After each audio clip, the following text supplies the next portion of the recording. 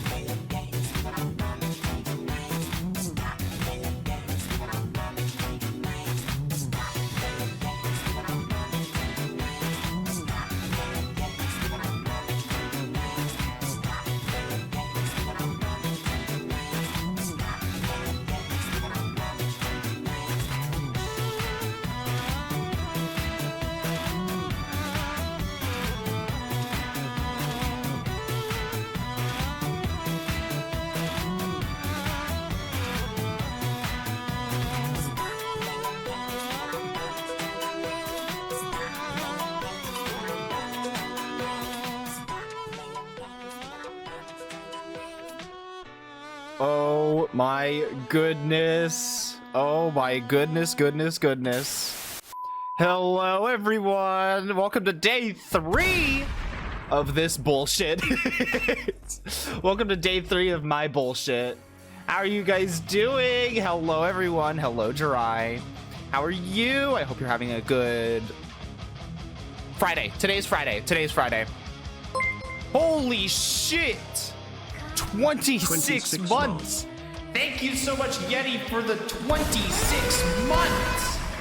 Oh my goodness, that's 600. That's 600 onto the thingy as well. Hold on. Where is there we go. I've realized how the spreadsheet works as well, so I know how to do this now. I know how to do this. It brings us up to a 25 0.2k. Jesus Christ. You know, I wasn't expecting it, but we might actually hit 30k. We might actually hit 30k before the end of the streamathon. But yeah, hello everyone. I hope you guys are doing good. I hope everyone is doing good and having a good Friday. That means more Looney art. That means Looney NSFW art, actually. If I can find the image. I've been switching things around. That would mean Looney NSFW art, actually. The Lego stream would be really fun, honestly. If we okay, so like reasonably, I want to hit 50k because I think the Lego hand cam stream would be really fun. Not that like weekly Ring Fit streams and the Looney game wouldn't be fun, but like the Looney game would be a lot of work. I guess I'm also like hopeful about weekly Ring Fit streams. What's it called? Just because I think that would help me stay on an actual like reasonable pattern of like staying fit and in shape and whatnot. Oh shit, I locked the image. Okay. Smack him! Don't smack me. Don't do that. Don't tell me what to do. Don't tell me what to do. Yes, hello everyone. We're just gonna be chilling for a minute while people file in. And then we've got some motherfucking incentives to clear. I cleared out quite a few yesterday. Cleared out the poorly drawn OCs. Quite a few of those yesterday. But what else? We have some other shit that we need to do. We need to change my name on socials. We need to plan a... Well, actually, I'll plan a drinking stream later. I have photo evidence. Hold on. I have photo evidence of touching grass. I took this picture yesterday. I took it yesterday because it snowed like crazy. And I was like, well, shit, the grass is gonna die. I need to, like, get a picture now before all of the grass dies. Just FYI, there might be like 30 minutes on around. That's fine. I don't care. I don't care because I hate you. God, this is such a good song. I'm so excited for today. Finally, I've been planning this all year. I've been planning this shit all year. Finally, we're gonna get to the games of 2024 tier list. Oh my goodness. Which picture do I like more? I like the second one better. I took 2 pictures just in case, because I wanted to be sure. I took 2 pictures of me touching grass. So just to be sure that there's plenty of evidence. And also because I was shaking so much because it was fucking cold outside. It was so cold. And I'm not built for cold. Hi, Enrico. Canis lupus. Canis lupus familiaris. I'm casting spells on me, I swear to God. Hold on. Let me get this picture. Load it up. And then all right, time to do the whole like streamer social media post thing where I need to like add in some emojis and shit. Streamathon incentive.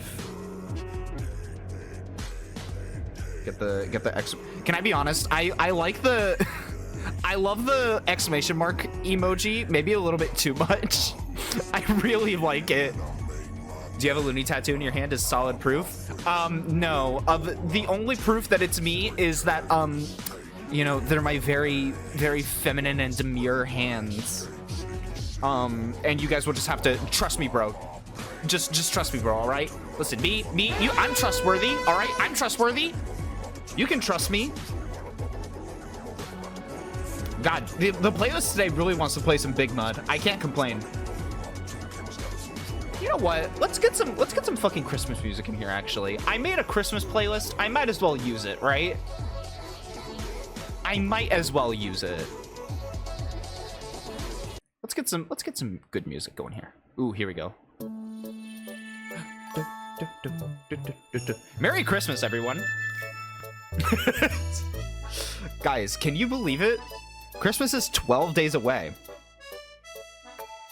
Are you guys on the naughty or the nice list? Have you guys asked for anything from Santa?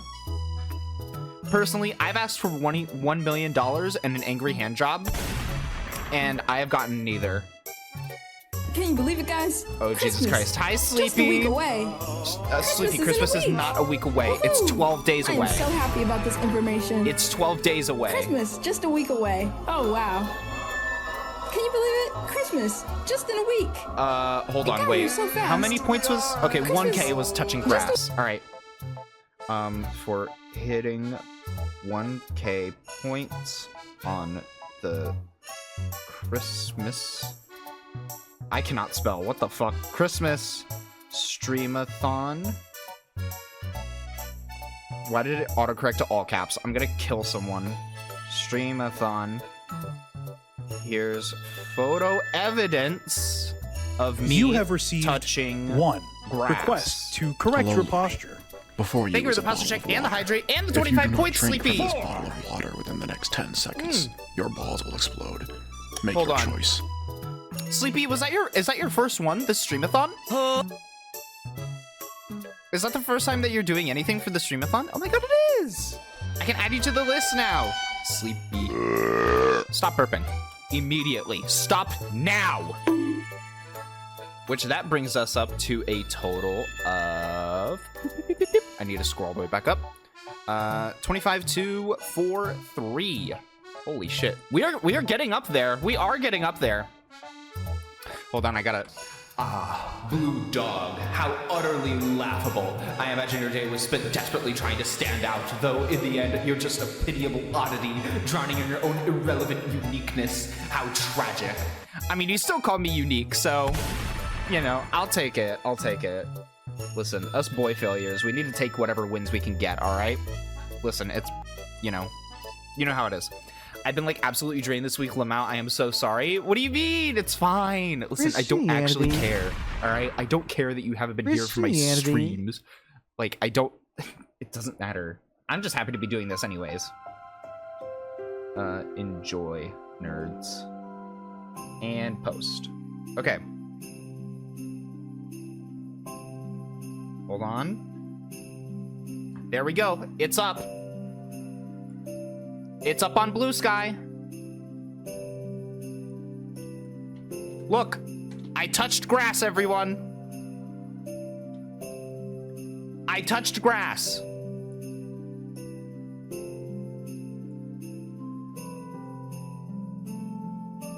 I'll even pull up the picture on stream. I will even pull it up on stream right now. Look.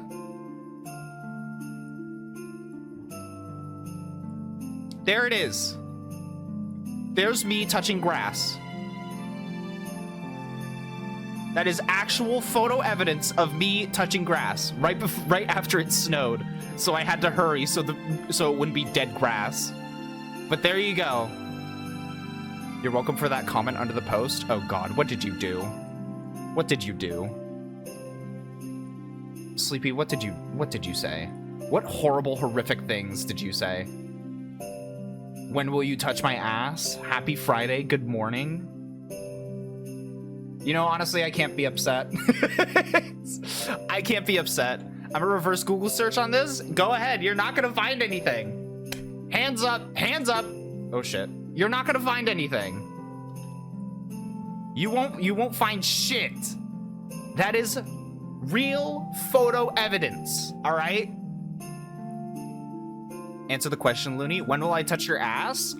Girly Pop, Sweetie Pie, Bugaboo, you are across the country from me, so I don't think that's gonna work out. I'm so sorry.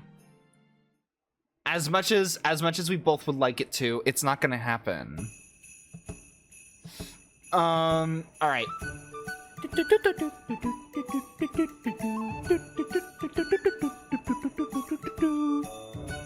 See, I told you I was right. I told you. I didn't lie. I touched grass. The proof is in the pudding, bitches. People don't want to believe me. I have haters, man. I have haters. Y'all call me a liar and a thief and a scoundrel. A liar, a thief, and a scoundrel when I have been nothing but truthful, humble, kind, and loving to everyone. Remember that you're going to be living with us someday, and when that happens, you will be in danger. You will be in danger. You will be in danger. I will be approaching. I will be rapidly approaching your location. I will be rapidly approaching. I will be rapidly approaching your location. I ain't a hater. I have trust issues with the clouds. You know what? Me too. Me too. I can't even lie. Me too. All right. What else could we do? Let me look at the Streamathon tracker again. Ooh, you know what we can do, actually? You know what we can do? I have been given a, actually, I don't know if he wants me to do that on stream. I was gonna say, Foos gave me an image to poorly draw in MS Paint, but it's a picture of him, and I don't know if he wants, if he wants me to show him on stream or not. Hold on, is he online?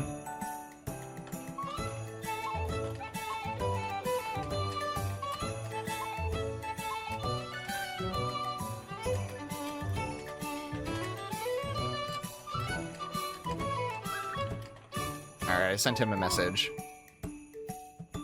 Do it for, wait, do what for a minute? Sorry, I'm a little bit frazzled right now. I'm so tired, you guys. Guys, never do a streamathon. Let me tell you, never do a streamathon. Show the MS Paint. Well, I want to make sure that it's okay with, because again, it's a picture of him, and I just want to make sure that it's okay with him that I show him on stream. All right. What else is there? Let me look at this. Photo of touching grass. Bob Ross and MS Paint 2. We can do that tomorrow. We can do change my name on all socials to chat's choice. We can do that. So, all right. This music is so loud, and for what? Holly Jolly Christmas. It's, I'll be home for Christmas. All right. So I feel like change it to Floony Tinkletop, Boony Doony. Ooh, we've already got some good options. Hold on. I should write these down somewhere. Let me get like a notepad. Poopy Funko Pop? That's the classic. Poopy Funko Pop. Boony Doony. Floony Tinkle Top. Where should we...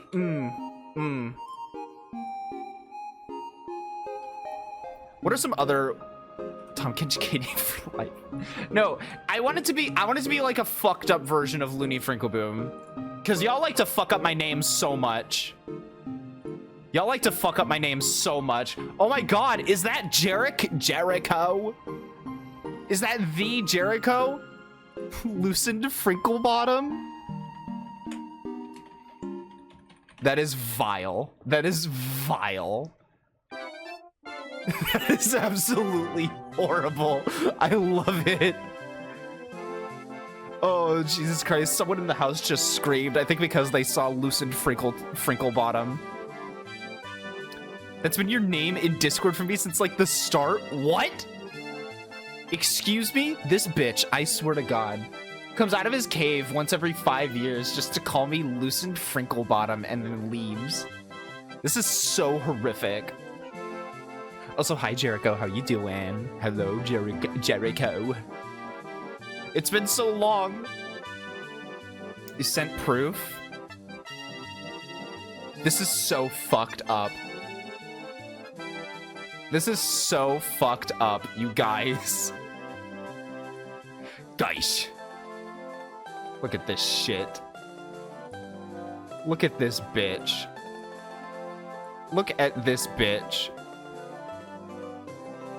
I don't know how all this is gonna show up. This is gonna show up terribly. Look at this. Look at what this bitch sent me. I swear to God. I swear to God. That's horrible. This is horrible. I'm almost free from the hell of morning shift so I could be a night creep again soon. Oh my God, that's right. I completely forgot. You have... You have fucking cringe fail morning shifts. Everyone point and laugh. He has a job. Could not be me. You guys, can I bitch for a second? I got hired as like a student mentor at my university, in my school. For like a mentorship position for like freshmen in the school. And I have gotten like 0 hours, $0. I've gotten nothing. I have gotten nothing. It's like actually kind of ridiculous. I need more tea.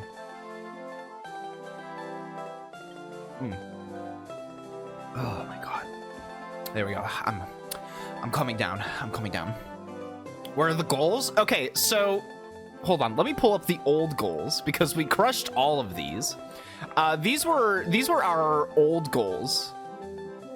How many bits for an audio?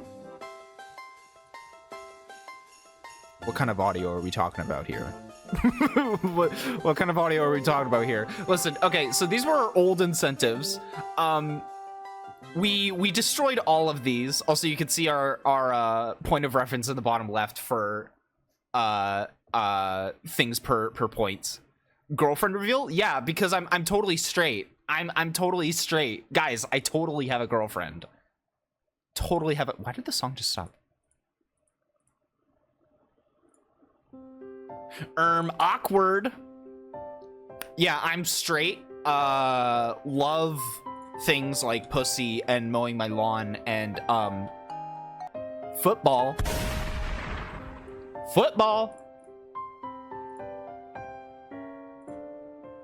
No, it's, see, I had a whole plan for like the girlfriend reveal bit where I was gonna do like a funny haha, and it was gonna be like a whole like it was gonna be a whole like funny thing, and then fucking we hit every goal on day one, so it was like, well, you know, I thought I would have more time to like plan ahead for this. So you're saying she picks you, which is why you're so stretched? That's for you to find out. We need a goal for you to talk like a stereotypical millennial for 5 minutes. I don't know how to do that. How do I, stereotypical millennial? Shrimp check. I have crippling depression. There you go, is that? I don't know. Also, thank you for the posture check and hydrate.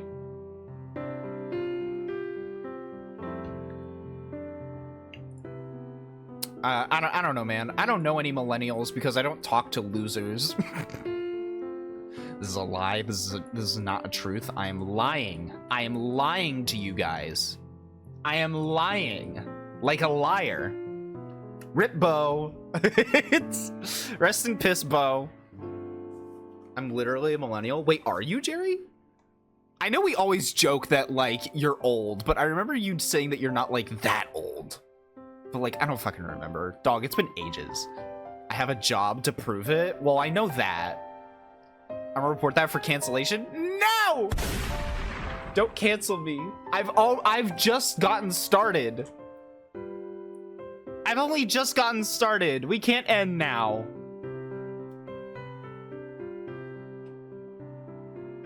I can't be on my parents' insurance anymore. Let's just say that. Fair enough, you know? Fair enough. Let me pull up the list that I've got going here. Here we go. So this is the current running list of names to change to on the socials. Oh, sorry, I didn't show the new goals. I'm so fake. I'm so sorry. The stretch goals are this. So at 30K, we'll be getting Looney NSFW art, which I have technically gotten NSFW art before, but it was like a your character here thing. This would be actual like dedicated NSFW art of Looney. And then 50K will be a hand cam Lego stream. 75K I will start doing weekly Ring Fit streams, and then at 100K I will make a Looney Frinkle Boom video game. So yeah, that's what we've got going. That's what we've got going on. Poopy poop. I don't like that. I don't like it. Now you're just saying shit.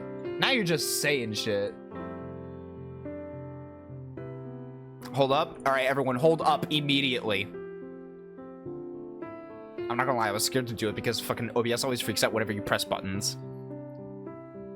Can someone teach me how to use bits again? Someone help Grandpa. Someone help him. Also, hi Kyoko. Luby fucker tune? Oh, Jesus Christ. Just remember, these do need to be TOS. These do need to be TOS for, like, Twitter, Blue Sky, all that shit.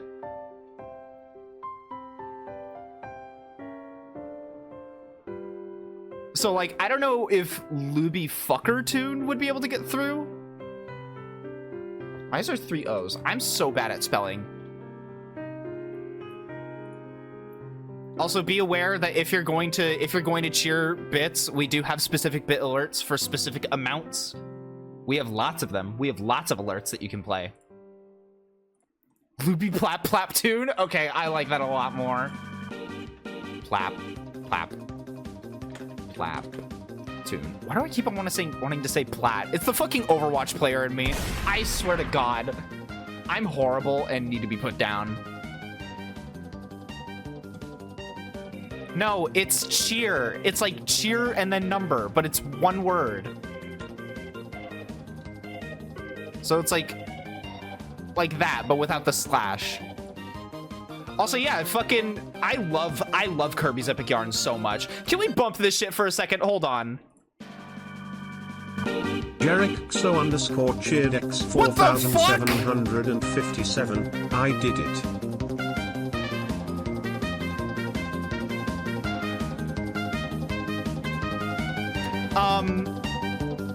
I got it. I got the spreadsheet. Don't worry. 4757. So hold on. That brings us up to a flat. Holy shit, Jericho. That brings us up to a flat 30K.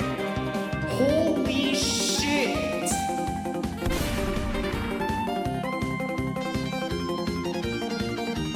Well, thank you, Jerry, as reward. Well, I guess I need to start making plans for Looney NSFW. Also, hi Mako, thank you for adding, thank you for the measly 25. You know, keep things nice and simple. Also, now I need to bump this up to 50K. Jesus Christ. Where was I? I'm like losing my train of thought. What the fuck, Jerry? What the fuck? You're like actually insane and a maniac. Gorsh as he spreads his ass cheeks. No, truly. I guess. Hold on. Let me pull up the thing, because now, what that means, thank you for the 25 points to the total. Kyoko. Also, I need to add that. And then, where is, I know Kyoko's here somewhere. There we go, 25. Did I miss a couple? Oh, I know, I also missed Jerry. There we go. Sorry, I was tapped out for a second. Did I miss anything? We have a running spreadsheet going to keep track of things and to keep track of the amount that everyone cheers and everyone adds to the total. So we know the exact amount that everyone contributes. I mean, like, maybe, like, since I suggested maybe you and me use cutely, woo. See, you're gonna say jail TBH to what Kyoko said, but not to what Sleepy said. Specifically the use cutely part. Specifically that. Anyways, Jerry, because you're a fucking maniac and you're insane, this means that you have gotten all of the individual incentives. So please send me an image of your OC so I can poorly draw it in MS Paint. And then you'll also, are you in my, you're not even in my Discord server. Jerry, join the Discord server. Join the Discord server. Oh, did I break it? Whoopsies, sorry. My bad. I was doing shenanigans. Don't worry about that. Yeah, you should like totally join the Discord server because I think it would be awesome. Hi, Zabs! But you also get, oh, thank you. You also get to make a new command, a new sound command for everyone to use, and you get to choose a future stream game. So congratulations, Jerry, and thank you so much. What the fuck? I thank you. Thank you for the hydrate sleep. Shrimp check. And the posture check. But thank you, Zabs, for adding 25 points. 4. What kind of picture did you need? Just a reference. 4. Just a reference image of your character. of your OC. No, please don't send me Jericho with cock out. I'm going to be showing the reference image on stream. How many points are you at? You are currently sitting at 25, Sleepy. Did you send me cock? He sent me cock out. Jesus Christ, that... Dude, God bless. I forgot that, like, that thing is just straight up a fire hose. Jesus Christ. All right, let me save this image.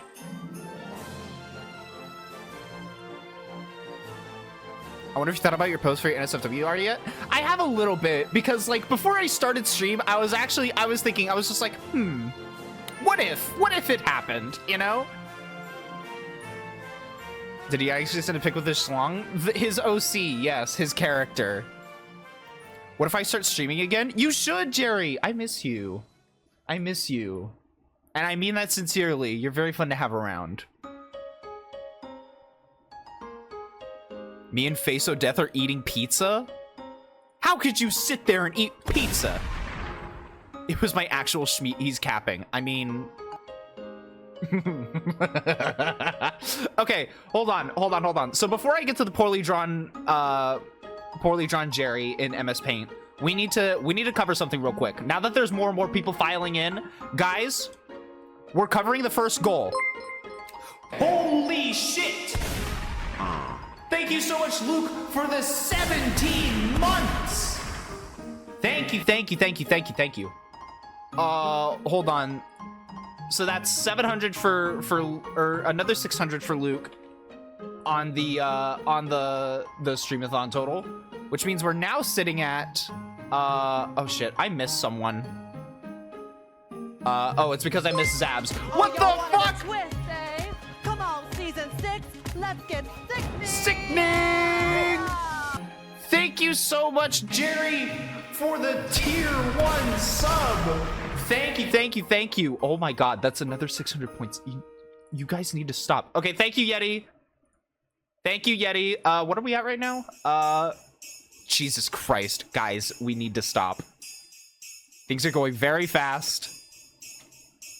So that's 31,300. Can you believe it, guys? Okay, fine. It's 31,307. Jesus Christ. What happens at 50K? At 50K, it is a... oh, wrong image.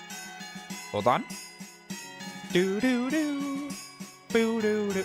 At 50K, it's a hand cam Lego stream. Also, yeah, Jesus Christ. Thank you guys so much for a hype train as well. What the fuck? You guys need to stop. Stop immediately. But also, thank you guys so much. It really means a lot to me. This has been, like... Can I be kind of vulnerable and honest for a second? This Streamathon has been so much more, like, successful than I ever imagined it would be. I didn't even think we were going to clear 10K. And, like, I'm honestly, like... Fuck! Shut the fuck up, Tazon Day! I'm trying to have a moment!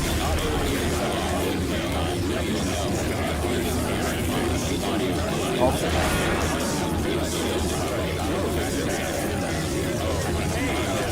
Hey, Devin!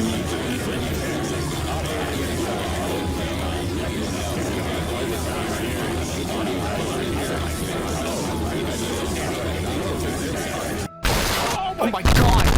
What's going on?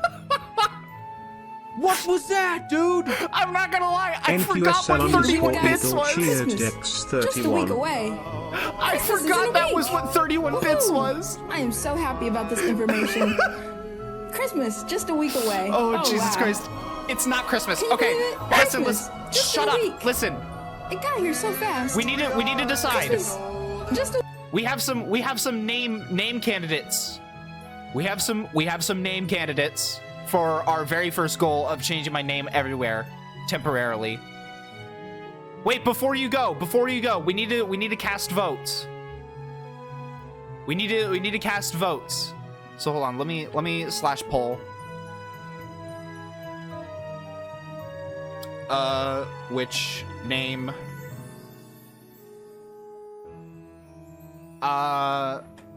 Poopy Funko Pop.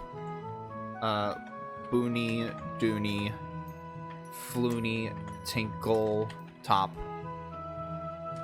Loosened Frinkle Bottom Looby Plap Boom. Plap Tune.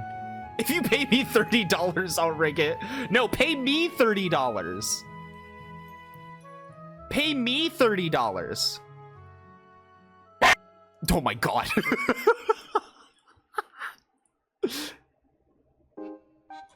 Oh god. I already paid you $30. Lose my name. That's not my name. That's not my name. I mean, listen, unless you want it, unless you want to make it my name. Oh shit. Secrets.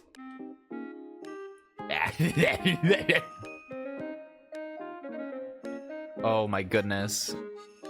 Oh shit. Holy shit. Poopy Funko Pop and Loosened Frinkle Bottom are in a tie. Holy shit. Go get a room? No. No. Guys, let's make Looney Loosened. What the fuck? This is horrible. This is horrible and dreadful. I'm okay. Oh, Jesus Christ. Was the 31413 or wait, 31431, sorry. 31431. I don't know, man. I think it might end up being Loosened Frinkle Bottom. I think it might be Loosened Frinkle Bottom. Holy shit, they're casting curses. They're casting curses. Holy shit. I don't know if I'm gonna be Loosened, Jerry. Luby Plap Tune just took the lead, or just took the tie with Loosened Frinkle Bottom. Holy shit. Who's gonna take it? All right, Lucy, I'm gonna head to bed. Lucy? Oh shit. Thank you so much for being here, Mecco. I appreciate it. Have a good night. Oh my goodness. The polls are gonna end soon. Someone's gotta break this tie. We might have to call in a third party. Or just a coin flip. I don't know. We might have to do a coin flip of some sort. Call me in. I'm unbiased. Uh-huh. Jerry spent all those bits if it comes down to a tie. Yeah, but like, so has Kyoko. Kyoko has 2. And Kyoko's suggestion was Luby Plap Tune. Yeah, guys. New Elden Ring. Can you believe it? Can you believe it, guys? Jesus Christ, Christmas.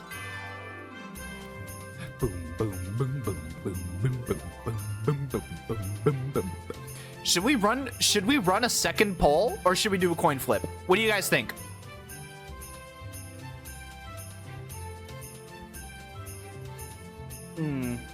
I'm thinking coin flip.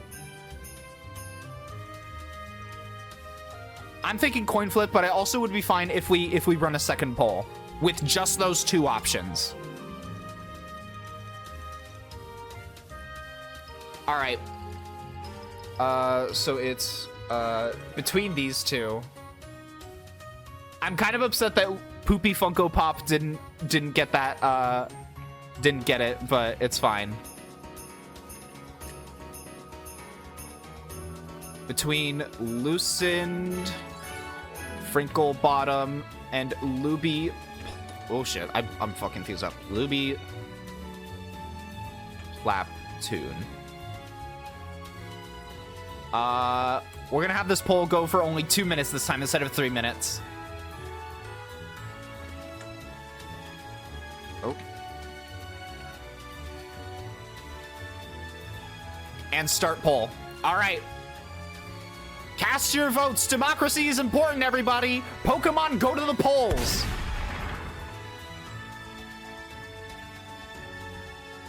Oh, Jesus Christ. Loosened Frinkle Bottom is taking the lead fast. Guys, I'm gonna be honest. I don't want to be Loosened Frinkle Bottom. I don't. God damn it. Merry Christmas, everyone. Oh, this is getting scary. My legs are a-bouncing right now. Ooh. Just another reason to vote for a loosened bussy. When have you all... What other time have you voted for a loosened bussy? We're not gonna gloss over that. If we're being honest though, this is all on you. I don't know what you mean. I don't know what you mean. I've done nothing. I'm an innocent party in this scenario. I've caused a loosened bussy once or twice. Me next, me next.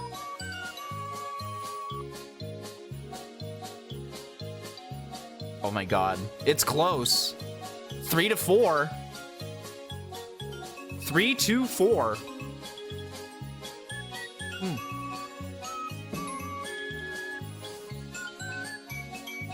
I'm staring with intensity right now.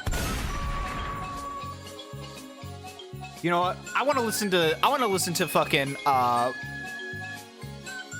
where's King DDD's music? Here we go. Boo-doo, boo-doo, doo-doo.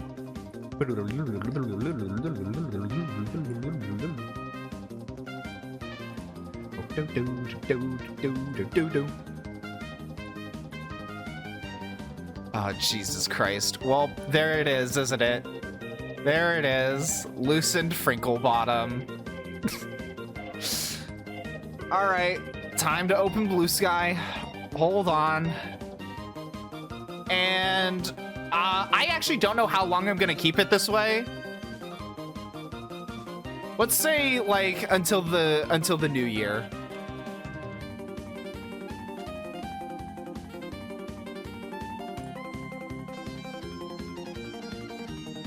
There we go. Changed on Blue Sky.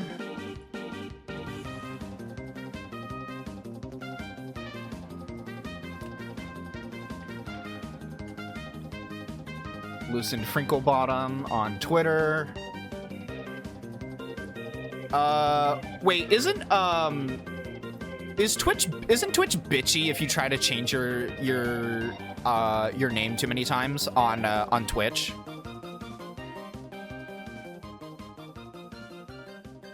I'm pretty sure it is actually, because I remember it being like you have to wait. Yeah, you have to wait like 6 months before you can change your name again. So I'm not gonna do Twitch.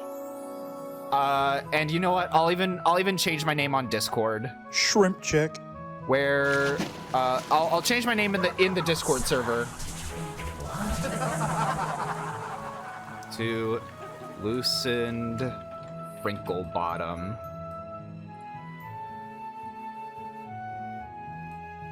You gotta change the thing for me, baby girl. Oh my god.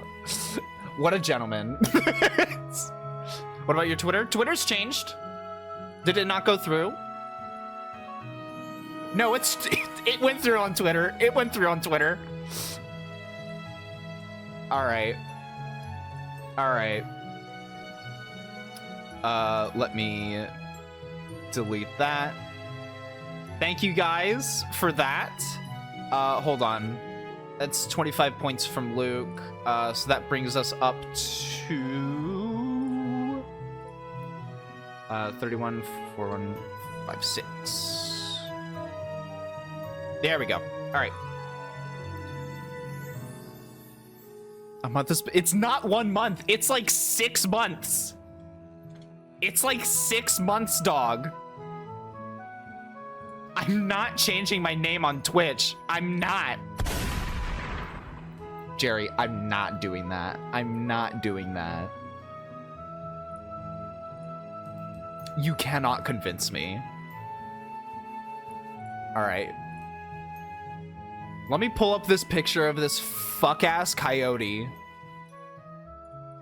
And then let me pull up MS Paint. Which also, I got permission from Foos to show him on stream, so we're good. We're good on that front.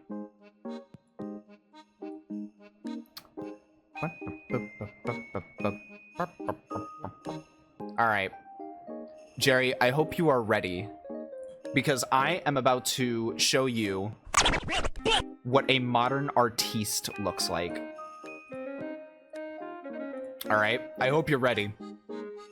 All right. Oh, Jesus Christ. I actually really like Jerry's design a lot. This is like really cool. All right. Yeah, and then we get Tame Woodsman next. All right. So he's kind of got like he's kind of got like a real square jaw, you know? Real strong jaw. This is the head. He's got this like ear moment going on. You know how it is. Warning for people who are not subscribed. There's ads in 3 minutes. Ooh. Ooh. Why isn't my ear attached to my cheek? Don't worry about it, baby girl. Don't worry about it. Don't worry about it, baby girl. It's fine. Oh shit. Sorry, whoops, I fucked up your eye a little bit. There we go. Perfect. And then, he's got like this dumb gay blonde hair. I'm gonna make it a little bit darker. His eyebrows. There we go. And he's kind of got like hair just going everywhere, you know?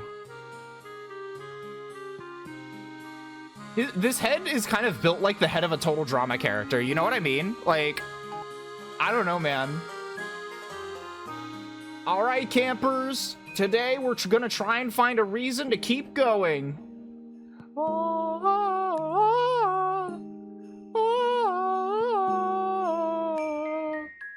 He's got like gay swoosh in the hair.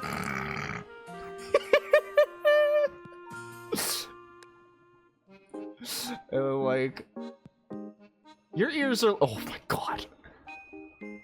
Your ears are like rounder than.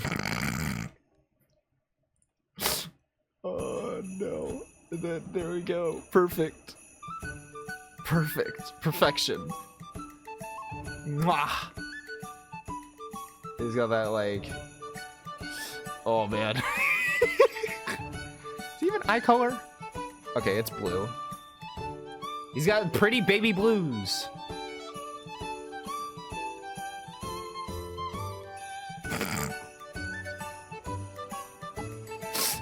This is slowly turning into like James Sunderland, but he's wearing cat ears.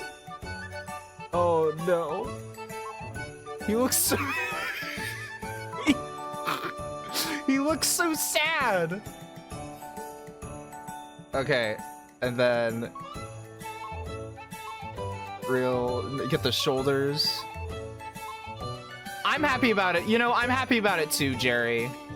I'm glad that your Christmas wish has come true. It comes down to like a nice waist, and then we got to draw his personalities. His personalities. There we go. And then, oh wait, no. And then like,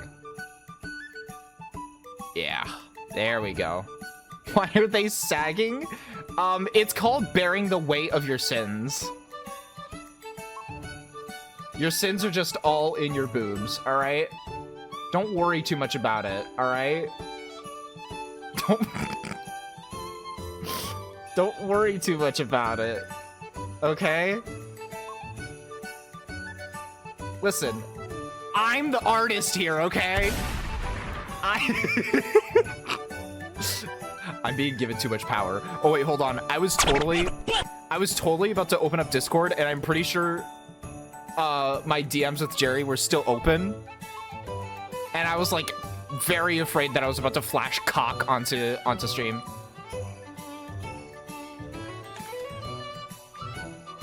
Don't worry, I deleted it. No! What the fuck? He hates me.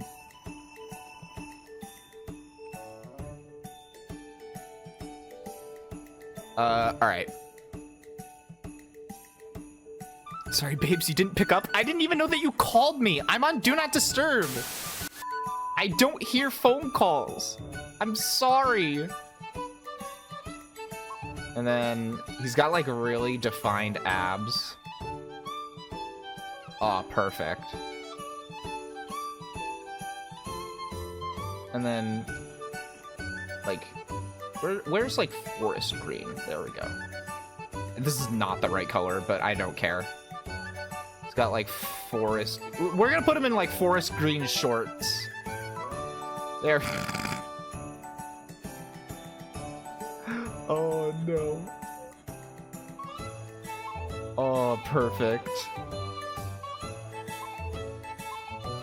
Paint me like one of your French tunes. Oh, Jesus Christ.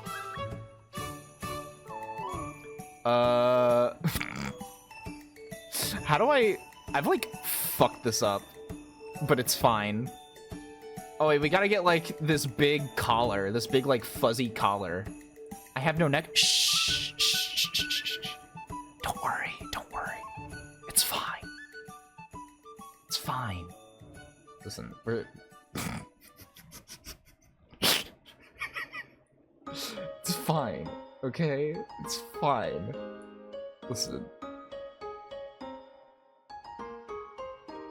I fear I cannot trust the process. Shut up! Trust the process. Look, we'll give you the gay little like belt that goes around your neck or choker or whatever. What the fuck is going on here? What is the point of this? Why is this here? Who said that you were allowed to dress like this? You're gonna get dress coded. It's high fashion, gouache, look it up. God. Sometimes I forget how much of a flaming homosexual you are. And then like that's like the collar. And then you're the one in a fucking romper? Excuse you. Excuse you. I'll have you know that these are just my work clothes. I'll have you know that these are just my work clothes. This is what I normally wear. Ooh.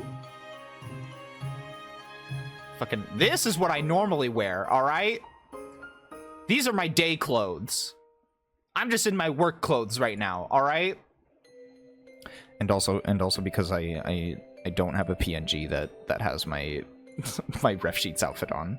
Which I should get that at some point, honestly. I should probably do that. I've been taking too long with this. I need to like wrap it up, please. Here we go. It's just gonna be very form-fitting, you know?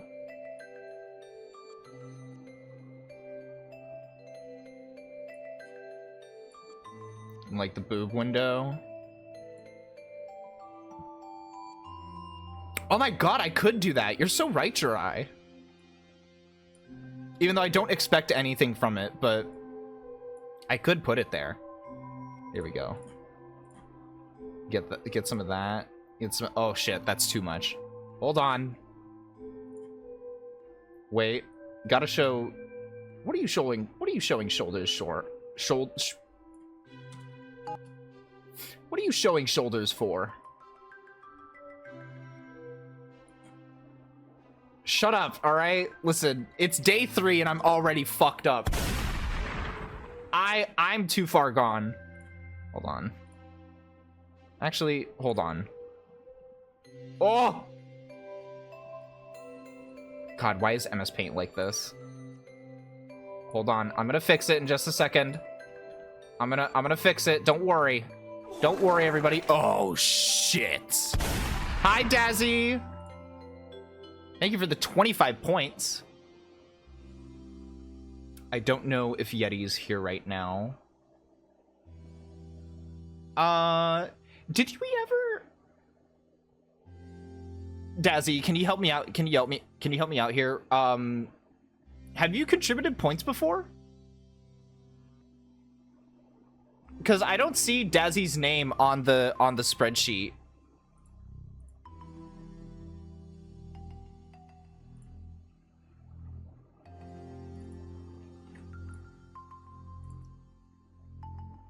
We might have missed Dazzy's points at some point. I'm not sure though. 506. There we go. Wow, that was hateful. What was hateful? What did I do? What did I do? I didn't do shit. There we go. And then get, like, the belt.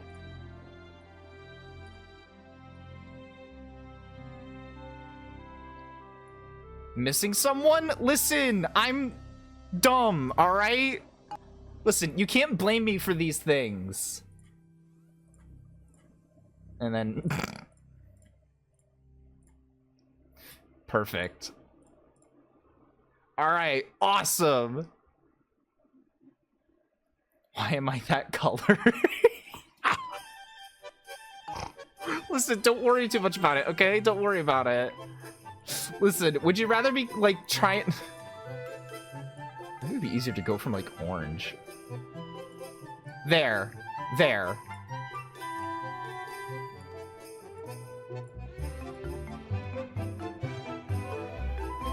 It does kind of look like Laios. No, why did it change the color of the fur? Why did it do that? Don't do that. Don't... Hold on, this is gonna bug me.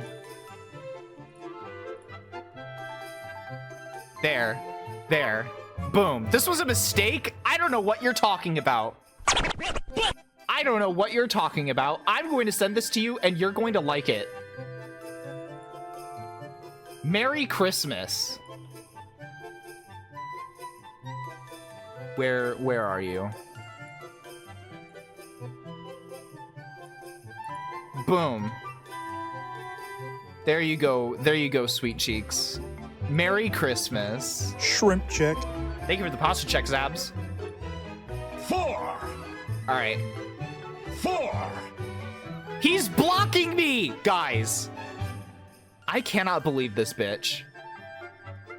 Mods, crush his skull, please. Thank you.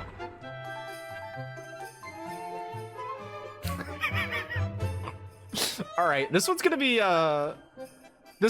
interesting, because the image that Foos sent me is it's a little bit abstract in its presentation. Well, there you go. There's the sweet release. Hope you enjoy it. Oh my god. So this is the image that Foos sent me. So this one's gonna be a little bit interesting. Unfortunately, he's not here right now. But I'm thinking, okay? I've got a bit of an approach to this. I'm thinking that we draw negatively, you know? I'm thinking we do this in a little bit of a interesting fashion. God, his like mustache is like blending into the darkness around him. This is like horrifying. Holy shit. This is the fucking Mandela catalog. We'll start with his nose. Then this is gonna be a very high contrast image. And then bring it down. And he's got like this is like the space where his mouth. Why would you do that to me, Akio? Why would you do that to me? Also, hi, Akio. Hello. And then gotta like draw the shape of that, the shape of water. This is gonna be horrible. I'm accidentally gonna draw a penis. I can feel it.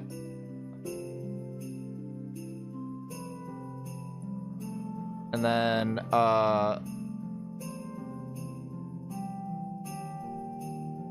or it's just someone busting some sick moves. Hold on. If we outline the eyes.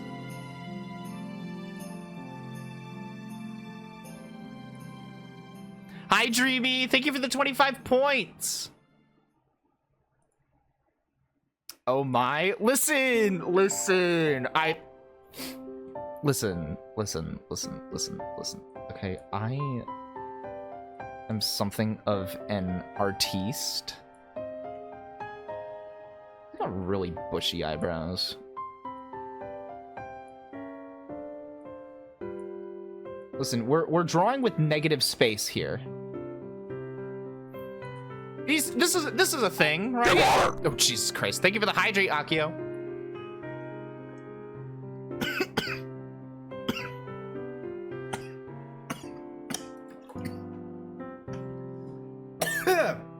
I'm good.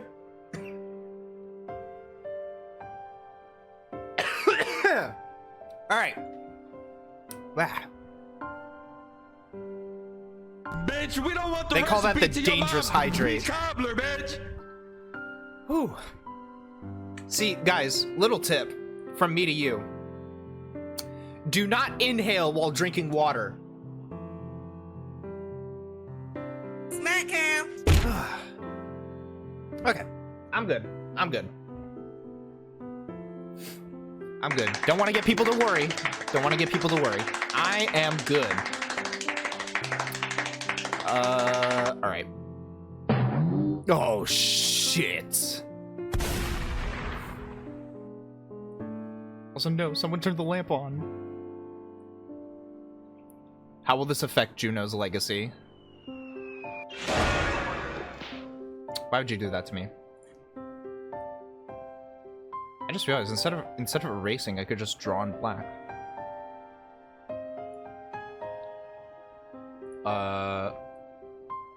See, this is like kind of a fucked up off-white color.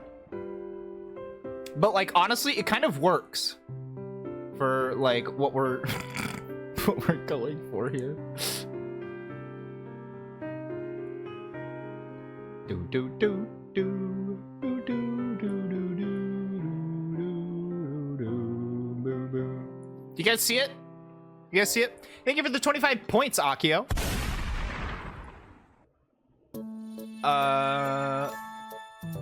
Hold on. I'll wait for that to get updated.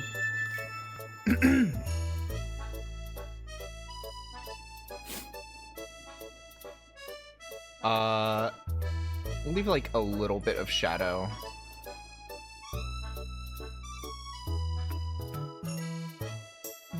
This has got some detail to it. I'm not gonna lie. I think this might be my best work yet. What do you guys think? And then, wait. Hold on. Where is it?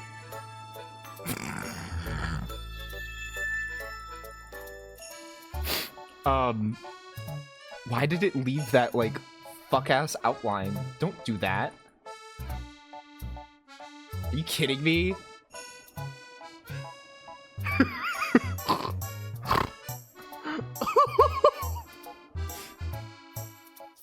Add Dancing Looney? Where do you want him, Akio? Where do you want the Dancing Looney?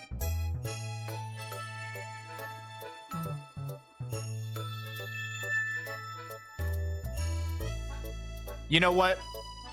I'm gonna call it there. I think this is as best of a success as I could get out of this image. Foos isn't here, but I'm still gonna say anyways, Merry Christmas and thank you.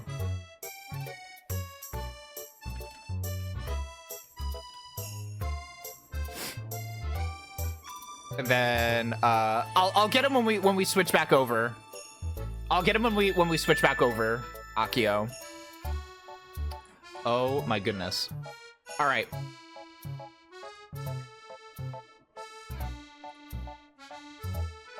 Dude, this is so fucked up. This is so fucked up. I can't believe that Jerry blocked me and then just left. He hates me. What would the price evaluation be in dollars? For what? For what in particular, Jirai?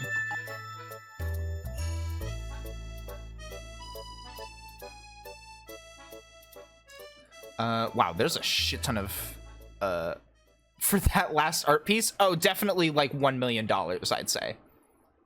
$1 million. $1 million.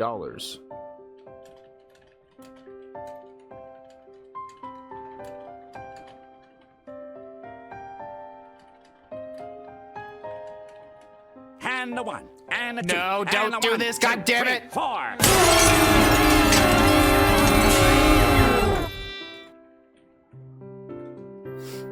All right.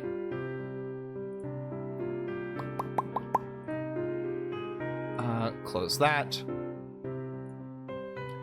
What else is there? What else could we do? I changed name. Pizza! Did the photo of touching grass?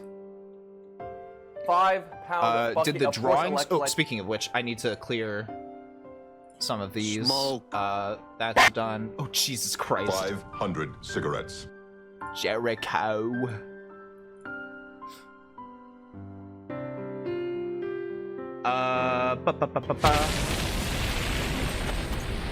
Damn, fuck me, I guess. It's... alright. How many peeps do you have left in drawings? There's a few. Oh, I forgot to check off Dreamy. Because we did get Dreamy last time. Oh, Jesus Christ. This is such a horrible idea. We have Luke, aka Face O Death. A random that came in the other day and then just kind of like dropped a bunch of money and then left. So I don't think he cares about the individual incentives. Val the Worms. And you actually, Jirai. But I think we'll get more. I think we'll cover those tomorrow. I really want to, actually. I really want to get into the main event of today.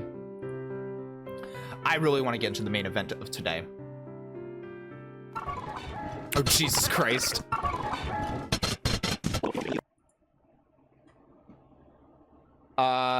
We're gonna get into the main event, which is finally doing my games of 2024 tier list. Let me get everything pulled up. And then let's go back over to the main playlist. Let's see what we can get going.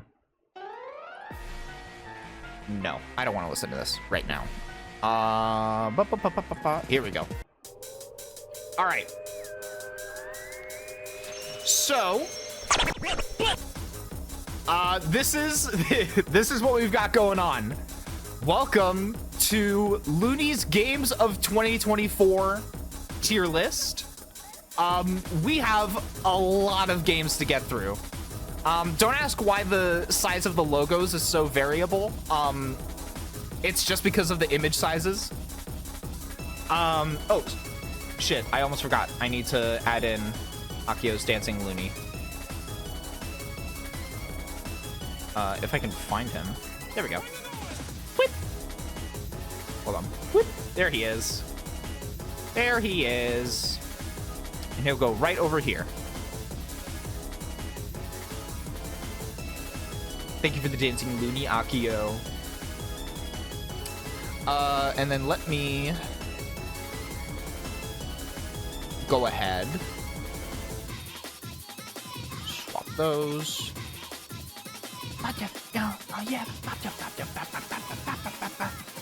All right. Uh-oh. Everything's frozen.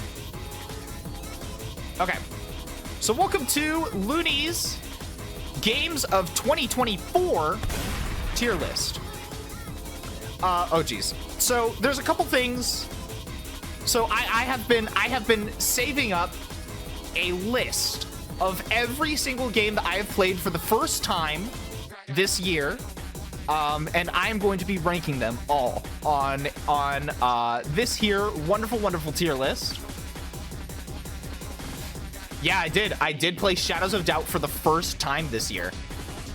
Very early on. So first of all, just to be clear, we need to set some ground rules. We need to set a couple of ground rules. So as usual with a lot of these presentations, there's a big disclaimer.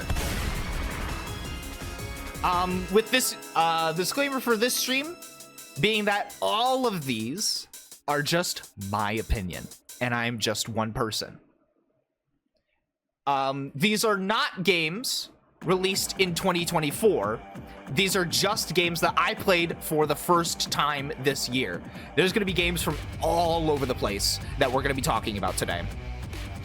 And lastly, I encourage you guys to please check out all of these games, because I think all of them have something to them, and I would rather you guys form your own opinions based on your experiences playing them, not just what I say. Regardless of whether I absolutely love a game here or hate it, I think that you should play it yourself to figure out your own opinion, or at least look into it yourself and do your own research.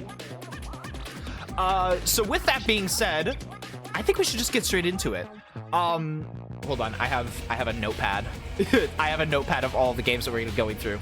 And we're gonna be starting off with a pretty big banger, actually.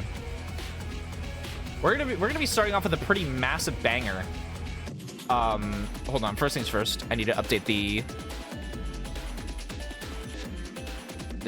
the counter.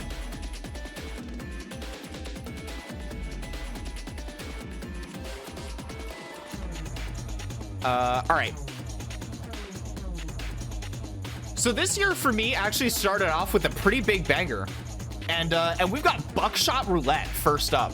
Let me hold on. I know I have a Buckshot Roulette song in the playlist here somewhere. Here we go. So I actually didn't expect to be as like amazed with this game as I am right now. Because bear in mind, when the game first came out at the start of this year, it was great, don't get me wrong. It was really solid. Had a great concept, great execution, visually looked amazing, stylistically was awesome. But it wasn't... It was really short. There wasn't a whole lot to it.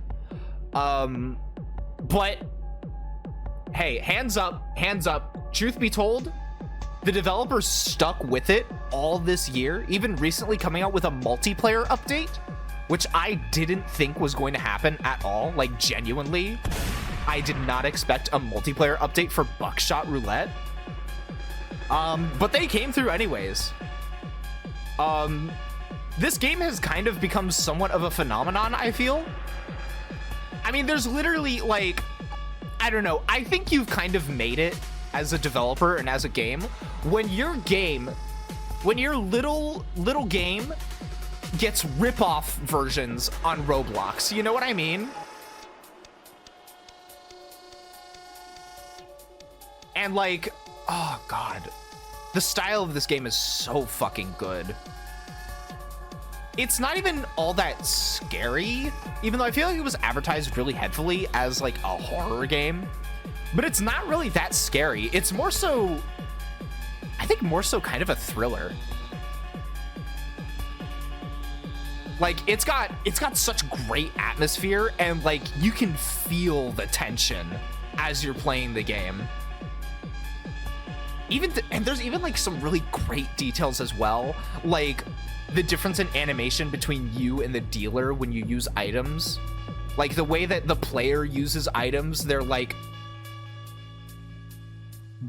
either very like frantic or like very clearly afraid, like hands shaking and unsteady, while like the dealer is very like, I don't know how else to describe it other than like very rough. Like, he's very straight to the point and just like, he's very obviously in this for the thrill of it. And that adds so much characterization and so much personality to it. In otherwise what is a very straightforward game. I don't know. I think this game is like, this game set up this year to be off to like such a fantastic start. Short, sweet, and to the point, but added all the right details just to make it like even better. Oh, shit. I should also talk about what the tiers that we've got going here are. So first of all, Game of the Year is going to be coming last. I'm going to be doing that last out of all of these. Then S tier is truly amazing. This is a game that I think, like, hands down should be played and should be experienced because I think that it is phenomenal. It is one of a kind. For A tier, we have really great. The only difference between S tier and A tier, in my mind, is that, like, S tier games just resonate with me more than A tier games, but A tier games are still, like, fucking up there and still absolutely amazing. B tier, these are just games that are good, you know? They're not, like, blow your socks off, absolutely amazing, but they're a good time. There's nothing really to be upset about. There's nothing really to be upset about except for, like, maybe that, like, they're just, I want more, you know? I played it and I was hungry for more. C tier, this is just, I feel no strong emotion attached to it, you know? The game, I feel okay about it or just indifferent, and I don't really feel negatively or positively about it. It's just kind of there. And then D tier, which this is really the only tier that I would say maybe is a negative tier, is that it needs some work. It's just lacking as is, but there's still some good stuff there. It just needs some polish and it needs some work. I should say, by the way, please feel free to discuss about any of the games that I'm going to be talking about today. Like, whether you agree with me or disagree, I want the table to be open for everyone to contribute to the conversation. Let's just keep things civil, and let's have, like, honest, candid discussions about games, because that's what I love. I love talking about games. I love playing games. I love talking about games. So Buckshot Roulette, if I'm honest, at the start of the year, with where the game was at the start of the year, I probably would have put it in B tier. But the developer has stuck with it and has added more and more to it.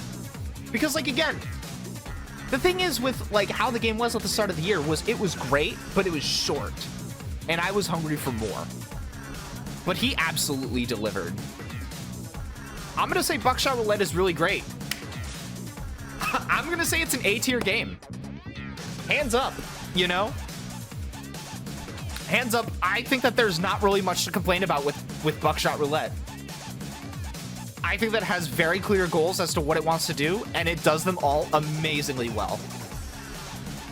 The only thing separating Buckshot Roulette from S tier is that it just doesn't resonate with me as much as it maybe does other people. I'm sure other people would gladly put Buckshot Roulette in S tier.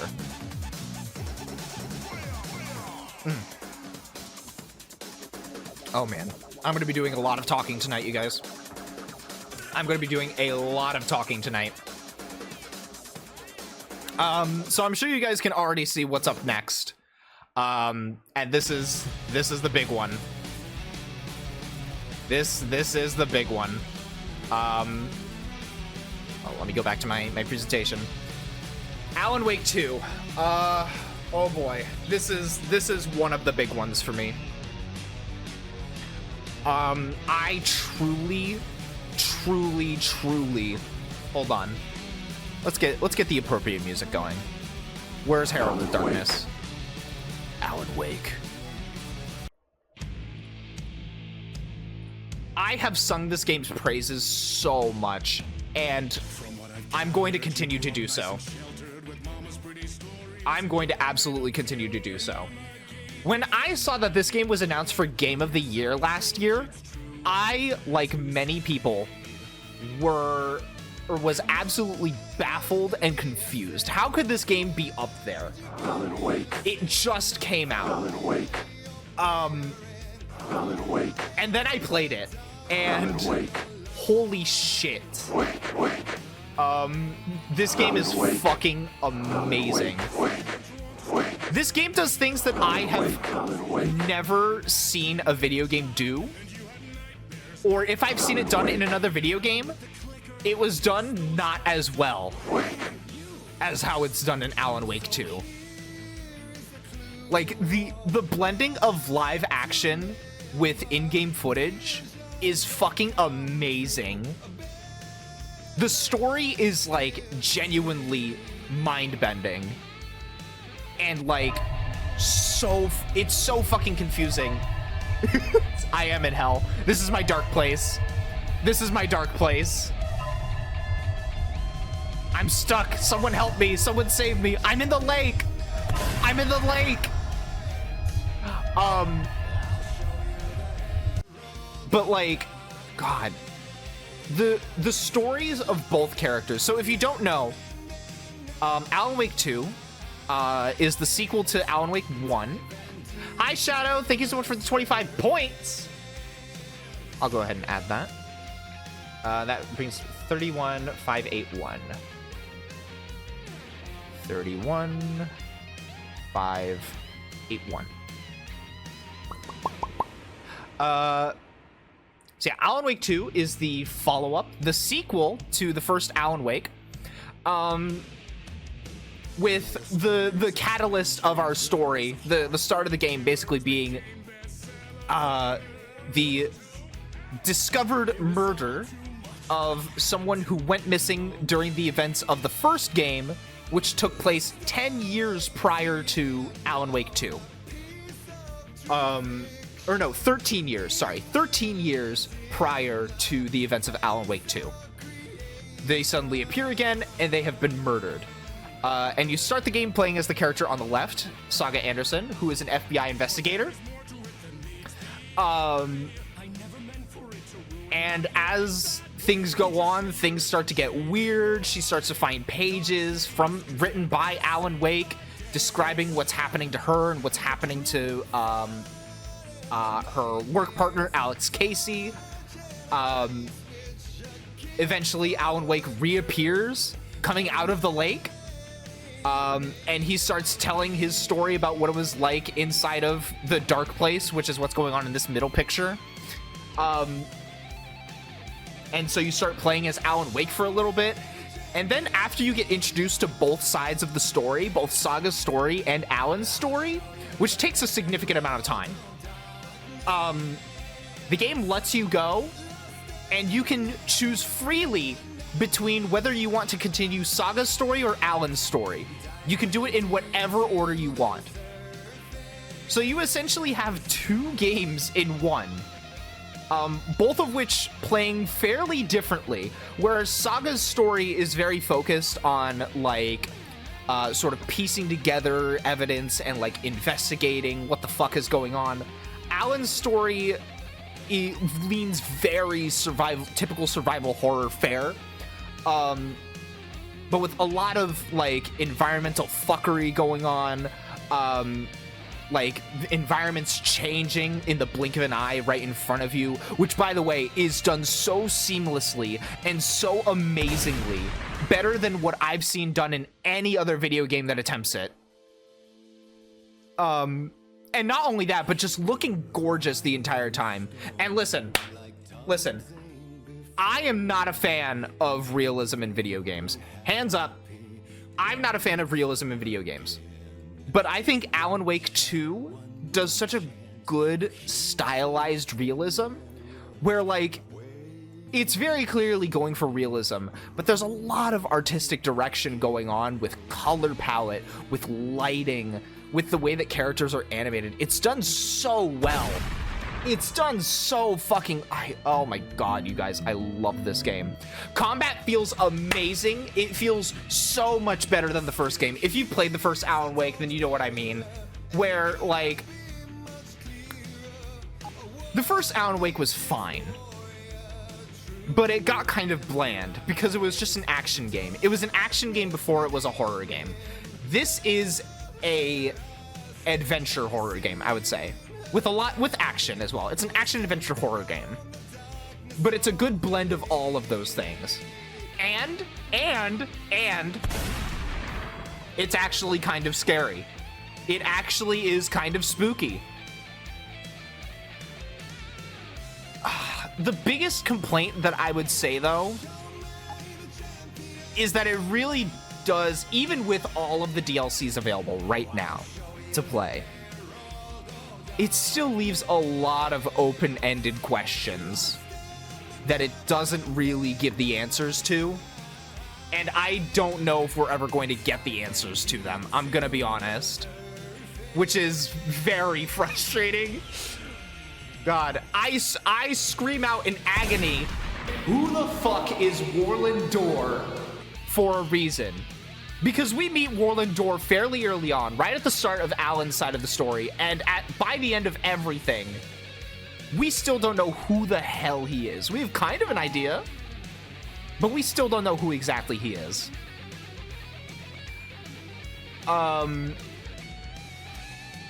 The other big complaint that I would say is that while this game is actually not full AAA price, it's only $40, so you should absolutely pick it up. It is one of the best survival horror games of all time, in my humble opinion. It's an Epic Store exclusive. It's an Epic Store exclusive, which is not a turnoff for me, but I know that's a turnoff for a lot of people. And it makes it really hard to recommend this game to people sometimes, because I will talk up a big game about this game and how amazing it is and how much I love it and how much good it does, and then I say, well, yeah, but it's an Epic exclusive, and immediately that turns them off from it. Sorry, I'm just drinking some tea. And that's frustrating. That's really frustrating. I hope to see this game on Steam sometime in the future. I don't know if we ever will, but I seriously do hope to. So I mean, I guess I'll finally do what I've been holding off on doing, because I mean, this was an obvious from the beginning. Before I even made this tier list, before I even started this stream, Alan Wake 2 is going in truly amazing, because it truly is amazing. I didn't even mention the musical segment. I didn't even mention the fucking amazing as hell musical segment.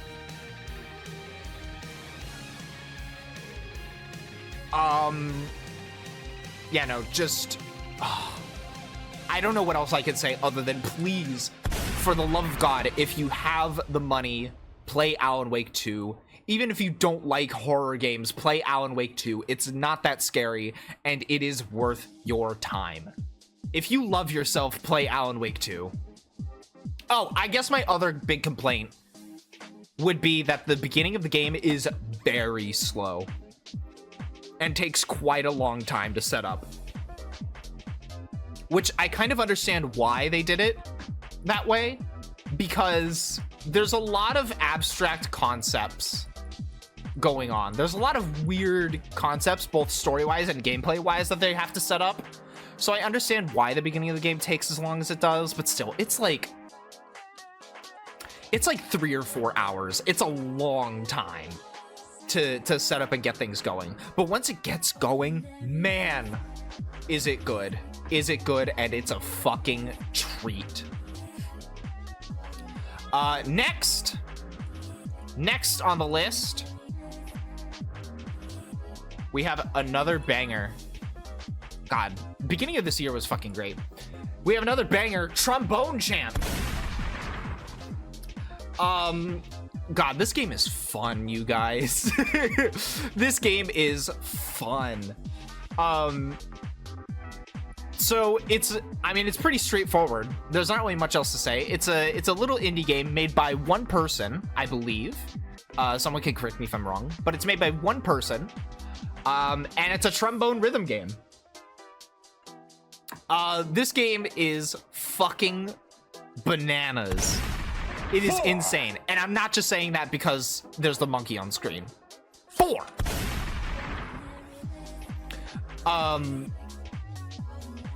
But like, it has a really weird and like unique control scheme. If you guys have seen the game, then you know what I'm talking about.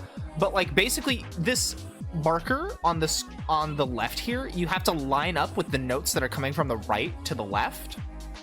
and you have to line it up by moving your mouse up and down, and it moves up and down this slider here, as if you're like actually playing a trombone, and you're moving the slider forward and back. It's really weird, but surprisingly intuitive, which I think in itself should be applauded, because it's not easy to make new control schemes for rhythm games. As someone who knows someone who's currently working on a rhythm game, it's very hard to come up with a unique control scheme for rhythm games.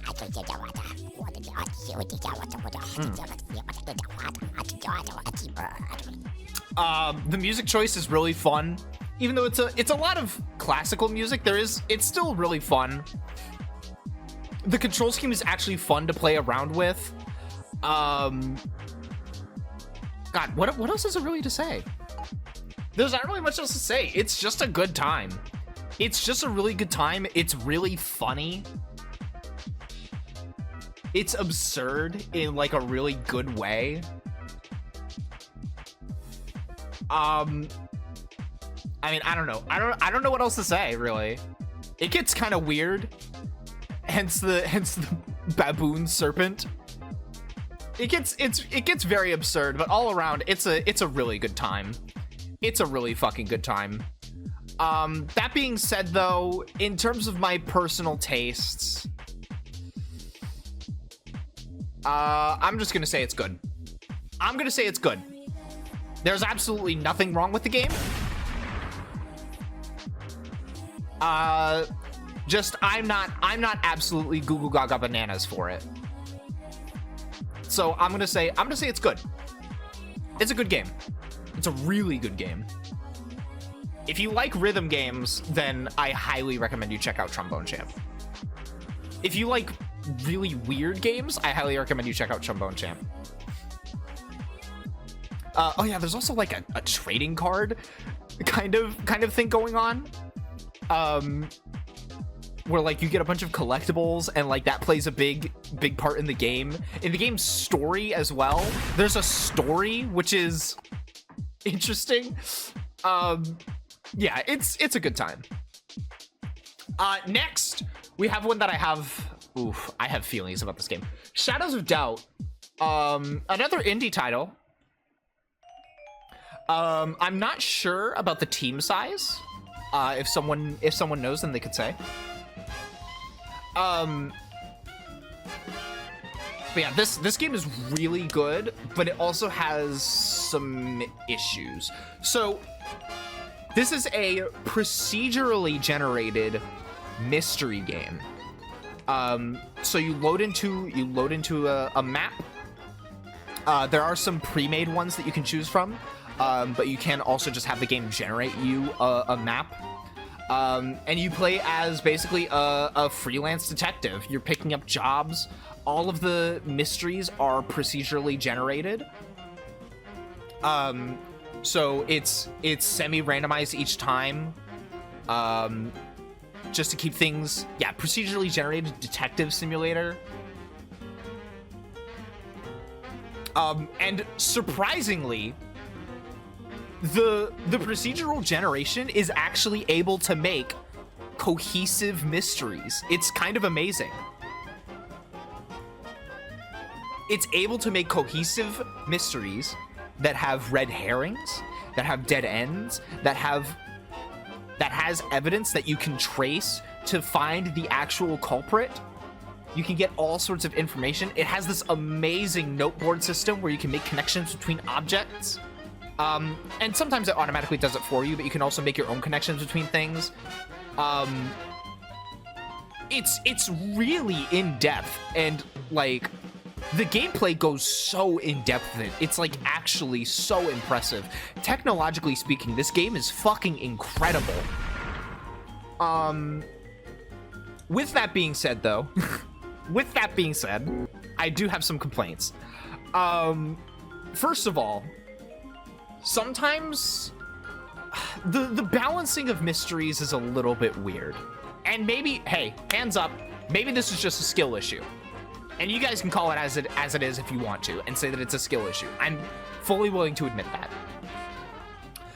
But sometimes it feels like mysteries either take 5 minutes or 5 hours. And I'm not kidding when I say 5 hours. Some of these can take a long time. A long, long, long time. And it can be kind of absurd. It's kind of ridiculous.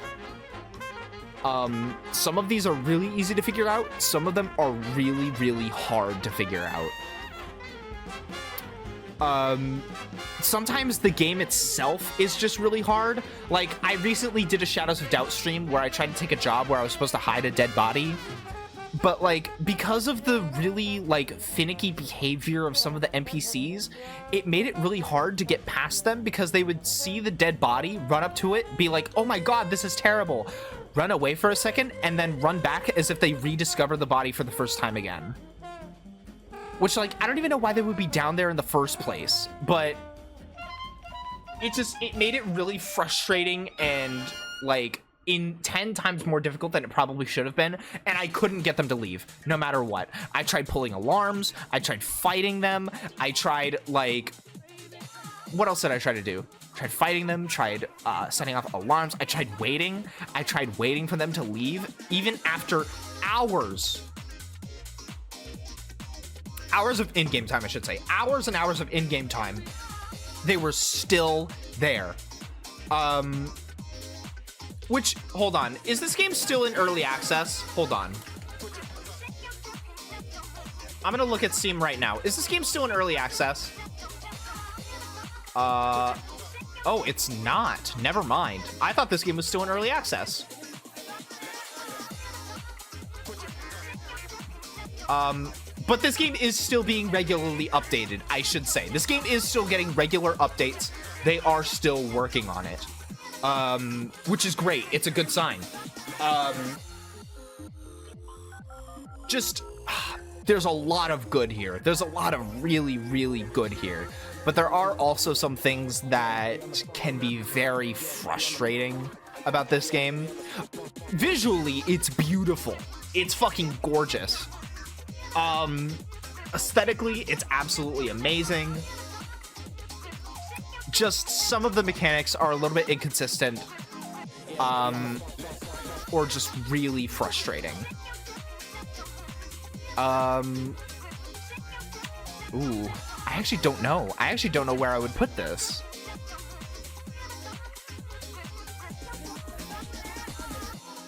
Part of me wants to say A tier, but like, because like it is still an amazing game. It is still fucking incredible. But like, I don't know, some of the things that I just mentioned,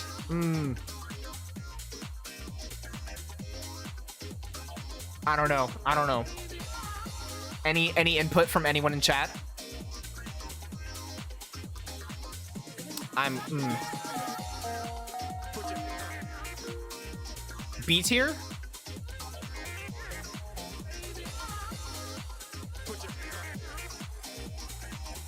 You know what? Yeah, I'm thinking about it now. I would play Buckshot Roulette over Shadows of Doubt.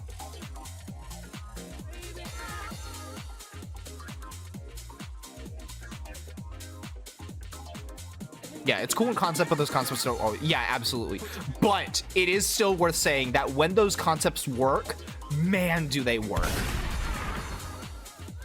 This game, Shadows of Doubt, has really high highs and really low lows.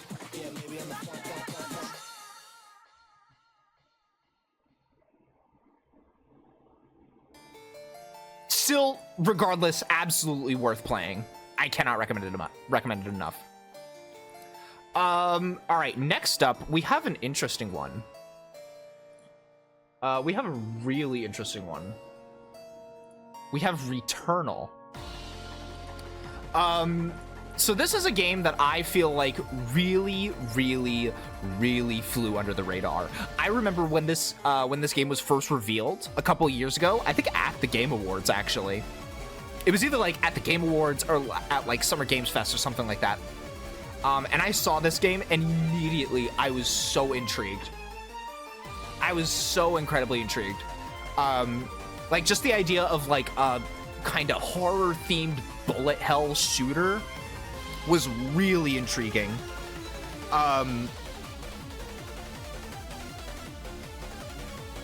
Sorry, I just got a phone call. Was really, really intriguing. But I think... So, I should probably talk about, like, what this game is actually about. So you play as this lady in the bottom left. Her name is Celine. She gets into a crash on an alien spaceship. And, armed with just her gun, is trying to fight her way through this alien forest on this unknown planet to try and get to a signal that she was tracking on this planet. But every time she dies, she's led back to the crash. She's led back to the moment when her ship was shot down and she crash lands onto the planet. So it's kind of a time loop game mixed with a bullet hell, and it's a roguelike as well, so there's roguelike elements playing in as well. There's lots of different weapons, lots of different items. The levels that you go through are procedurally generated. The gameplay itself feels really, really good to play. Like, really good to play.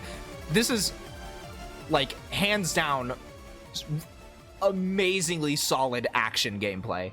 The shooting feels great. Being able, like, dodging and weaving between all these bullets feels so good. The roguelike mechanics, I think, work really well. And not only help to keep things fresh, of course, between run to run, but also it just kind of adds another level of engagement to it. And the horror isn't always there. You know, for the most part, the game maintains a bit of a spooky vibe to it. But this fucking house, I swear to God, if you've played the game, then you know, this fucking house. Oh man, when it gets scary, it does genuinely get frightening sometimes. And it's very welcome. I think it's done very well.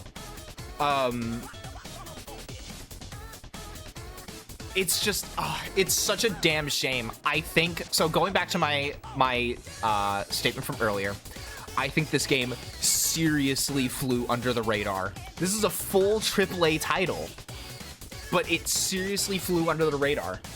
And I'm gonna be honest, I talked about it with some people in my server the other day. I think it's because it was a PS5 exclusive for the first year of its existence. Because the game launched around the time that the PS5 launched, and if y'all remember, the PS5 was a fucking rough start. It was scalped so hard. It was so hard to get your hands on a PS5. Hi, Ghastly! Doing my Games of 2024 tier list. Yeah, it was so hard to get your hands on a PS5 during its infancy as a console, and I think that ended up really, really hurting Returnal, which is such a shame because I think this game is incredible. Now, granted, of course, that also comes down a lot to just my personal tastes. This game is so up my alley, and I ate up every minute of it. I actually finished it. I beat the game either yesterday or the day before. I can't fully remember, but I beat the game. And it's a very Silent Hill-esque story. It's so good.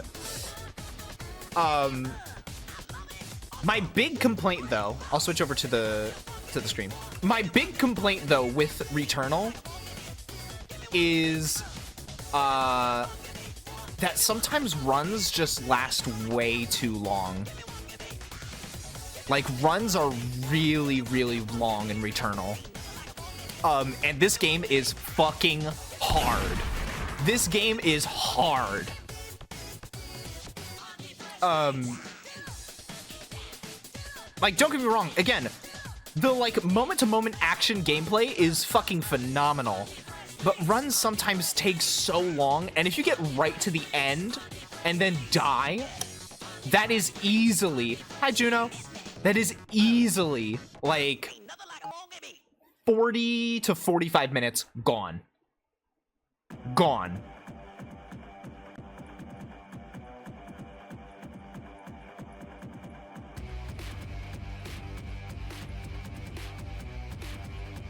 Hi, Grim. I'm so torn. Okay.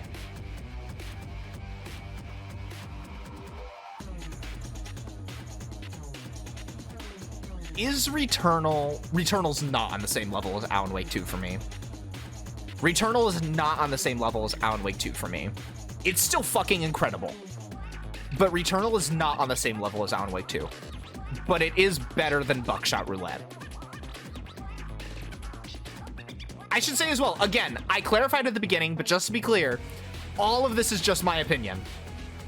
All of this is just my opinion and my personal tastes and what I enjoy in games. I still encourage everyone to check out these games, please, for the love of God. Not relatable content, I'm leaving. I would personally put Shadows higher, definitely over Buckshot. The procedure. Yeah, it's, don't get me wrong, I mentioned it.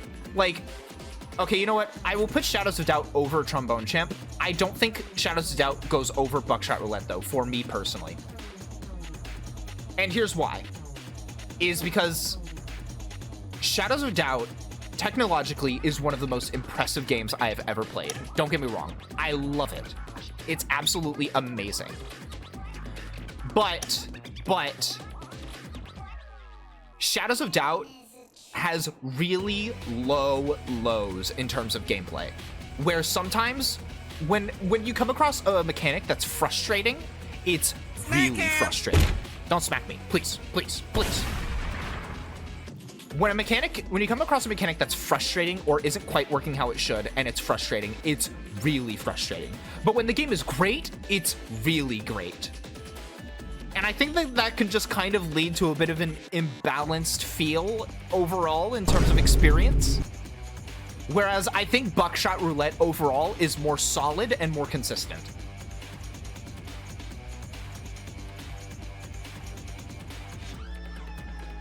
Again, this is just me personally. This is not meant to be an objective tier list. This is a subjective tier list. But I do agree with you, Grim. The technological aspects of Shadows of Doubt are fucking amazing and so impressive. I want to eat Shadows of Doubt, but I also want to eat Buckshot Roulette more, you know? And yeah, Returnal absolutely goes over Buckshot Roulette for me. I love Returnal. I love Returnal. It's so underrated. It's phenomenally underrated.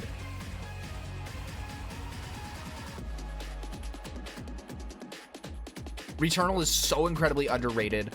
I want more people to know about this game. Seriously, please look into it. Check it out. It is a treat.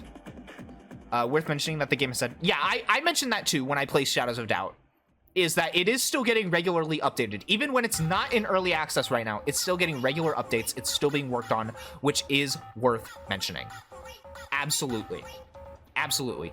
I think if it, like, honest to God, if Shadows of Doubt still wasn't being worked on actively, C tier, easily.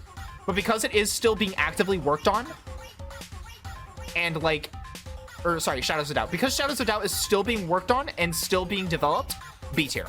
B tier for me. Still full price after 2 years? Oh, geez. I'm surprised.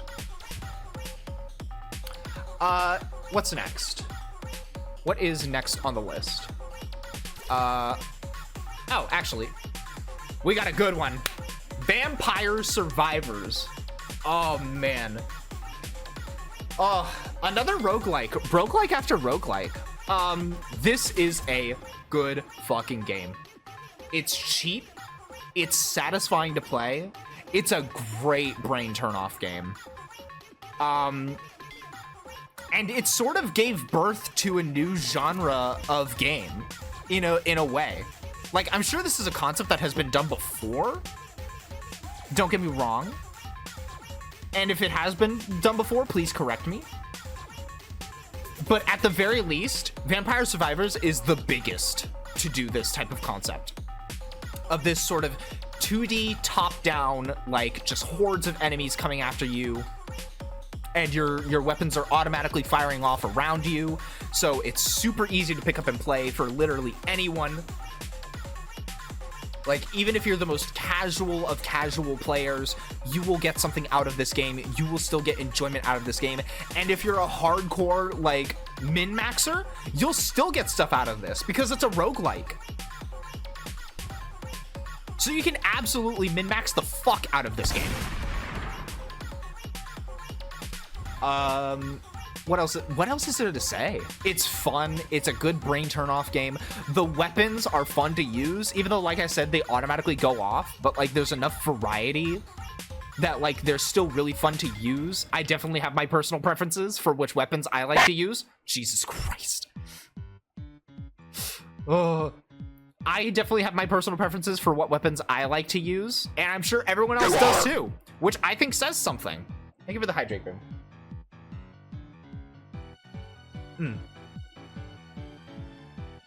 Which I think says something. And also shout out to games who have the main currency or the main point system be picking up gems. Like, can we bring that back? Can we bring back that trend of points being gathered through gems that you pick up off the ground, please?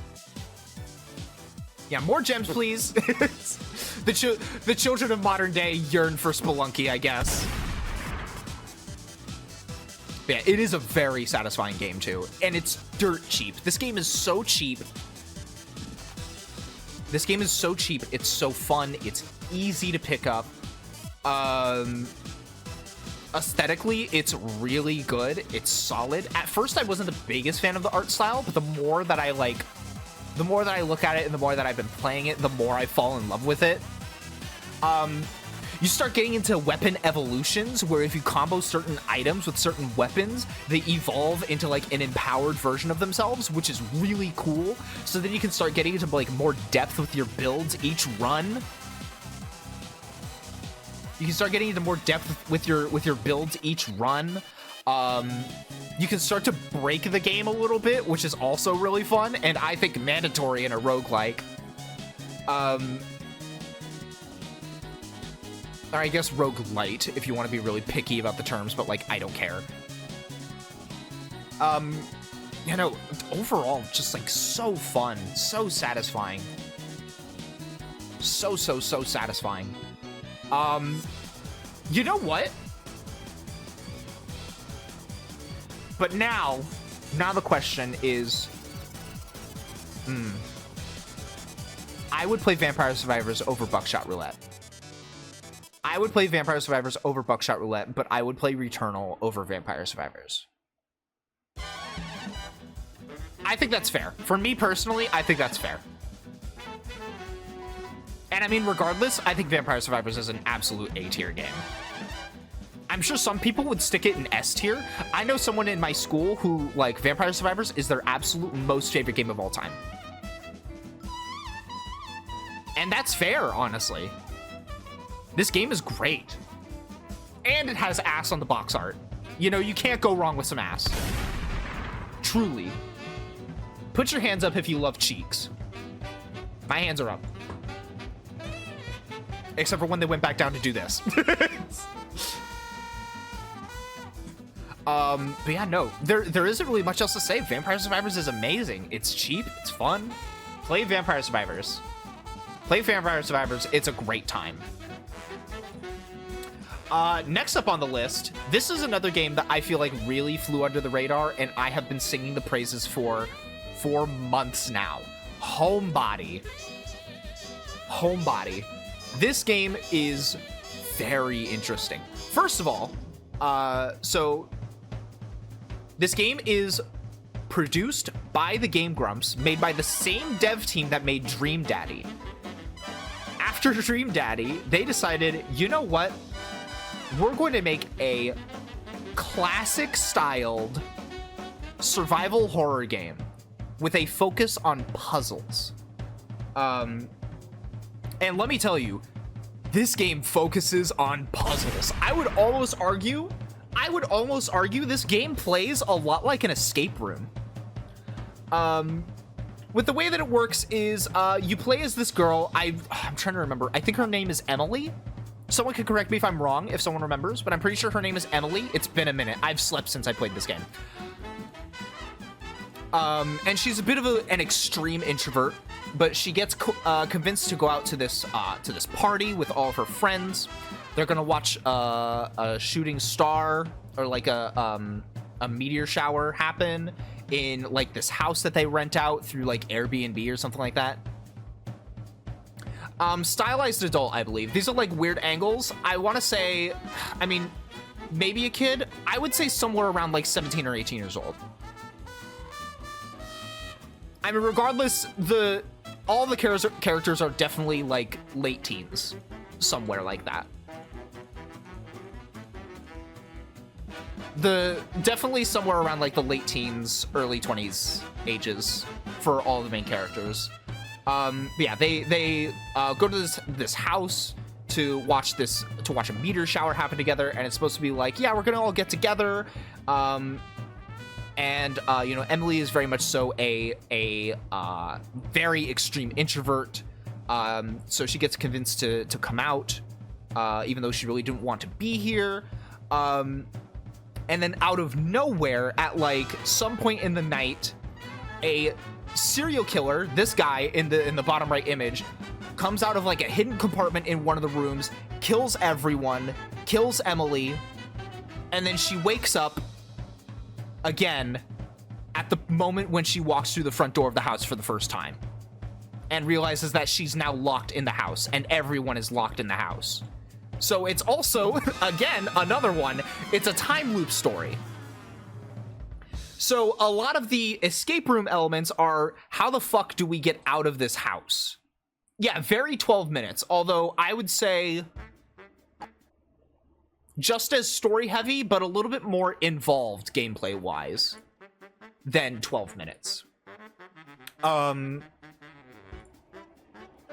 But yeah, it's sort of an escape room style puzzler. Some of these puzzles are really fucking hard. I played this game on stream, which, by the way, one of my favorite stream series that I've done in a long time. Even though I don't think they were my most like popular streams by any means, I still had a great time with this game. This game was fantastic to play. And of course, you know, because it's a modern day horror game, you know, the story isn't all that meets the eye. You know, there's more meaning behind everything. There's more meaning behind what's going on. And I think that the story is really solid. It's very simple, very straight to the point. But it's fun. It's a good time. The puzzles feel really satisfying to solve. Some of them can get kind of like, what the fuck am I supposed to be doing with this? But like, I think overall the puzzles are really well designed. And like, if I remember correctly, I didn't need a walkthrough at any point. And if I did, then I maybe needed it like once. Like, the game gives you all the information that you need. The game gives you all the information that you need to figure out the puzzles, including like a reference that you can go back to at any point in the game, kind of like an inventory, where you can go back and you can look at everything, so you don't need to like memorize all the solutions, because bear in mind, because it's a time loop, you're gonna have to repeat some of these puzzles. But the game does store that information for you, so you don't need to repeat these things, or you don't need to like write them down anywhere. The game writes them down for you, which is nice. Fuse box puzzle. Thank you. God, fuck that fuse box. Fuck that fuse box. Oh my god. But yeah, no, great time. Great time. Now, as for where it's going to get placed. Thank you. Oh, shit. Allie, thank you so much for the follow. Welcome to the stream. And thank you for adding 100 points to the total for the Streamathon. Welcome in.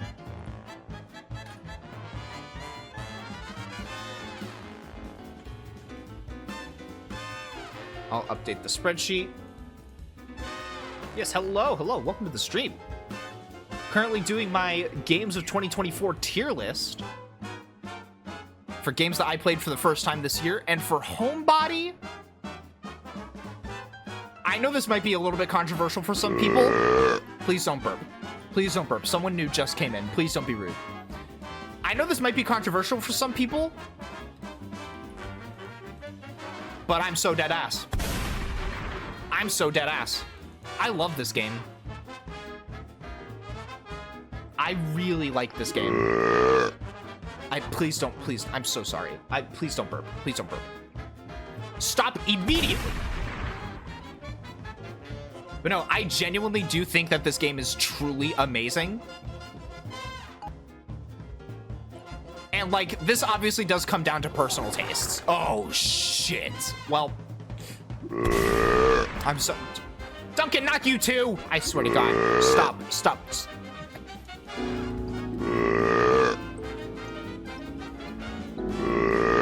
Yeah? Yeah? Yeah? Yeah?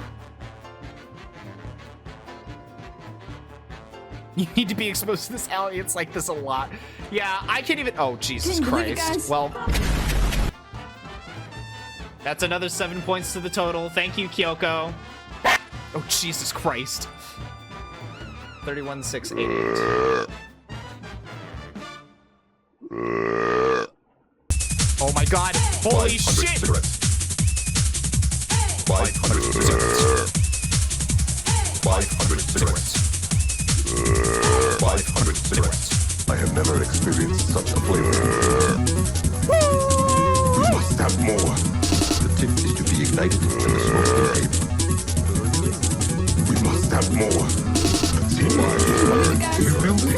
I do. Just a week away. God. We must have more. The aroma is most pleasing. I am so happy about this information. Christmas, just a week away. Oh, wow. Can you believe it? Christmas, just in a week. 500 God, you're so cigarettes. fast. Christmas, 500 just a... cigarettes. 500 cigarettes. 500 cigarettes. Can you believe it, guys? Christmas, just a week away. Christmas is in a week. Oh my God. I am so happy about this We must information. have more. Christmas, just a week away. Oh, wow. Entire life and I just Can you believe it? Christmas, just in a week. God, you're so fast. Jesus Christ. Can you believe it, guys? Okay, are we done? Are we done? 4. Where did my music go? Yes, I want to continue watching, please. It's like those TikTok videos with random videos and ASMR soap cutting. Thank you. I will take that as a compliment. It's a good time here. It's a good time here. Anyways, as I was saying, I know that putting Homebody in S tier would probably be a controversial pick for some people. But truly, I do love this game a lot. Even though I've only played it once, but it still sticks to me, you know? I still think about this game sometimes. It's a really fun game. It's a really cool game. And I think the fact that it was made by the same people who made Dream Daddy just shows the versatility that they have as artists and game developers. I am so happy about Which this to me means a information. lot. Christmas, just a week away. Oh, wow. Now, it's Can not you believe over it? Alan Wake 2. Christmas, I just want to be just in a very week. clear on that. God, you're Not so over fast. Alan Wake 2. Christmas, just a... But it is still an S tier. Truly, truly amazing game for me. Also, yes, someone did beat you as Bits leader because fucking Jerry came in here earlier and really wanted us to hit 30k. So he... God, fucking maniacs. Y'all are fucking maniacs, I swear to God. Ooh, okay. We've got an interesting one next up. We've got an interesting one up next, y'all. Hold on. I'm getting my tabs confused. Ooh, doo-doo. Oh my God! Grim J Heart cheered X 1400.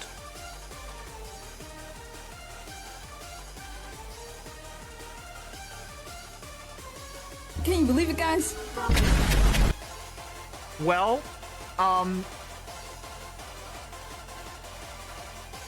thank you for the bits, Grim. What the fuck? I really appreciate it. You are a liar. I'm not lying. I'm not lying. I do really appreciate it. Oh my God.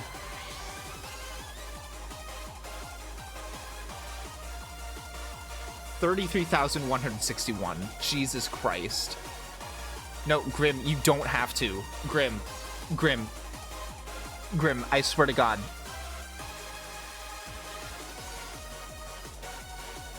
Kyoko. Can you believe it, guys? Stop! I swear to God. You guys are fucking maniacs. You guys are fucking maniacs. Also, no, I don't have a redeem for that amount. I don't. Do you want me to play one? I'm back. Do you want me to play a redeem for you? I can. Oh! Well, that's another 10.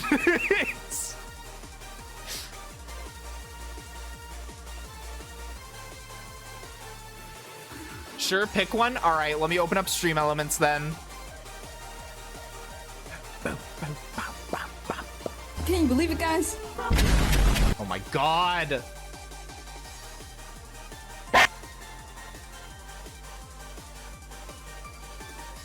I hate that fucking screamer so much. I mean, I love it, but why did I do this to myself? You know what? I'm gonna play one that I haven't heard in a while. Here, this is a really good... I think this is a really good introduction to this channel. I think this will give you a really good... I think this will give everyone a really good idea of what we're about here. I think this will give a really good idea of what we're about here. Oh, Jesus Christ.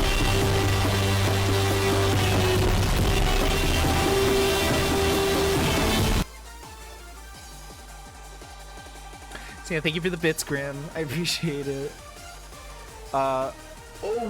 Gay Dime! Gay Dime is what I was called in high school. Holy shit. Hold on. So much just happened. Grab balls.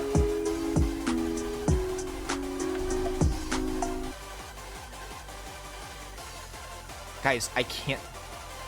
I don't know if Yeti's here right now. Yeti, are you here?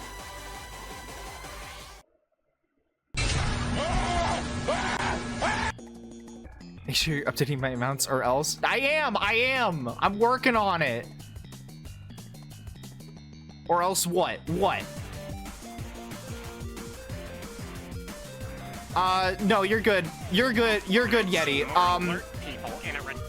The ones that need to be added are Kyoko's 8 bits and 15 bits. And another 8.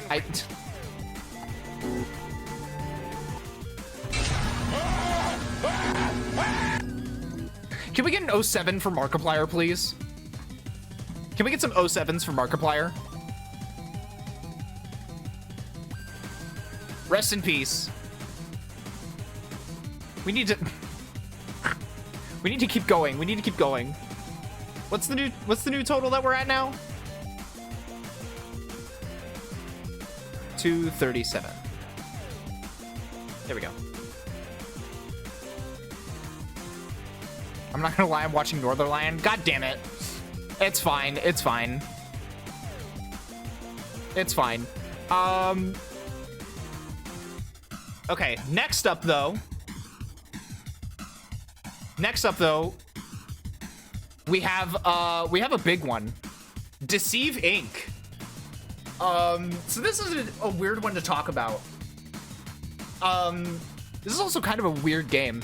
It's a really good game. So the concept behind this, it's kind of a battle royale where there's 8 players who load into a game, and it's a spy game where the idea is that there's a package, some intel at like a closed off location at somewhere in the map.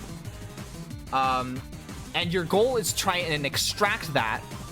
Like, you need to unlock it, grab it, and then get to an extraction point without dying.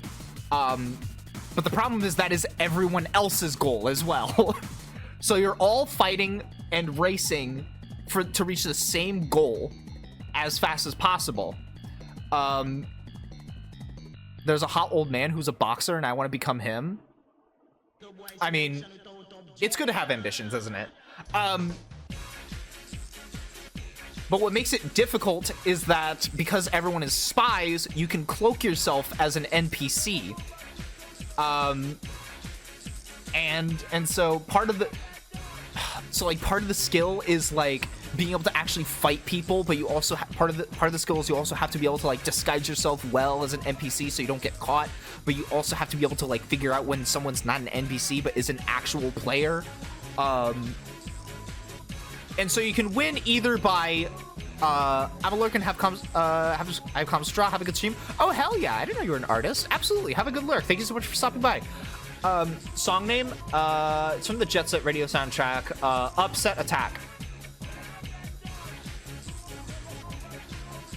Upset being 2 words separated by a hyphen. All right. But yeah, so you can win either by extracting the intel or by just killing everyone else in the map. That works too. Doesn't always work out, surprisingly. Believe it or not, it doesn't always devolve into just like a shooting fest. Sometimes it does, and those matches are really chaotic and really fun. But it's also just as fun to have those matches where like it gets drawn out and like it is about like extracting the intel first. And believe it or not, I thought that this game would be dead when we got it, but there is actually still a pretty regularly active player base because it's free on like Game Pass or something like that. So there is a pretty regular like console player base, and it's crossplay. Sounds like a mashup of TO2 with the package thing and that spy sniping game where you figure out who the NPC is based on their actions. Yeah, a little bit. Kind of like, what's it called? The Ship, I think it was called. But like everyone is TF2 spy, basically. It's a really intriguing game. I wish it was bigger than it was, because I think it absolutely deserves it. And in fact, I think, unfortunately, the studio that worked on Deceive Inc. is shutting down, actually. The servers are still going to be up. They have clarified that the servers are still going to be up. 36 active players on Steam. Bear in mind, this game is crossplay with console. Just bear that in mind. I think that this game has a much more active player base on console than it does on PC. But no, I think that this game absolutely deserves more. I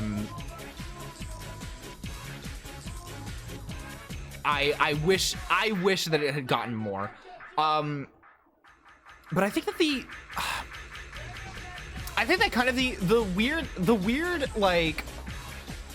weird thing about it is that like it is, I think, really meant to be like a casual game. Like, you know, it's just supposed to be a game that you get on, play a couple games, and then you get off, you know? And, like, that's it. And it's a good time when you do that. Yeah, I'm really excited for Thick as Thieves. I'm very excited for Thick as Thieves. But, like, unfortunately, I think the market isn't just suited for that right now. You know, if you think about, like, the really big, like, live service games right now, like Overwatch, Valorant, you know, League of Legends, all that stuff. You know, they're games where they like they have a really addictive game loop. So that way, like, when you start playing, you play for hours. Marvel Rivals is another example, you know, which is on this list, by the way. We're gonna get to it when we get to it. But like, I think the market is just suited much more right now for games that are really addicting to play, games that are really satisfying to play, games that hold your attention for a really long time. And Deceive Inc. just isn't that right now. So yeah, it's a great game in an unfortunate world.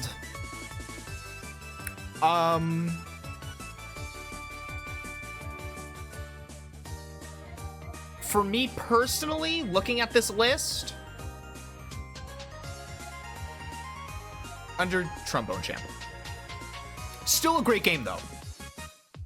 Like, again, bear in mind, the only like kind of bad tier on here is gonna be D tier. Like, even C tier, that's just me feeling indifferent about the game. Even if something is in C tier, I still highly recommend that you check it out. I still highly recommend that you guys check out Deceive Inc. I feel like players really fell out of love with the capture the flag gameplay. We gave away to Team Deathmatch and Battle Royale. But that's the thing, though, is it is also a Battle Royale. it is also a battle royale game. It's a weird genre mash that like works really well. I just don't think the modern day gaming environment is suited for it, which is such a shame.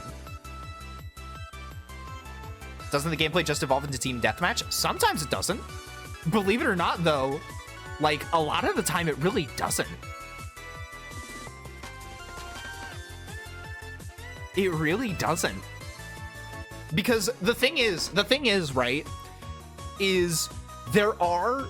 So first of all, you do get heavily punished for just killing random NPCs. You get heavily punished to the point where if you do it too much, I believe you actually get revealed through walls to every player. If you do it like enough. So you can't just go around guns blazing killing everyone.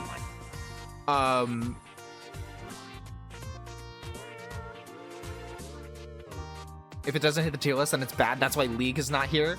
No, it's just because I didn't play League of Legends for the first time this year. Reminds me of Search and Destroy from Modern Warfare. It's an objective game, but it's hardcore, no respawns. Yeah, exactly. It's no respawns as well in this game. It's no respawns. Which is why I think that the Battle Royale element actually works really well in this regard. I think it works really in its favor. It's like shockingly balanced really well. It's a really solid game. I just think that right now, it's just not suited for the current gaming zeitgeist. And that's such a damn shame. That is such a damn shame. You know what? I'm gonna say something. If Deceive Inc. came out in like 2012, it would have been a worldwide phenomena. It would have been a hit.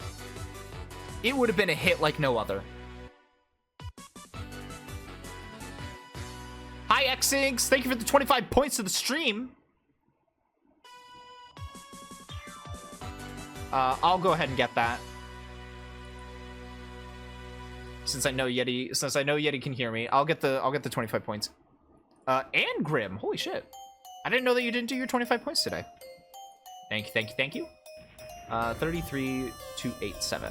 33287. 33287. 87. Yeah, no, I think that this game would have been. This is Friday night. I was gonna grab a fresh cup of coffee. All right, have a good coffee. I just woke up from the fattest nap imaginable. Hell yeah! Welcome to the Games of 2024 tier list. But yeah, Deceive Inc. low B tier. I would play Trombone Champ over Deceive Inc. But this is by no means a bad remark on Deceive Inc. Absolutely not. If it's on sale, grab Deceive Inc. It's worth your money. It's a good time. Next up, we have a big one. I feel like all of them are big ones, though. We have a big one, though. Next up. Jet Set Radio! I did play Jet Set Radio for the first time this year, because last year, I played Bomb Rush Cyberpunk for the first time, and I loved it. And I was like, you know what? I really want to try Jet Set Radio. And I will say, this game has definitely benefited from me playing it earlier in the year, so I've kind of like, it's been able to simmer in my mind, and I feel a lot more positively towards this game than I think I did when I played it. Because the thing about this game is that it is an old game, you know? And playing Bomb Rush Cyberpunk before Jet Set Radio, my perspective was definitely very skewed, because Bomb Rush Cyberpunk had Jet Set Radio and 20 years of reference and innovation to go off of, so it was able to really smooth out the like amazing gameplay of Jet Set Radio.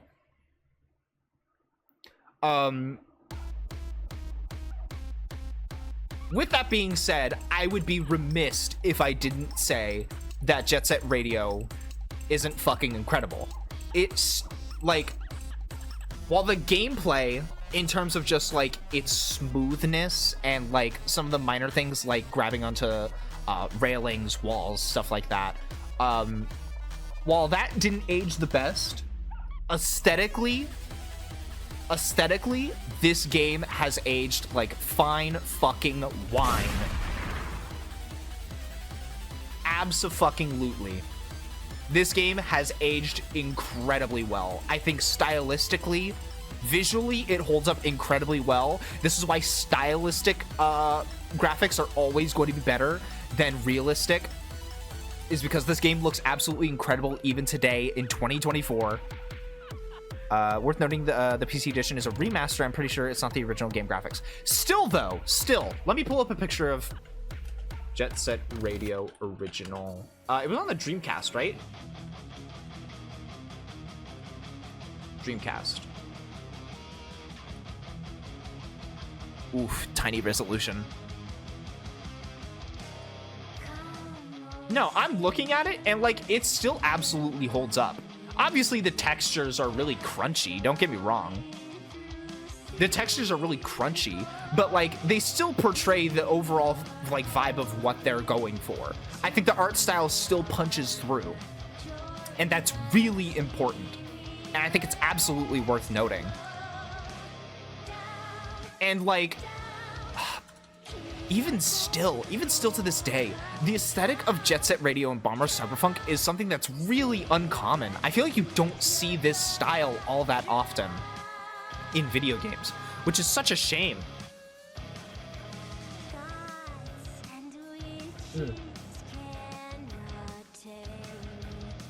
Like, outside of this, the only game that I can think of that maybe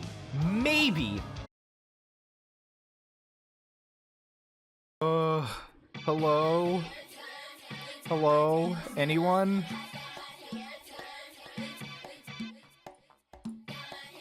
Anyone? Hello? Hello? Are we live? Are we back? Hello? Okay, we're back on my end.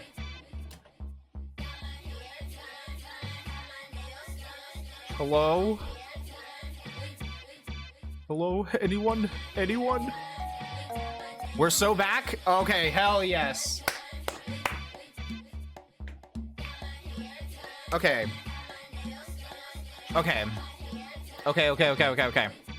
Awesome. Oh god, I was so pissed off. I was on a roll too. I was on such a roll. I was on such a fucking roll. I'm so pissed off now. I'm so angry. I'm so unbelievably angry now. Okay. Now I need to go through the whole fucking deal of burning through ads so that way we don't have pre-rolls. Anyways, I'll keep going. You know, this will all be on the VOD. Are we still here? Are we still good?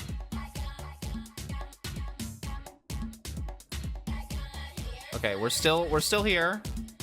Still seeing everything.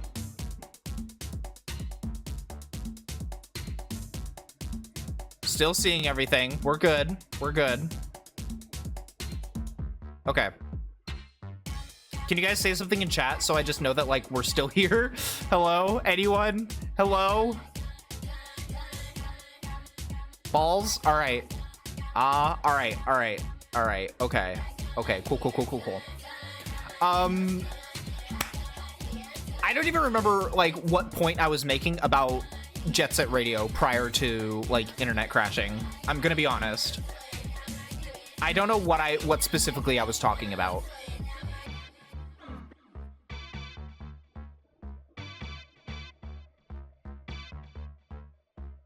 Like, I genuinely don't specifically remember what I was talking about. Does anyone remember? Done. I got my hair done. I mean, fuck it. We might as well just go to the tier. We might as well just go to the tier list. Styles aging better than realistic graphics. Yeah. I remember that. I mean, fuck it. let's go to the tier list. Now, despite my frustrations, I still think that this game is great. However, it didn't resonate with me personally as much as some of these other games here. I'm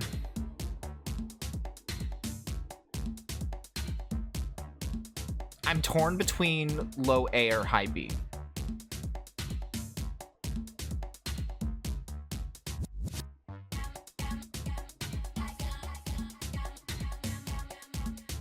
I'm torn.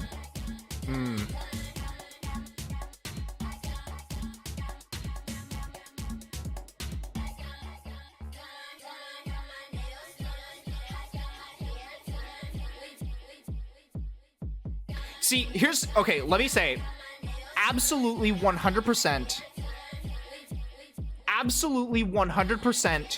Jet Set Radio is above Shadows of Doubt, but below Buckshot Roulette for me personally.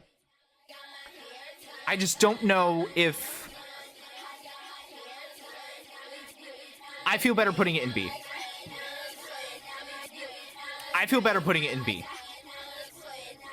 There's absolutely, like absolutely, this is just a personal preference thing.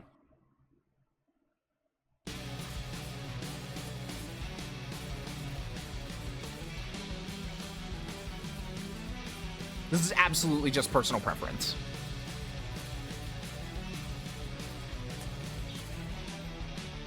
All right. Seems like we're still live. We're still good. All right. See, now I'm like double checking all the time. Now I'm gonna be double checking all the time just to make sure.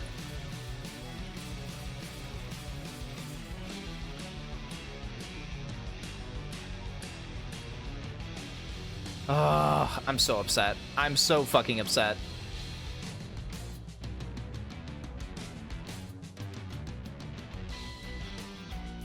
Check this, pants grab. What if I don't? What if I don't do that?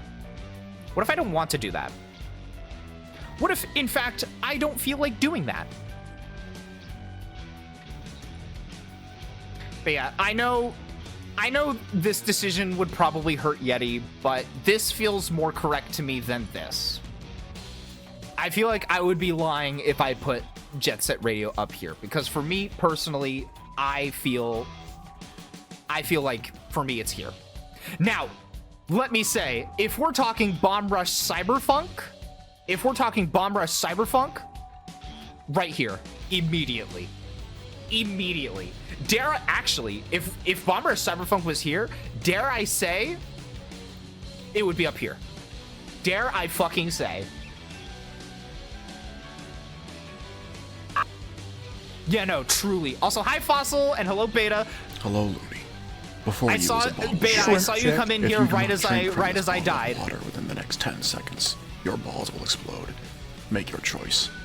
Yeah, stylistically, Jet Set Radio is fucking timeless, and Bomb Rush Cyberfunk maintains that and improves on everything else that needed to be improved upon.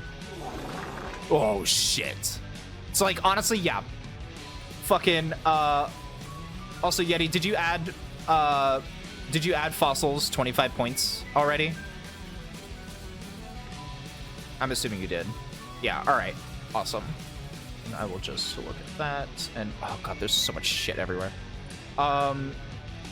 312. Okay.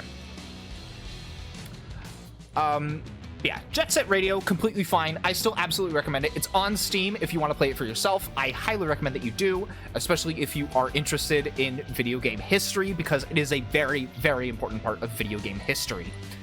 Next, we have an interesting one. This is a bit of a wacky one. Evil West. This was a game that was on my radar for a while, and I just never bothered picking it up until this year. I believe it was recommended to me by Foos, because he said that he was interested in it. And so I checked it out. This game is really cool. So basically, it is a Western beat 'em up where you where you play as a cowboy hunting down a vampire cult type deal. The story itself is very straightforward. Like, that's really all you need to know going into it. You're a cowboy. You belong to a family that, like, beats up vampires to save humanity, and vampires are getting stronger and scarier. So you need to beat the fuck out of them. And let me tell you, you really beat the fuck out of them. You really beat the fuck out of them. Oh God. I think this game might actually be my first beat 'em up game I've ever played. So I don't have a whole lot of point of reference in that regard, but what I will say is that this game's gameplay is really good, and it feels really good. It's very punishing and very hard. But it flows together so well, and it's so fun to play. There's a really good amount of weapon variety and combo variety. There's lots of different shit that you can do, and it all feels really good to pull off. The style of this game is absolutely amazing. Like, look at this environment design. This is chef's kiss. Immaculate stuff. Immaculate stuff. And it blends it's such a good blend of like typical Western aesthetics with like gothic aesthetics. Well, with all of like the vampires, and even if I remember correctly, there's even like some werewolves involved too. It's really cool stuff. It's really great. I cannot recommend this game enough. You should play it, Xings. It's a great time. And I thought that the guns were gonna flow horribly in the game overall, but they don't. They actually flow really nicely into the game, if I'm remembering correctly. They flow really well. They're balanced really well, so it isn't just a case of like, oh, you can just shoot your way through everything. They're just another tool in your arsenal, is what they are. With that being said, though, this just isn't my cup of tea. Like, okay, no. That's a lie. This is my cup of tea. I would drink this. And I have drank this. And I would drink it again. But compared to everything else, if I had the option to, I would not be gulping it down every day. You know what I mean? So this is still absolutely a really solid game.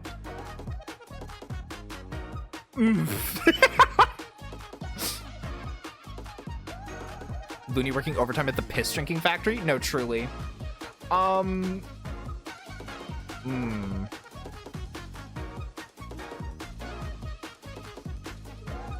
This feels right. Actually,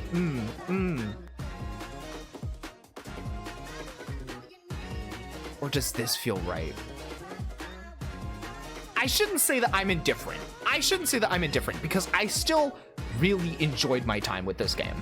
I haven't even finished it, but I've gotten like very far in the game, from what I can tell. I've gotten very far enough to where I can form a like informed opinion about the game. Oh, I'm back.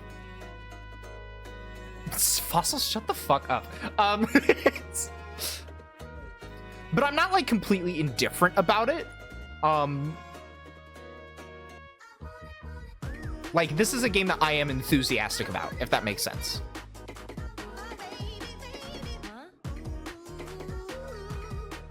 Basically, if it's C or D, I'm not enthusiastic about the game. If it's B and above, I am enthusiastic about this game. I would absolutely be like, yes, play this game.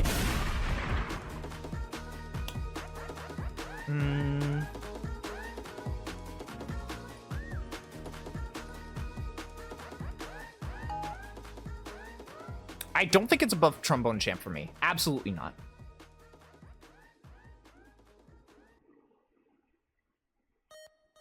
I would play Deceive Inc. over Evil West. That feels right. I would play Deceive Inc. over Evil West.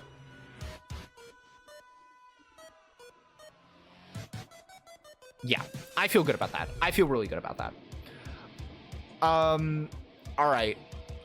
Oh boy. if you guys took a peek, if you guys took a little look-see at what was next, then you know what's coming. Then you know what's coming. This is one of the big ones for me. This is one of the big ones for me. Let's talk about Balatro. Oh my god. I first discovered this game when I watched a VTuber that I really like named Salem Audio play this game on stream ages ago, before it was even released, and it was just a demo. And I saw them play this, and immediately, I was so enraptured by the visuals, the strong color palette, the like, it's like almost psychedelic visuals. I was so immediately like enthralled and so immediately intrigued. Holy shit! Boom shakalaka. Thank you so much, Fresa, for the 7 months. Thank you. Oh my god. Oh, thank you, Yeti. Thank you, Yeti. Holy shit. Thank you so much, Fresa. Welcome to the stream. How are you? I hope you're having a good Friday. I was about to say Saturday. What the fuck? I hope you're having a good Friday. Let me update the Streamathon progress because that is 600 points to the total. Oh my goodness. How are you, Fresa? I'm currently doing my games of 2024 tier list. These are games that I played for the first time this year. And I'm just gonna talk about good games. Can I just say as well, part of the reason why I wanted to do this, I'm gonna get on my soapbox for a second. Part of the reason why I wanted to do this is because I absolutely hate modern gaming discourse. I think it's so negative. I think it's so bitchy and whiny and complainy. I just wanted to take some time to talk about games that I am genuinely excited about, games that I want you guys to play, that I want you guys to check out and form your own opinions about. Even if I'm not necessarily super excited about every single game on this list, I still want you guys to check out every single game that I talk about tonight. Because I think that every game, well, okay, not every game, but almost every game is worth a shot, worth playing because someone worked on it, people worked on it, and they put hard work into it. And speaking of someone putting hard work into their game, Balatro is a solo dev game. It was made by one guy. It was just a passion project that he just wanted to make a fun game for his friends and his family to play. And then it grew into something exponentially bigger than that. Insanely bigger than that. And like, as Zab said earlier, Balatro fucked my wife and killed my productivity. There was a point when this game came out earlier this year where I could not go a day without thinking about Balatro. When I wasn't playing Balatro, I was thinking about this game. I was thinking about certain combos. I was thinking about builds that I could set up. I was thinking about this game so much. This game took over my fucking life.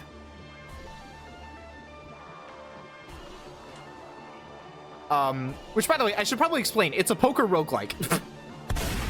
It's a poker roguelike where every single level, you have a certain amount of score that you need to reach. You have a minimum score that you need to reach. And you score chips by playing poker hands.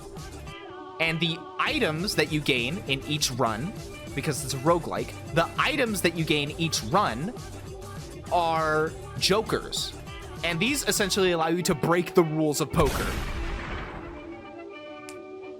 And if this game doesn't scratch the number go up part of my brain, then I don't know what does. Because holy shit, do the numbers go up. They go up. Nothing feels better than scoring a really high scoring hand in Balatro. It feels fucking great. This game feels great to play. It's so addictive. It's so fun. Does it get a little bit repetitive?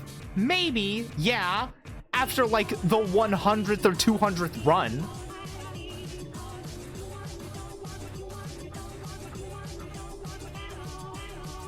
That one friend who was planning to open a reindeer. What the fuck are you talking about, Fossil?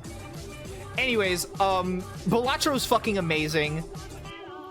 Buy it on sale. Buy it on full price. Support indie devs.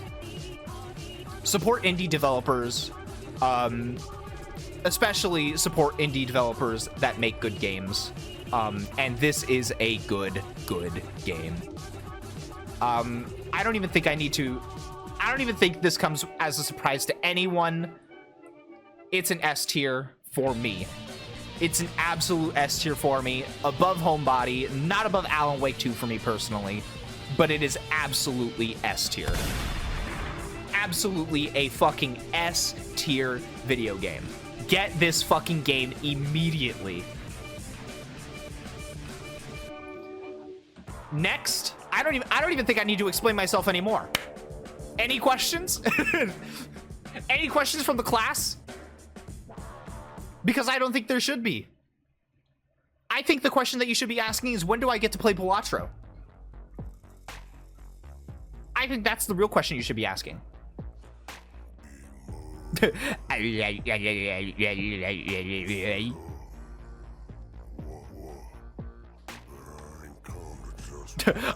don't like it. I don't like it. When do you play Balatro? You know, honestly, my favorite time to play Balatro, is when I've just taken a melatonin gummy and I'm like half asleep, and I'm like slowly like crashing really hard, and like just the psychedelic visuals and the music just like kind of really lulls me into sleep and gets me ready to sleep. It's magic. It's fucking magic. That's completely fair, Grim. That's absolutely fair. If you don't like card games, then yeah, don't play it. I will say though, I don't like card games either. I don't like card games. Ask my friends. Ask Yeti, ask Darknaze if they're here sometime. I don't like card games. Not the biggest fan. But Balatro is the exception. I love Balatro. I didn't even know anything about poker before playing Balatro.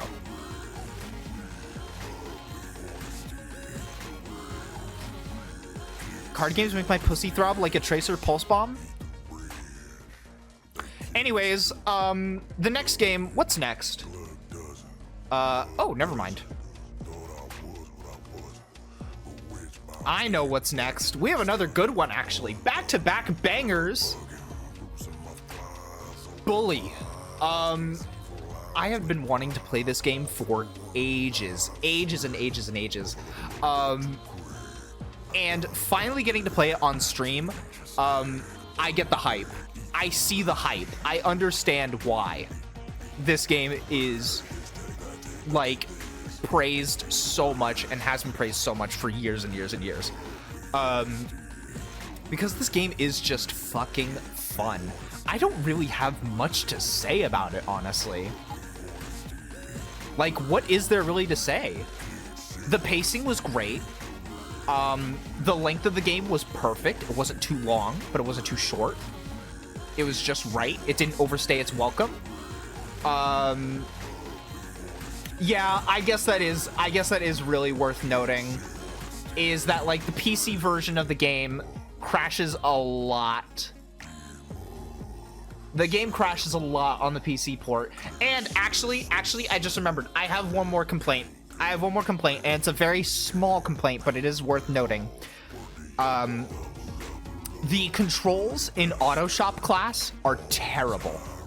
Sometimes they're super sensitive, sometimes they're not sensitive at all to your inputs. And that leads to a really inconsistent and really frustrating experience.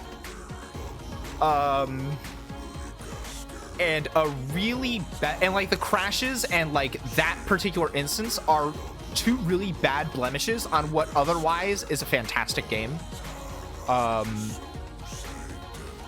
That like, it's just a good time. It's so funny. It's so fun. I had so much fun playing this game on stream with you guys. Like, genuinely, this is like, this is like legendary Looney Frinkle stream series. You know what I mean? This is like legendary Looney Frinkle stream series.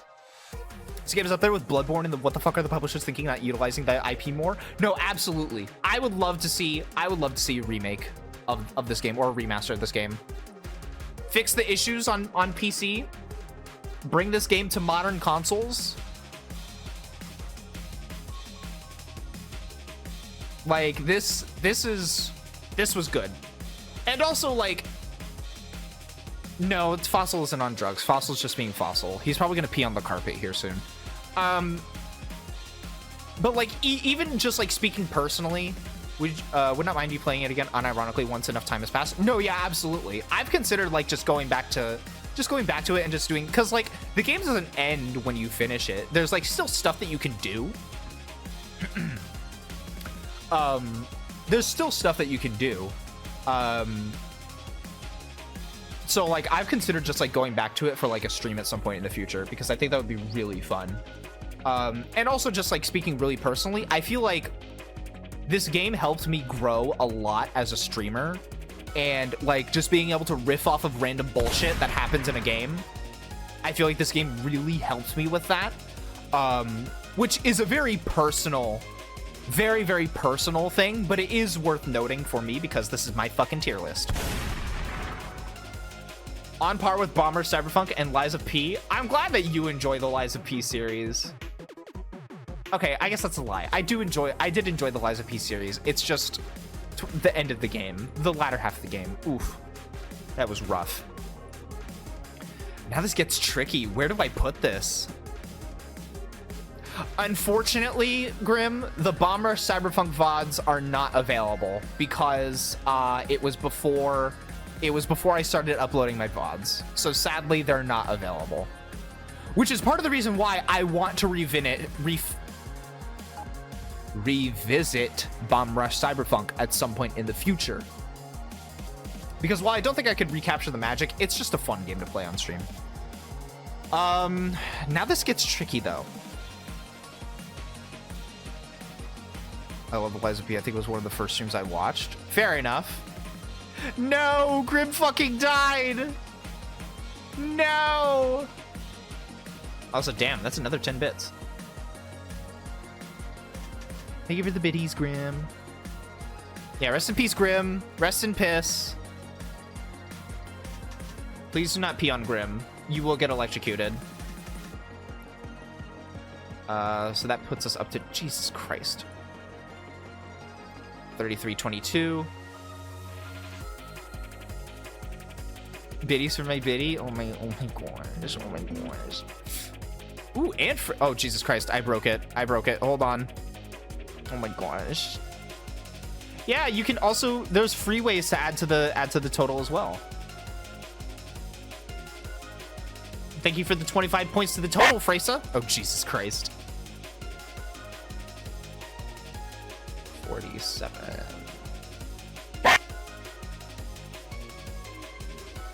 So you got me the first time, didn't get me the second time. I'm the bravest puppy who survived this microwave thing. I can survive a mere noob's electrocution. You want to try a donut? But now where to place Bully? Definitely above Returnal for me. Definitely. But is it? Okay, first of all, is it A tier or S tier?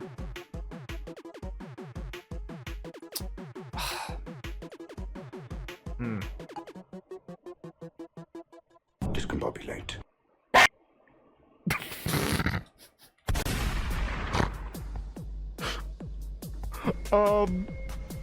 See, here's okay. I feel better putting Bully in A than I do in S, simply because of the crashes. If the crashes weren't there, what the fuck? What the fuck, X-Inks?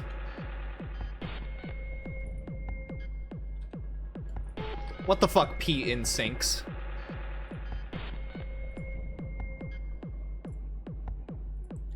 But that leaves us to 51. I love how well the Christmas hat on the emote well fits on the Looney Stare emote. It's so good. But yeah, see, if you would put Bully in S tier, that's completely fine. For me personally, though, the technical side of streaming this game was a hassle because it crashed so much. It was also hard to tab out of sometimes. It would be a bitch to set up sometimes. Still, though, high A tier. Absolutely. Absolutely high A tier. I would definitely play it again. For sure. For sure.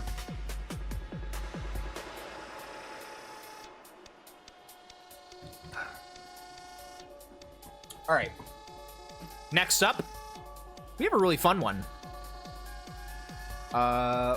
Keeping with the trend of back-to-back bangers, we have A Little to the Left. So yeah, this game is a little puzzler. My dick? Wait, what? Wait, what is that in reference to? I'm so confused. Anyways, A Little to... God damn it. Anyways, A Little to the Left is it's a little puzzler.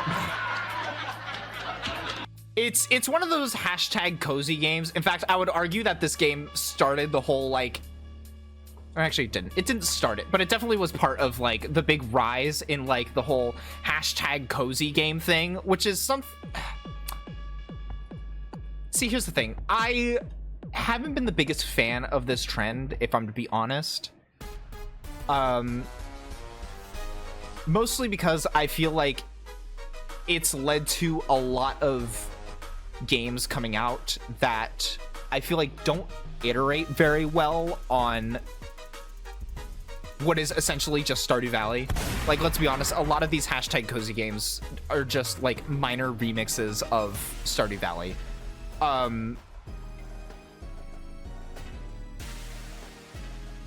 With that being said, though, A Little to the Left is not one of those games.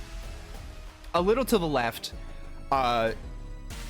is a really, really clever puzzler. I really like it. The art is gorgeous. The art, like, visually is absolutely amazing. It is very calming. Sometimes it is very frustrating. There was one particular puzzle. I can't remember what it was, but there was one particular puzzle that was so frustrating. And I remember finding out the solution and still just being like, this makes no fucking sense. Which is a bad thing. You don't want that in a puzzle game. As someone who has tried to design puzzles before, you don't want that experience. The last thing that you want when your player figures out what the solution is for them to say, that makes no fucking sense. With that being said, though, that is not 99% of the time with this game. 99% of the time, puzzles are super solid. They're super fun to do. Sometimes it's fun to just, like, throw shit around in this game. Which, yeah, that is fair, Grim. Although I would argue that is a little bit more of a symptom of the puzzles just becoming more and more difficult, rather than, like, necessarily having more rigidity in, like, their solutions. I would say it's just them becoming more and more difficult. Which actually I think is an interesting mechanic in this game that I will talk about. Which is that some of the puzzles do have multiple solutions. There's multiple ways that you can take on some of these puzzles, which is really cool. It's really cool. Like in a lot of puzzles where, like, you can sort stuff, like this one in the bottom right. Like there's puzzles where you can, like, sort stuff, but, like, there's multiple different ways that you can choose to sort them, which is really cool. It's really, really cool. And also, like, I think the fact that the devs made this game as just a love letter to their cat is really cool and really cute. Like, that's really fucking cute. God, that's so fucking cute. It makes me want to merge into traffic without looking. But now, as for where I would place this game, not A tier for me. Straight off the bat, not an A tier game for me.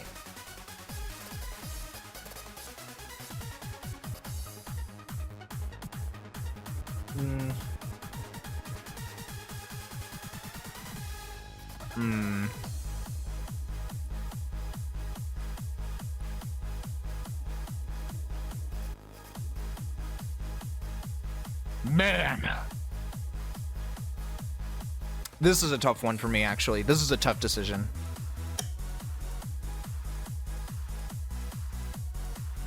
I love Jet Set Radio. I loved it.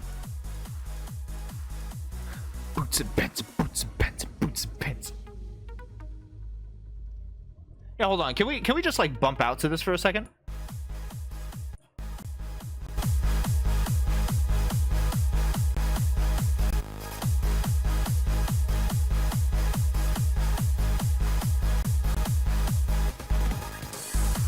Holy shit, that fish is spinning so fast.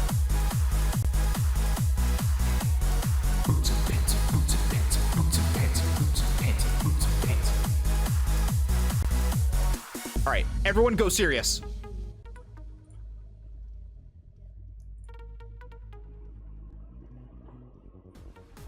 All right, that's a little too quiet. There we go. Go serious. All right. I really liked Jet Set Radio, but the thing is that I wouldn't play it again. I would play a little to the left again. But I suppose that's not the fairest metric because I would play Shadows of Doubt again, but Shadows of Doubt is below Jet Set Radio for me.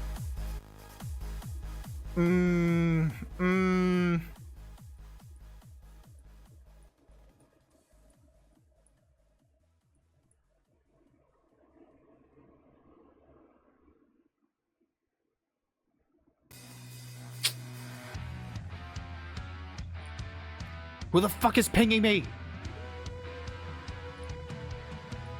A bunch of homosexuals are going live.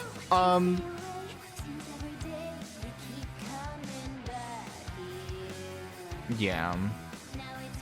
But the thing, okay, but the thing is that do I like A Little to the Left more than I like Jet Set Radio? Because, like, I enjoyed it, but I wasn't, like, amazed, you know?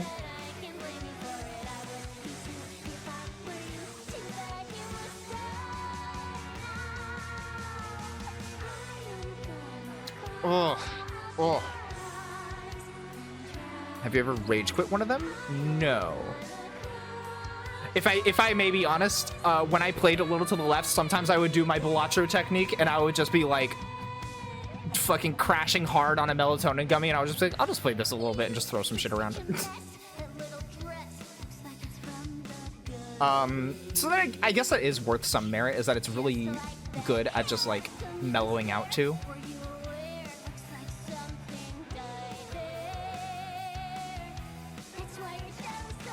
This feels right. This feels more right.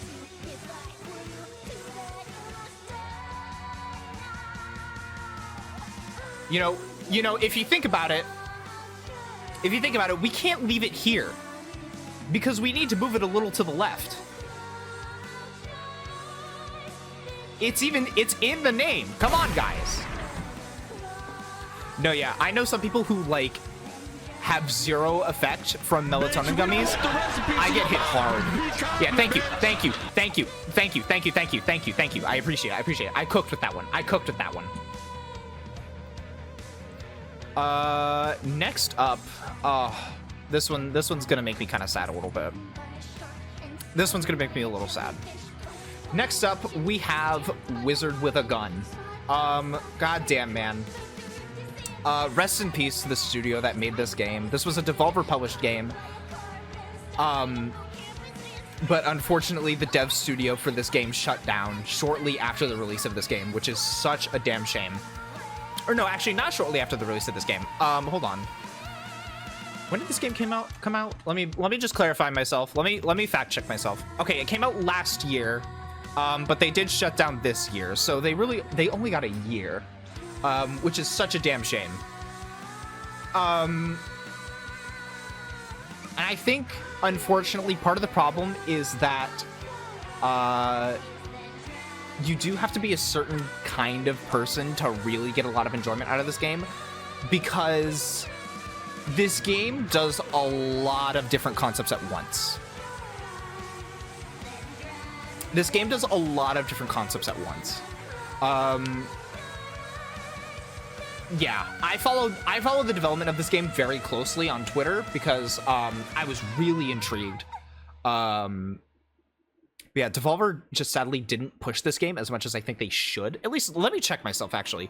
Wizard with a gun. I'm gonna check again. This is Devolver published, right? Yeah, published by Devolver. Okay, I'm not just saying shit. But yeah, basically... See, it's weird to talk about this game because this game does a lot of different things at once. And I think that's part of the problem, is that it's doing a lot of different concepts, but it doesn't really do any of them, like, super amazingly. I will say the best part of this game is the combat. It's the gun part, which I think, if anything, they should have gotten that right, and I'm glad that they did. And I love the way that they approach it as well. Is guns aren't just guns in this universe; they're a type of magic called gunmancy, and you can imbue your guns with different elements and like different spells and stuff. And that part of the game is really fun. There's lots of fun progression going on with that. You can mix and match guns and bullets and gets all sorts of different effects. It's really cool. Just part of the problem is that the rest of the game is kind of meh. Basically the way that it works is in the top left image, you've kind of got this like hub area that you build out, and like you add like furniture and like you add like different structures that do different things for you that you can make different stuff with, and so you're kind of like slowly building out your base. But the way that you get materials for it, and also like the hub is like also your main progression, so like that's where you actually like make progress through the game.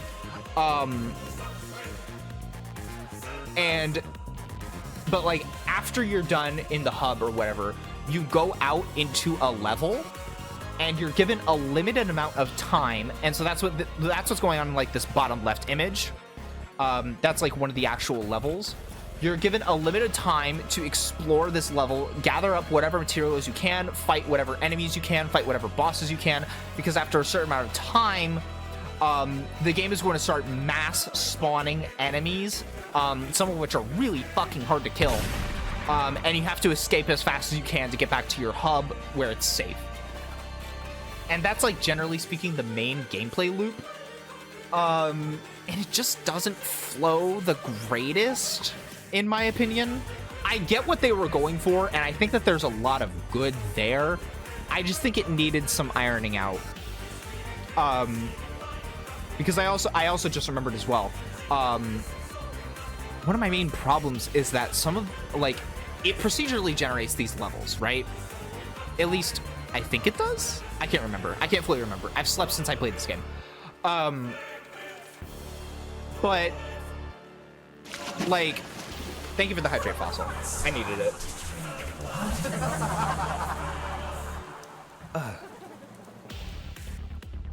But, thinking. These levels are really big. Like, really, really big. And so you don't have enough time to fully explore it.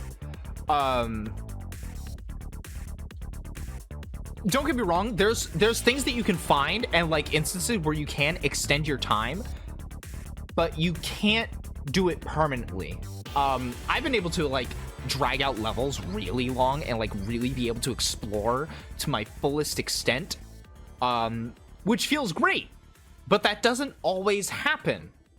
So you don't always get to fully explore these levels. Sometimes you will just have to go back.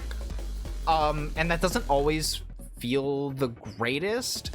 Essentially, the timer mechanic can either feel completely obsolete, where you can just stall out the timer for what feels like ages, and you don't really have to worry about it. You just kind of have to keep on, like, keep it as, like, kind of a present thought in your mind, but not really. Or it's, like, your main nemesis, you know? It's either one or the other. And I think that is kind of the main, like, problem with the game. Other than that, though, like, stylistically, the game is great. It looks amazing. There's still some really good gameplay here. But it does kind of leave me wanting more. I am hungry for more. So it's below Evil West for me. Still good, though. It's still a good game. Don't get me wrong. Hey, you know, I'm not here to lie. I'm not Pinocchio. I'm not P. All right? It's still a good game. It just does leave me wanting more and wishing they could do more. But sadly, we're never gonna see that, which is such a shame. Such a fucking shame. All right, next game. And this is one where this is probably where I'm going to be the most upset. Maybe tied with another game that we'll get to later. We're gonna talk about a game called Sunken Land. This is a everyone's favorite. It's an early access open world survival game. I did play Sunken Land with my mother, actually, because she really liked this game and she wanted to play it with me. So as you can imagine, with that kind of setup, I really wanted to enjoy this game. But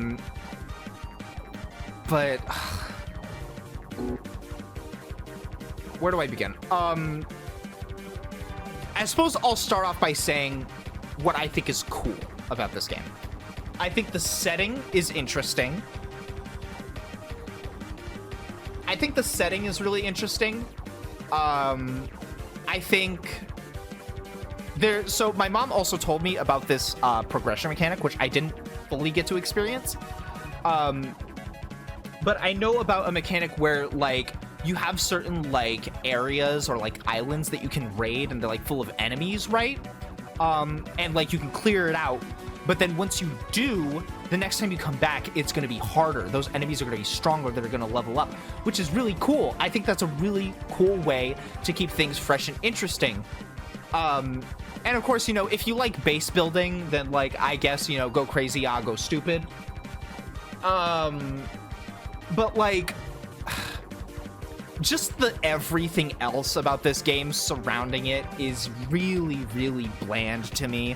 Like, the resource gathering, I think, is really bland and boring. The combat feels really clunky. There's, like, journal entries that you collect that are, like, probably my biggest point of frustration, because not only is, like, the story that this game is trying to tell completely fucking pointless, first of all, and is the complete antithesis of what a survival game should be, because the point of a survival game is that the main story should be the player's story, the player's experience going through the game. You can do world building and all that around it, but the main plot should be the player's experience, not whatever fucking stupid ass plot that you're trying to force onto the player's experience. And on top of that, look at this fucking image. This image is in, like, the very first journal entry of the game, and it's AI-generated photographs. The game uses AI-generated photographs, which is so fucking disappointing and so upsetting. Because without that, if we were to completely remove that, then I would say, hey, this game is rough around the edges right now, but there's some good there. And it's still being worked on. It's still being updated. But, like, see, here's the thing. I don't want to just say shit. But what I will say is that if someone is willing to use AI to generate images, photographs, art for their game, then what else are they willing to use AI to generate for their game? Just a thought. And it's especially disappointing because there's cool stuff here. You guys have good stuff going for you. You don't need to resort to AI. Just fucking grab some friends, grab some family members, and tell them to pose for a picture for a game. You don't need, like, the most amazing equipment ever to get the job done.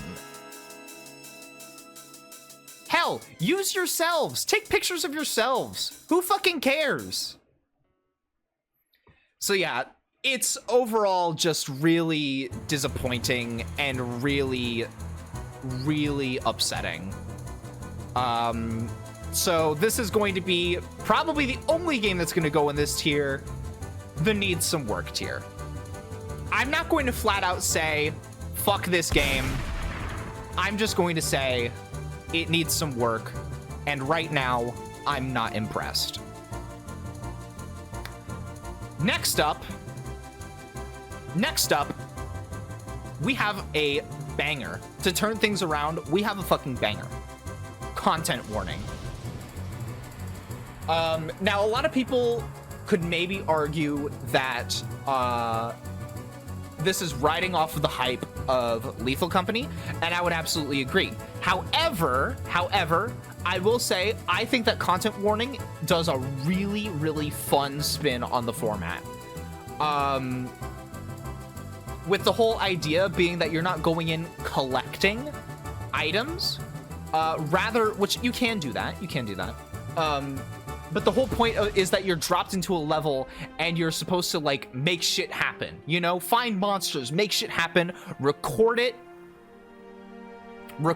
and then that's kind of how you, like, rack up score, which in itself, by the way, I think is very impressive technology that is worth noting. Like, that is not easy to program. Also, this game was free at one point for like a week, or for like 3 days. It was free, which they definitely lost a lot of money on.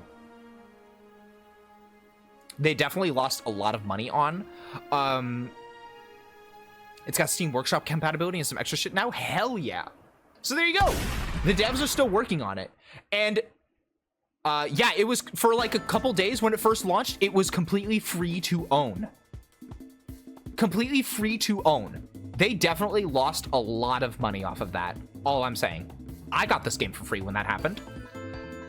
What I will say though, and what I gotta give the devs credit for, is this was such a smart move. This was such a smart move. Because now, everyone has their eyes on these devs. And like, whether they do something new with content warning, or they release a new game all entirely, our eyes are on them. And we are probably going to eat it up when it happens.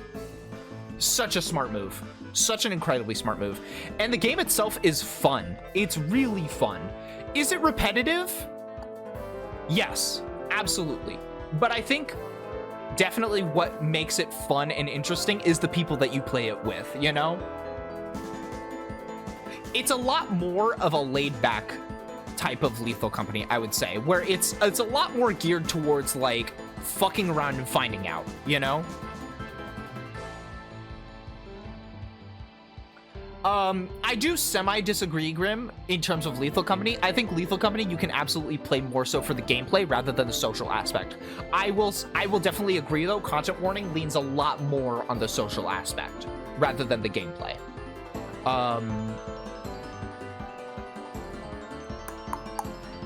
But yeah, and like, I'm sure someone would argue like, oh, you know, if it relies a lot more on the social aspect, then like, you know, is that really, you know, to the game's credit, or did they just get lucky? No, absolutely not. I think that content warning does a great job at giving you the tools and setting you up to have really fun social interactions and just goof around. The physics, the way that you can just fucking knock whatever item you're holding into people is so fun. It's so funny. Like, I'm just thinking about back to when I had the fucking boom mic and I was just slamming it into people. And that was so funny and so fucking fun.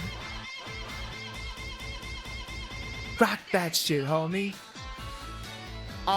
So with that being said, ooh.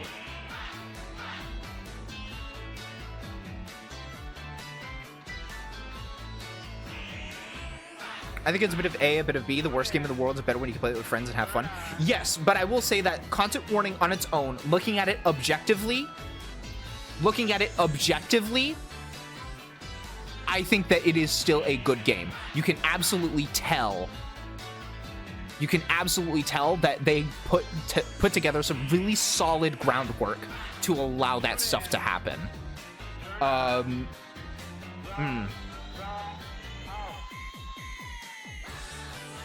I think it's above Buckshot Roulette for me, but not below Vampire Survivors. But not above Vampire Survivors, I should say. Above Buckshot Roulette, below Vampire Survivors. For me personally. Also, what's up, Yeti? What's up? What's up? What's happening?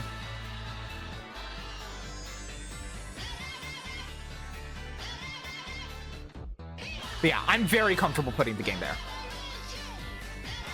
Getting lag? Oh, shit. I'm actually not gonna lie. I'm going to go ahead. I think I'm gonna take 5 minutes. Or not even 5 minutes, just a couple minutes. Because I need to refill on water. I need to get a snack because I'm getting very hungry. And we've been going for like almost 3.5 hours, and we've still got a lot of games to go through. So yeah, I'm gonna go ahead. We're gonna go to the Be Right Back screen. I'm gonna gather some water, some snacks, and I'll be back in a couple minutes. So yeah, see you guys in just a few.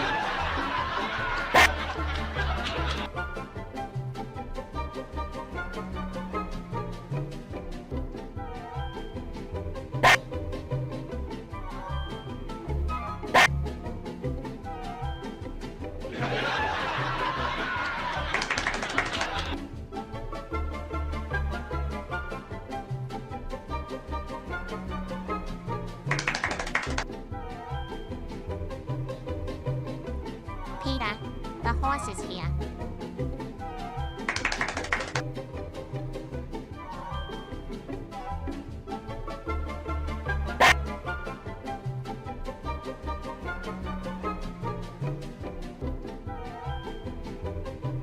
Alan, wake. Marky, please help me, Marky, please.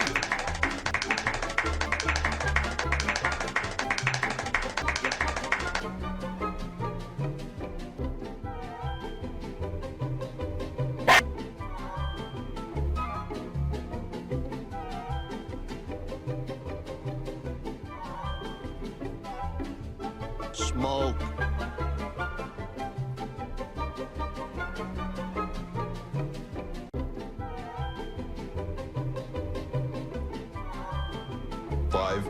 Cigarettes.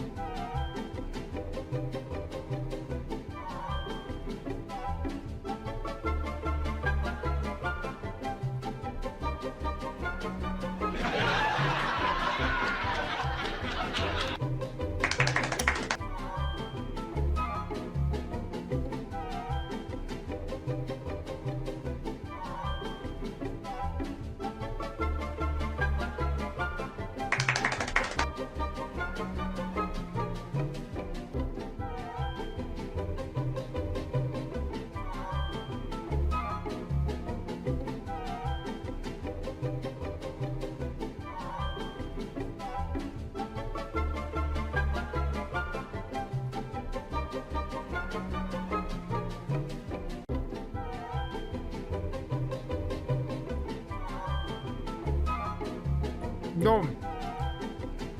Guys, I'm back. Hello, everyone. Oh, man. Oh, what the fuck? What the fuck?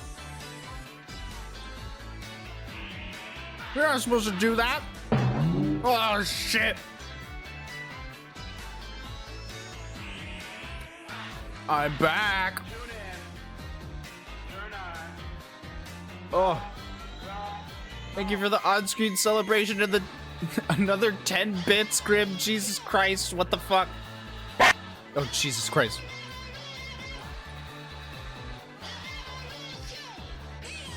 I did not drink 2 bottles of Gatorade.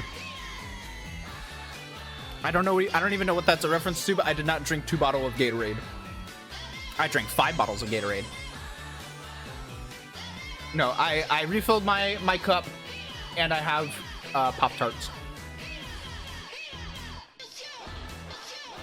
Which definitely isn't real food, but like,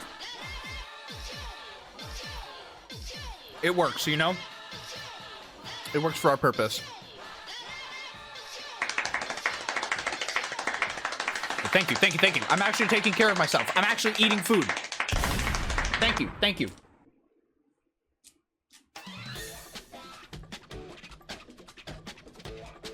I'm eating more food than most of these damn bottoms. Anyways. Where do we leave off? Content warning, yeah. Content warning, I feel like above Buckshot Roulette, below Vampire Survivors. For sure.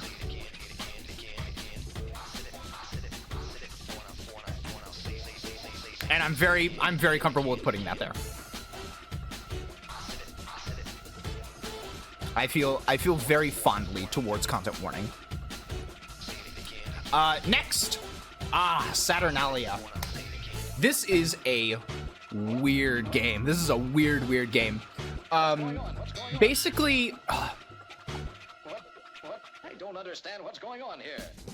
It's kind of a survival horror game, a little bit of a puzzler, where you start out playing as this woman in the top left,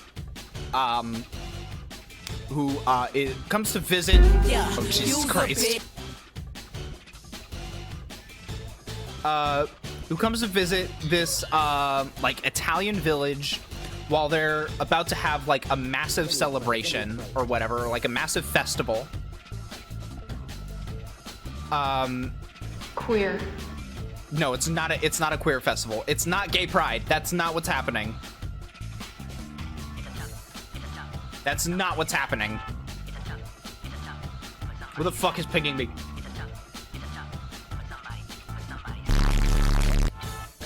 Well. Oh, I'm only one tune. 33,970. Did you ever finish Saturnalia on stream, or did you do that on your own time? I did not finish it on my own time. I still just wanted to talk about this game because, oh shit. I still just wanted to talk about this game though because I think that it's really cool and stylistically is fucking amazing. The visuals are fucking phenomenal. The story, while confusing, is still very engaging. And it is actually kind of creepy sometimes. Oh yeah, and you get to play as like multiple different characters as well, which I believe, if I remember correctly, you can switch between them at any time. But like, if one character dies or like gets captured by the monster, then you'll automatically switch over to another one. And if all the characters die, then I believe like the village shuffles itself. It's really weird, but it's really cool. Yeah, the art style is amazing. The animations are done like in a really low frame rate, so like very clearly, like, not only was it a stylistic choice, but also like it's definitely a very smart way of like keeping things easier on yourself. It's not an asymmetric horror game. This is a single player game. This is a single player game. But overall, really cool game. I wish I could say more about it, but unfortunately I cannot. I am going to put it...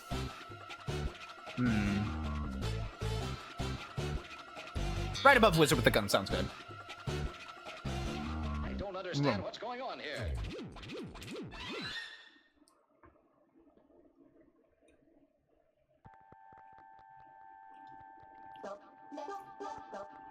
Listen, we'll get there when we get there. All right? We will get there when we get there. Believe me, there's games here that I feel indifferent about. Yeah, this is a really good song. I really like it. Yeah, I promise the C tier will get utilized eventually.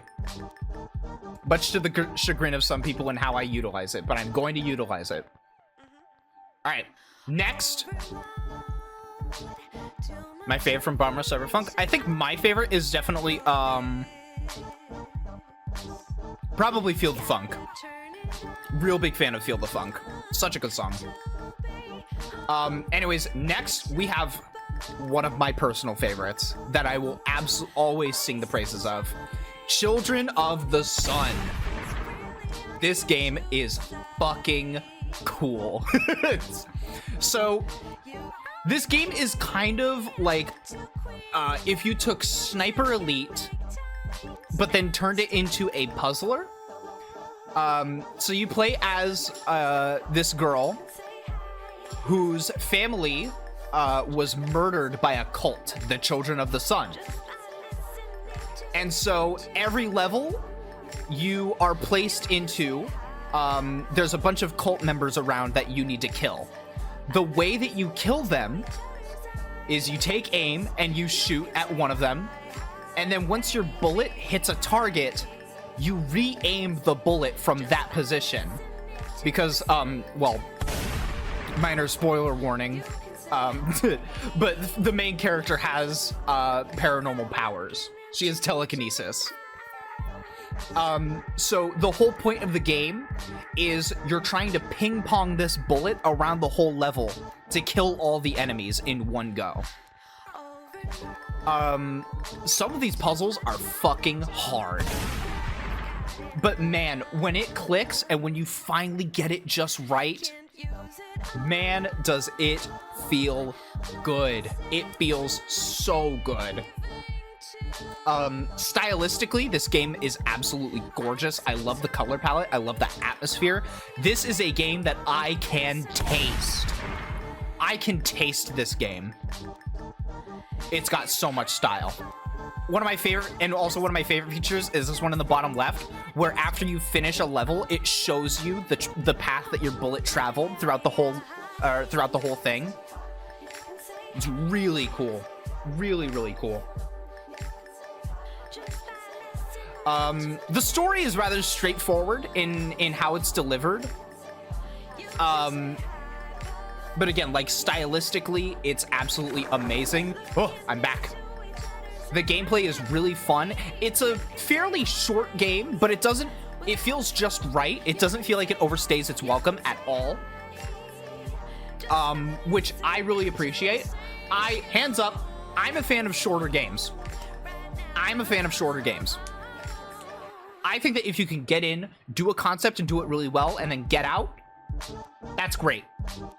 Hands up, that's great. And Children of the Sun is one of those games. It doesn't overstay its welcome. It's short, sweet, to the point. It explores its concepts very well. It could maybe have done with a couple more levels. I would have really liked that.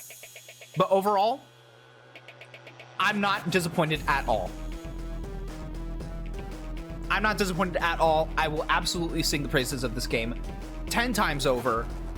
It really shot under the radar, I feel. This is another Devolver game that really shot under the radar when I think it deserved so much more.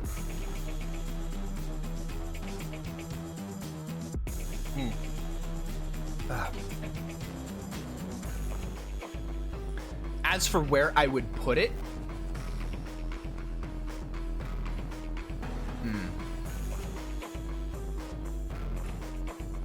above Vampire Survivors, but underneath Returnal. It's a really great game. I don't think it goes in the truly amazing category. I think it's being gatekept by Bully. Like, if I'm honest, I could maybe let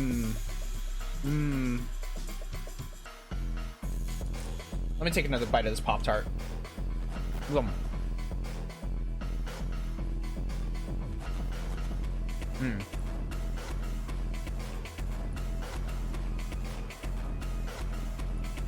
this is like my favorite game of all time. I can't play a game for more than 30 hours. Yeah. Absolutely. And I think with a lot of indie games as well, a lot of indie games just unfortunately don't have the benefit of having like a brand name to it, you know? So a lot of people aren't willing to like sit down and play an indie game for a very, very long period of time.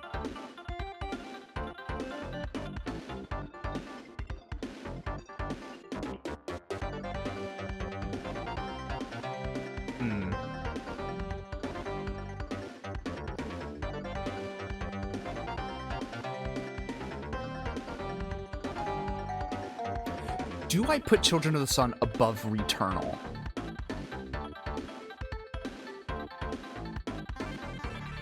No. I like this order.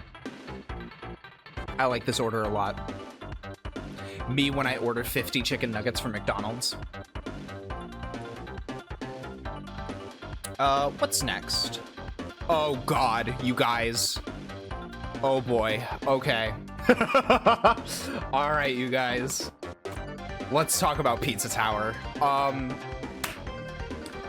I am so upset that I didn't play this game sooner. Truthfully, I am so upset that I didn't play this game sooner.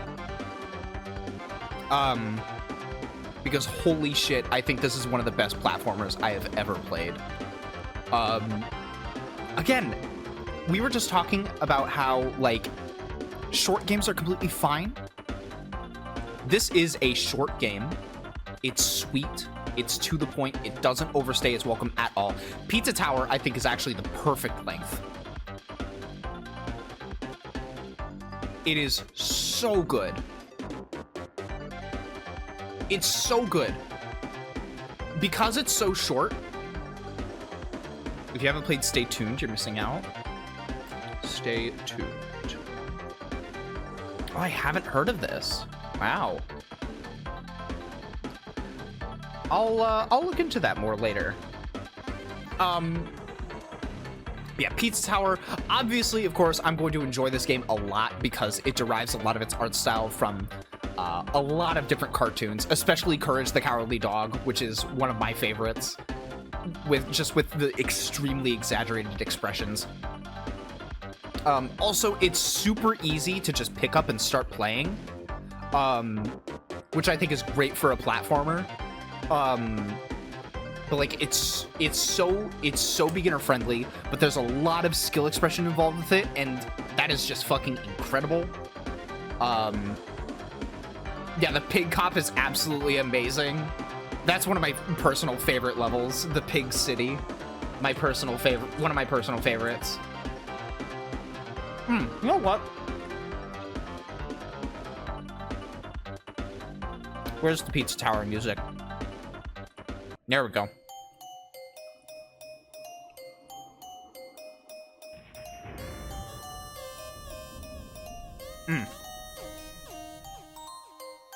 But yeah, what was I saying? Oh yeah, another great part about this game, it is fast. It is fast, it is chaotic. It feels so good. The animations are so funny. Just everything about this game just feels so good to experience. It's, I love this game. I adore this game. This is one of the few games that I would ever attempt to 100%, and I'm still working on it. I haven't gotten back to it in a while. No, yeah, genuinely, me the entire time that I played Pizza Tower. Fucking great game. Fucking phenomenal game. all the right details, all the funny details that needed to be added. It's so good. I don't even need to say anymore. Do I even need to say anymore? Also, ignore this blank space. This is from when I originally tried to upload the Pizza Tower logo and it just didn't work for whatever reason. So, but yeah, Pizza Tower. Do I even need to say more? It's an easy S tier game, but the question is, actually no, absolutely without a doubt. I love Pizza Tower more than I love Balatro. Hands up. Hands up. I adore Pizza Tower.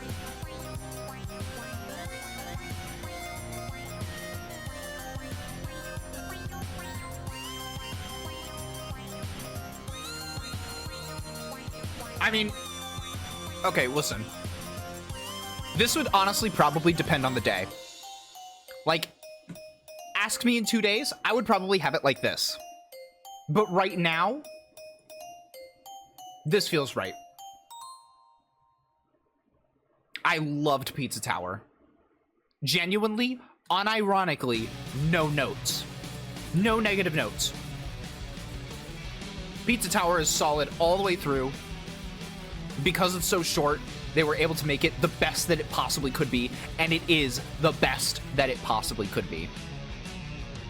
I didn't understand the hype when I first heard about Pizza Tower, then I played it and I understand. It's amazing. It's an amazing, amazing game.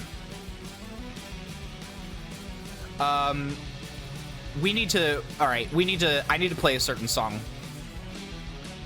for this next one.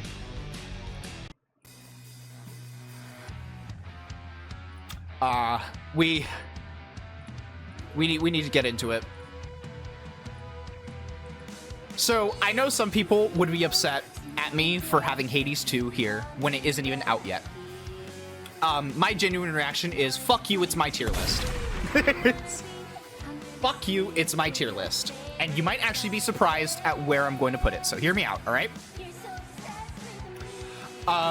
Especially after everything that I'm going to say. My honest reaction.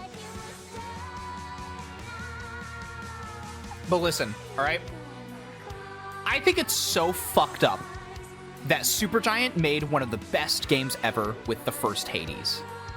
It was my game of the year of 2020. I'm gonna be honest, it was my game of the year of 2020. They made one of the best games ever.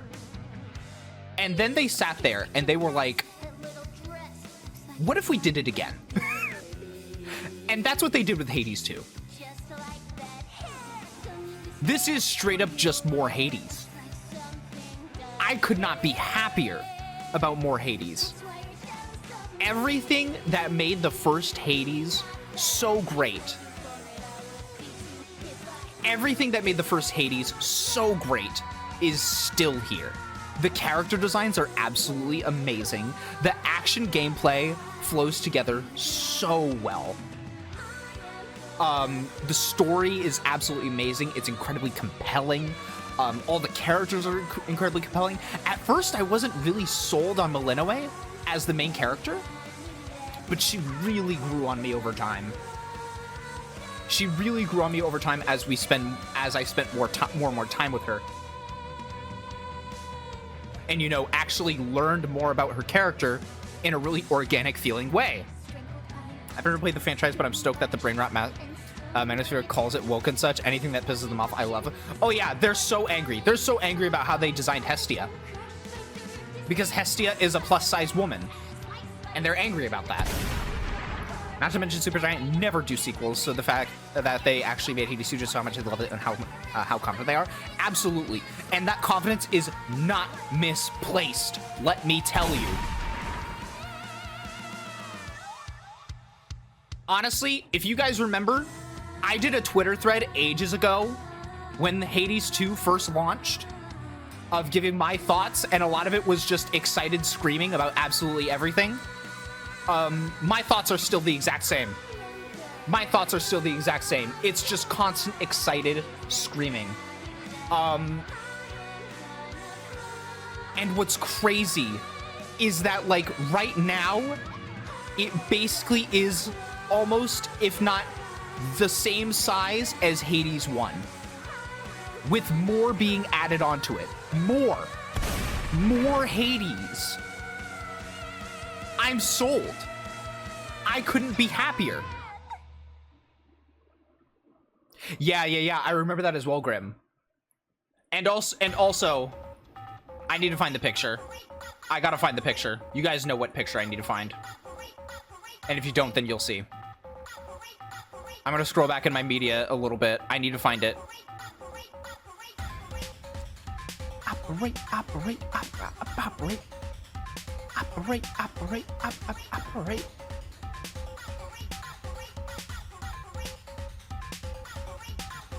I know it's here somewhere.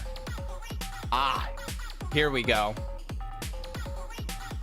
I just need to briefly bring up. Oh shit! Hello, Raiders! My name is Looney Frickle Boom. I am a cartoon dog PNG YouTuber and variety streamer. Right now, I am just doing my games of 2024 tier list, where I'm going through every game that I played for the first time this year and ranking them. And at the end, I'm going to be talking about my personal game of the year. Hello, Jinx. How are you? What were you up to? Let me give you a shout out. If you guys aren't following Jinx, please do. They are an absolute sweetheart. I freaking love Jinx Yoshi. Jinx is absolutely wonderful. He's absolutely wonderful. We're doing some Marvel Rivals. Ooh, Marvel Rivals is actually on the list. I'm gonna get to Marvel Rivals when I get to Marvel Rivals. Right now I'm just talking about Hades 2. I'm just talking about Hades 2, and I need to bring up one of the best moments I've ever experienced in video games.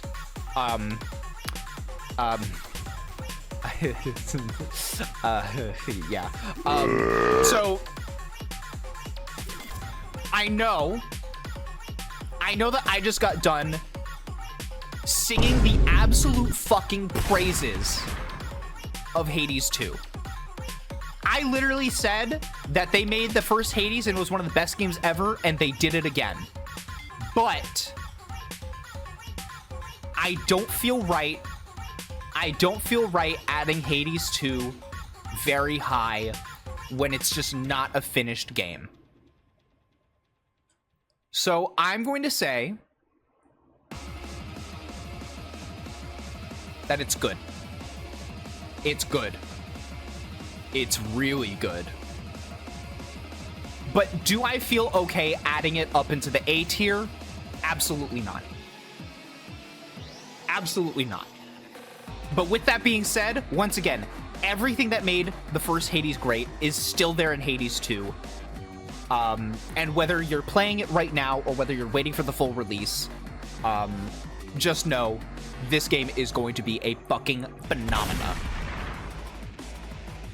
Yeah, also, Jinx, if you need to head out, if you need to get some snacks, get some water, rest up, please feel free to do so. I would take very, very, very, very good care of your community. If it was this amazing and it's still in beta, the final product will shoot. Oh yeah, absolutely. Genuinely, unironically, like, assuming, I don't expect it to at all, but assuming that Hades 2 releases in 2025, a year from now when I do this again, this is going to be the reality. Like, I hate to say it, but this is going to be the, I don't hate to say it, actually. I love Hades, but this is going to be the reality. A lurk, he's an you will. Okay, thank you for the lurk, Jinx. Have a good lurk. I'll miss you. Oh yeah, this song does absolutely fuck. But yeah, I mean, Hades 1 was my game of the year for a reason. And with the direction that they're taking Hades 2, I know for a fact that it will be. The song is The Wicked Heart by Machine Girl. It's from the Neon White soundtrack.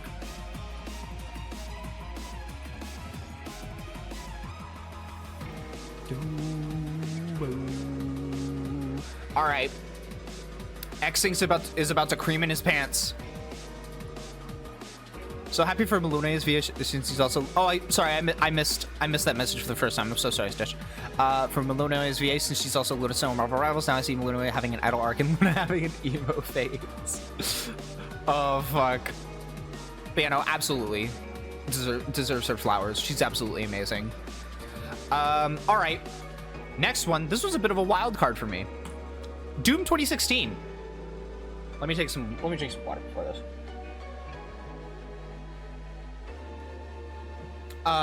So I will hand over heart. First of all, admit this is my first Doom game ever. And I haven't played enough. Not enough. I have played enough to form enough of an opinion, but I have not finished the game. Hand over heart, I will admit, I have not finished the game. With that being said, I do understand the hype. This game is so focused on the gameplay, and it does it so well. I think that combat flows super nicely. It's a very good balance of challenge. Honestly, it's extremely well balanced. All of the guns feel good to use, except for, like, I would argue, like, the basic pistol is a little... in a game that's all about the guns and the gun feel, it does leave a little bit more to be desired, and I know that, like, you're not normally supposed to use it. But still, it does leave a little bit... It leaves me wanting more out of, like, just the overall feel of using the pistol.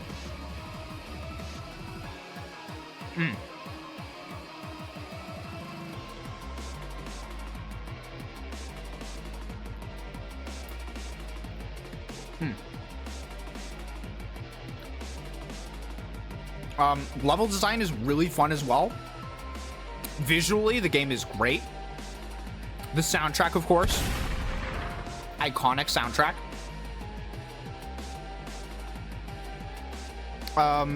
And like, see, here's the thing. All of it is really, really solid. All of it is absolutely really, really solid. Sometimes the best story is one that's very simple, gets to the point, and that's what Doom makes. Yeah, absolutely. Abso-fucking-lutely.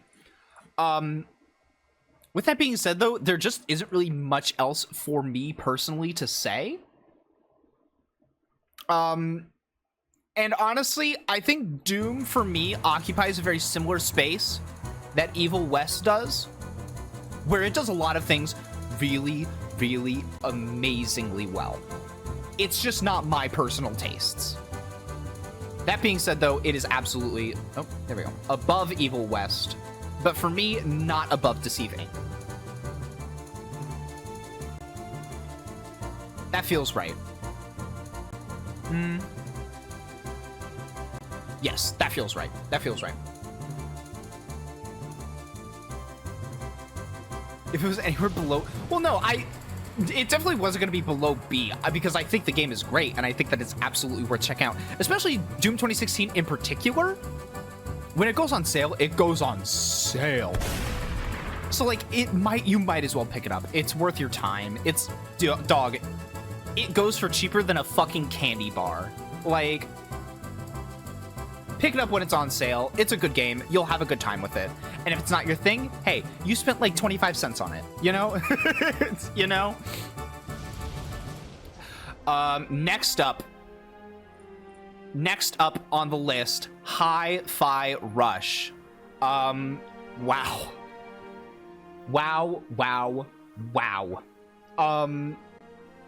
I still need to finish this game. I've gotten very far. But I do still need to finish it. But just like, oh my god. The hype is real. Like, the hype isn't misplaced for this game. This truly is one of the GOATs.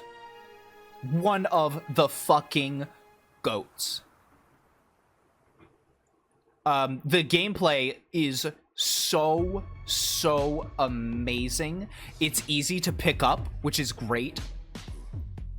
And like, honestly, like, I think on paper, it seems like this game would be really hard, but it isn't. It's so user-friendly,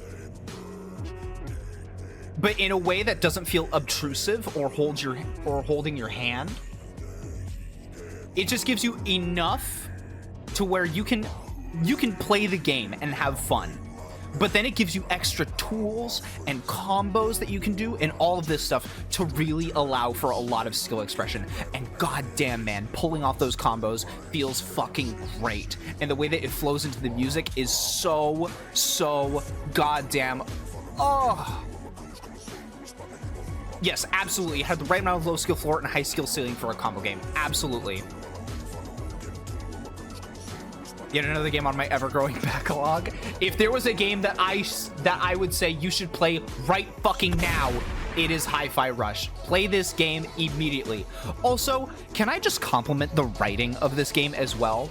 Because all of the characters are so fucking likable. I love Chai. I love Peppermint. I love, his name's Macaron, right? I didn't fuck that up, right? His name's Macaron, right? Or Macaron. I'm pretty sure. Yeah, the music is fucking great. Macaroon. Okay, thank you. Yeah, Macaroon I absolutely fucking love. Which, I mean, you know, obvious. I'm a sucker for big himbos, all right? I'm a sucker for big himbos with a big heart, all right? And, like, Macaroon is just absolutely that. He's so wonderful. And, like, even the comedy as well. They're super cheesy jokes, don't get me wrong. Like, it's very, like, Chai does something eye-roll worthy, and Peppermint is like, ugh, this guy. And it's very cheesy, but what makes it great is that you can tell that, like, the writers have taste. They have the right amount of taste level to where, like, you're not, like, cringing when something cheesy happens. You just have nothing but a big smile on your face because it's just so fucking stupid and so fun. God, what else is there to say? The environment design is so colorful and so fun and vibrant, and the fact that it all of it moves in time with the music is amazing. The enemy design is so fun. It has just the right amount of variety. They constantly introduce new mechanics, but it doesn't feel overwhelming. This game is genuinely a fucking GOAT. Is this anything like that one game where you're grinding on the power lines? I can't say I'm familiar, if I'm to be honest. This is a beat 'em up where this is a combination beat 'em up rhythm game where you do bonus damage if you do your moves in time with the music. Oh, and the boss fights. The boss fights are so fun. The boss fights are so fun. I can do nothing but sing the praises of this game. Truly. Like, this is definitely an S tier game. You know what? Above Homebody, but for me, not above Balatro. That feels right. I like that a lot. Even the first boss was very simple. Yes, absolutely. It's just... sucks that this... yeah, the studio did shut down, but I believe they got bought. I'm pretty sure they got bought. So they're good. We're good. They got bought with the IP, I'm pretty sure. Hold on. Who bought Tango Gameworks? Krafton, the publisher of PUBG and the Callisto Protocol. So they're not gone. They're not gone. Thank God. And also, like, Jesus Christ, like, what a fucking purchase to make. Literally one of the fucking greatest studios. Yeah, no, absolutely amazing game. Absolutely belongs in the truly amazing tier because it is truly amazing. But for me personally, not above Balatro. Not above Balatro. Next one, we have a big one, guys. Another big one for me. Another Crab's Treasure. I'm gonna be honest, this is my favorite Souls-like not made by FromSoft. Hands up. This is the best one. This is it. This wins. So if you're not familiar with this game, this is a Souls-like where you play as Krill, this little crab guy, and he gets his shell stolen.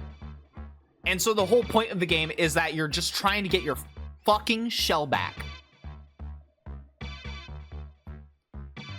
And goddamn does that take you on a fucking adventure. And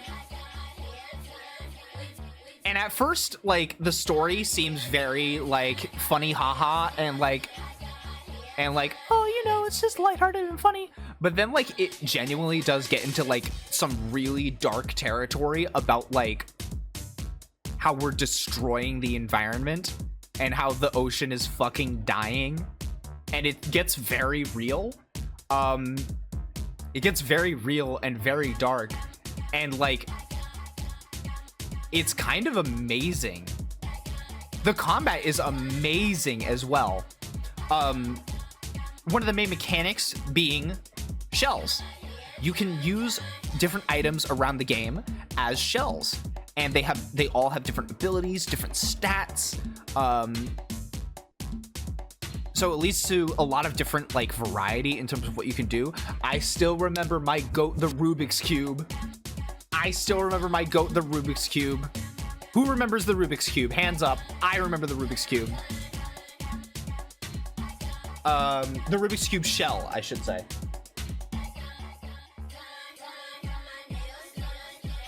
It looks infuriating, not as fair as some FromSoft games. The only boss fight that I would say is, like, truly infuriating is the second to last boss fight, the Praia Dubia. Which is just a shame because aesthetically and, like, music-wise, the Praia Dubia is the fucking, and the top left was spinning across the stage and demolishing you. I don't know if I remember that one. But, like, hold on. I need to give this its flowers. Another Crab's Treasure Praia Dubia OST. The fucking music that plays during the Praia Dubia fight is absolutely amazing. Especially, hold on, where's the part where, like, it gets crazy? Oh my god, this fucking, oh.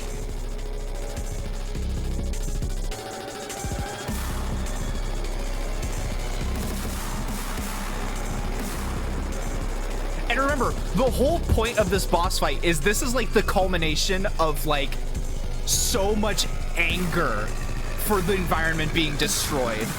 This thing hated humanity.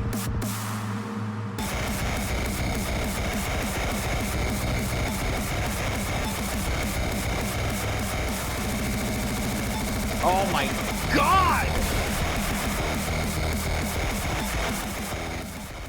Oh my god! So fucking good. And that's towards the end of the game in, like, you know, the silly little crab game, you know? But then it gets very real, and I think that's absolutely awesome. And that's a hate fuck song? Jesus Christ. And also, I think it is absolutely worth pointing out that on top of it just being a great game and a great Souls-like, it also has a lot of accessibility options. So this is also the best Souls-like for someone to get into the genre with. Because there's so many different, like, buttons and knobs that you can use to tune the game to your experience level and adjust it to how you want to play, which is so fucking needed, and I'm so grateful for it. Because this gives me a game that I can confidently recommend to people who aren't used to Souls-likes. Like Dreamy! Like Dreamy! This is a great game to get into Souls-likes. So yeah, I fucking love this game. I love this game. Another one in the S tier for me personally. This is not just what I think is the best Souls-like, not done by From Software. But this is one of my most favorite Souls-likes, period. Ooh. Definitely above Hi-Fi Rush for me, but is it above Balatro? No. It's not above Balatro. But yeah, you know I'm right though, Dreamy. Like, you know what I mean. I think that having those accessibility options is so important for people to get into these types of games, especially because I think that Souls-like games are truly special, but it's hard to talk about them because they get so often reduced to just their difficulty. I think it's important to have games like this to have people be able to get into the genre so they can actually experience the games. Anyways, what's next? Ooh. Hi, Apollo. Thank you for the 25 points to the Streamathon. Hello, Apollo. How's your Friday? How's your Friday going? Boop, boop, boop, boop, boop. Holy shit. And Stitch, thank you so much for the 25 points. So I think that brings us up to, you know, I don't feel like doing math. Where is Stitch? Wait, is that the first time that you're contributing points, Stitch? Oh, never mind. No, I see you. I see you. Don't worry. I got you. 34,020.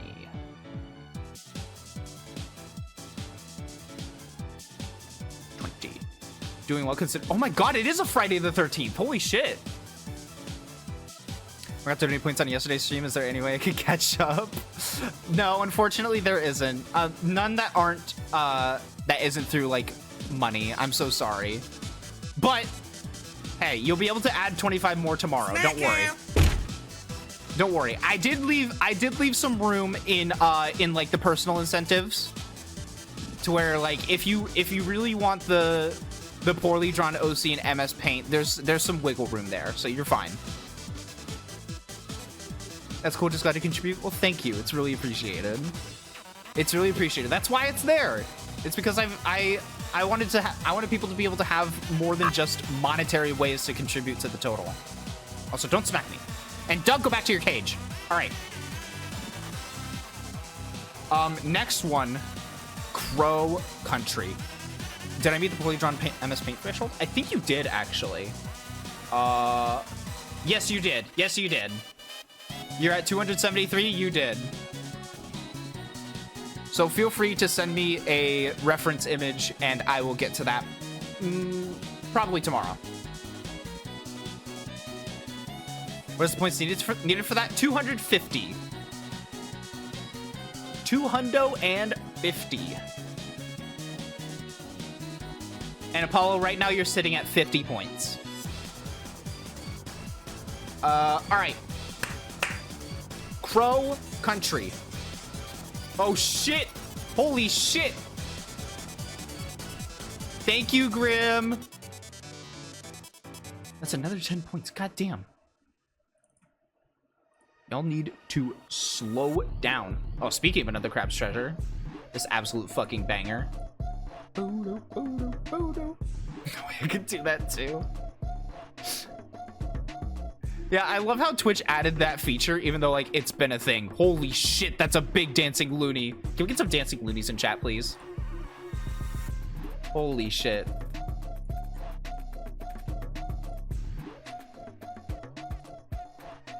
That is not a dancing loony, X-Sinks. There you go. There we go. Look at all those fuckers. All right. Next, Crow Country.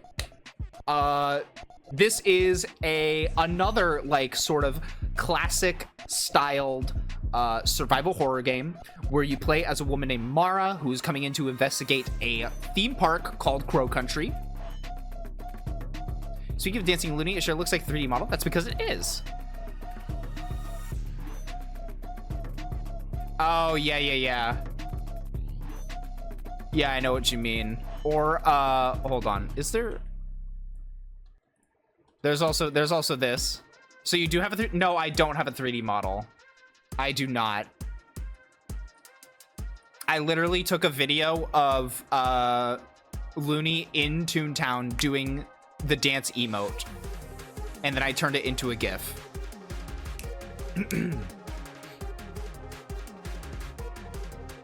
All right, where was I? Oh yeah, Crow Country. So you play as Mara. She's coming in to investigate a theme park called Crow Country because there's been it's been shut down, and there's like this whole thing going on, and there's like some sort of conspiracy. And I can't really get into it without getting into spoilers. But there's some really fishy shit going on in Crow Country.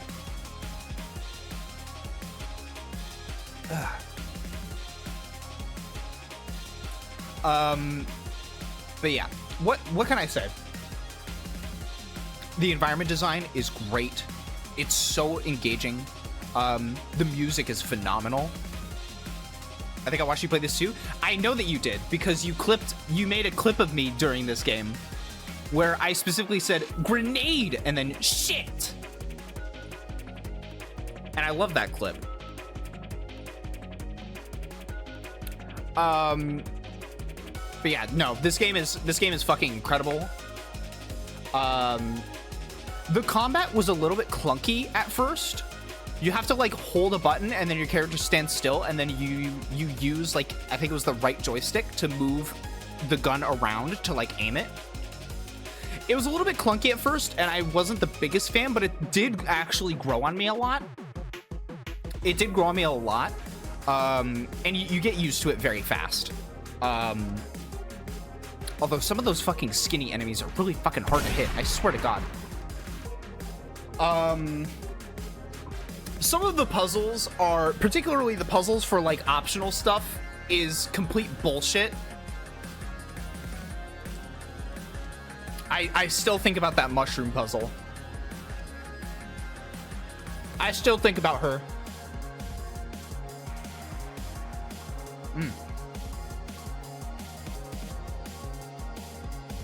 But no, that puzzle was complete bullshit. Every other puzzle in the game though was fine. It's just the optional puzzles are really, really odd. Mushroom tip? Oh, so you a mushroom tip. No, environment design is great. The setting is really fun. The story is good. This is yet again another example of a game that is short, sweet, and to the point. It didn't overstay its welcome at all, and it was completely solid the entire way through. And I'm so thankful for that. All around, this is a really solid game, and I had a great time with it.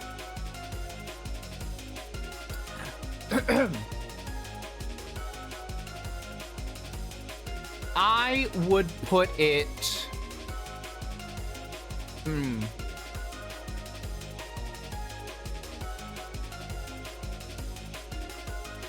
Definitely above content warning. Do I put it above Vampire Survivors, though? This is a tricky choice.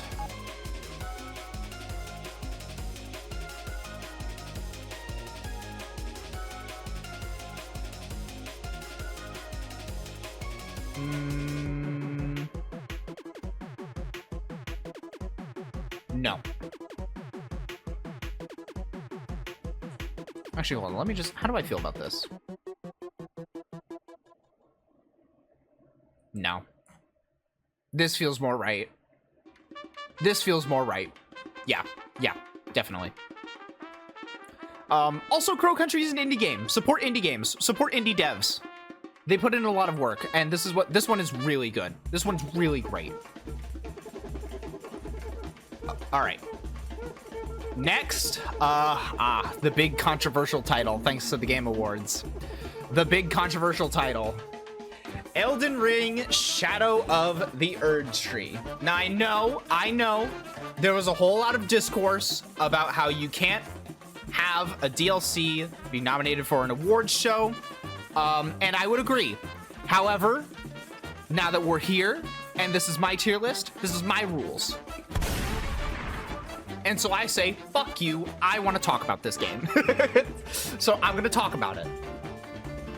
And yes, I did say game because in my mind, Shadow of the Erdtree is basically a second game on top of Elden Ring. Holy shit. My thoughts exactly. My fucking thoughts exactly. Gotta love clocking to my shift at the final boss. No, truly. Yeah, no, the final boss of this fucking DLC took me, like, genuinely, in total, I think 15 hours of attempts before I finally beat him. But goddamn, man, did it feel good. How do I talk about this? There's like genuinely so much to talk about. This is such a big DLC. I built the wall. Well, you see, because I don't have the wall, because I'm a sorcery build. I'm very familiar with the concept of DLCs being whole ass games because that's literally every Xenoblade DLC. Fair enough, fair enough. But yeah, like, the setting is so cool. The lands, or the Shadow Realm, I believe that's what it was called, or the Realm of Shadow? Realm of Shadow, that's what it's called. The Realm of Shadow is absolutely amazing. Such a cool setting. The lore, holy shit. Finally getting cohesive lore and like getting lore answers for a lot of shit was so satisfying and so rewarding, and it was so fun to just piece together the story through the events of the game and the bosses. It was all so cool. Underwent twink death and respected into a strength build, and I became a shield daddy. Fair enough. Fair enough. I've stuck with my sorcery build because I love sorceries too much. They're so fun. But yeah, and also this DLC having its own progression, I actually really liked. I actually really enjoyed it. I know some people weren't the biggest fans of it. I actually really enjoyed it. I know as well. The big talking point with this DLC is there's a lot of people who don't like the difficulty, who think that it's too hard. However, I do think that it is just worth very quickly saying that if you're bitching and whining and complaining about the difficulty of the DLC, and fucking Kai Cenat is saying that it's a skill issue and that you should quit complaining and go fight, I think you might be in the wrong. I'm so sorry. I think you might be in the wrong. With that being said, though, I do want to have a little bit more of a nuanced discussion about the difficulty in this DLC. Because there's one particular issue that I have with it. And it's the same issue, or at least a very similar issue that I had with Lies of P, with some of the bosses in Lies of P. Which is that, yes, this DLC is really hard. And sometimes that it feels really rewarding and great. Like my experience with the final boss. I spent 15 hours on that fight. And when I finally beat it, when I finally cracked the code, I felt great. But that wasn't the case with every single boss. Some bosses, not all of them, mind you, maybe only a handful, and there's quite a few bosses in this DLC. But a handful of bosses in this DLC, when I beat them, after they kicked my ass over and over and over again, it didn't feel like I had climbed up that hill to reach that victory. It felt like I got lucky. It felt like I had just lucked out and I was able to get further than I was before, rather than the typical natural progression of fighting a Souls boss. The biggest example that I can think of is this bitch right here on screen. Fucking Mesmer. Fucking in the embrace of Mesmer's flame looking ass. He kicked my ass for hours. And then I got to phase 2. And I was like, holy shit, this is insane. How am I going to do this? And then, like, out of nowhere, after getting my ass beat a couple times by phase 2, eventually, like, I just won. And I was just sat there like, how did I do that? How did I pull that off? Me after you said that? And see, that's part of the problem with having this discussion, right? Is that, like, that's very much so my experience. That's not going to be the experience for everyone. And, like, I would write it off as a fluke if it weren't for the fact that it did happen several times. So it's just kind of like, eh. All right.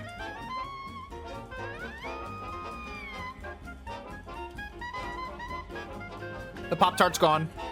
My full attention is now devoted to stream. So with that being said, though, despite what I just said and the big critique that I have of this DLC, this game still held my attention so fucking well, and had me enraptured from beginning to end. Oh, in the embrace of Mesmer's flame. Okay, never mind. Sorry, didn't mean to trigger flashbacks. With that being said, though, Shadow of the Erd Tree is definitely an S tier for me. I'm gonna say above Another Crouched Treasure, but not above Balatro.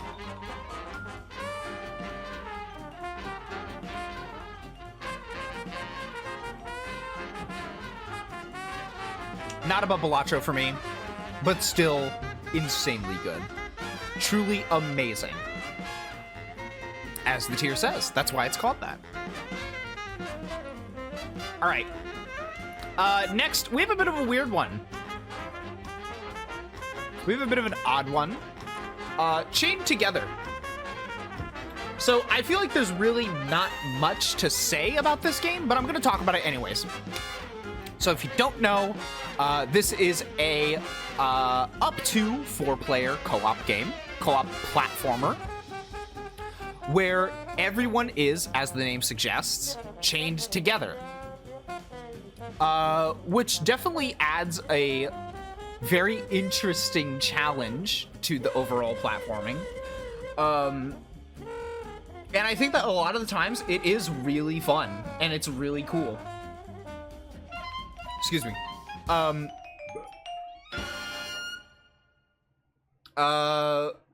With that being said, though, also, yes, it was really funny. It was also very funny. Overall, it's an absolutely great time.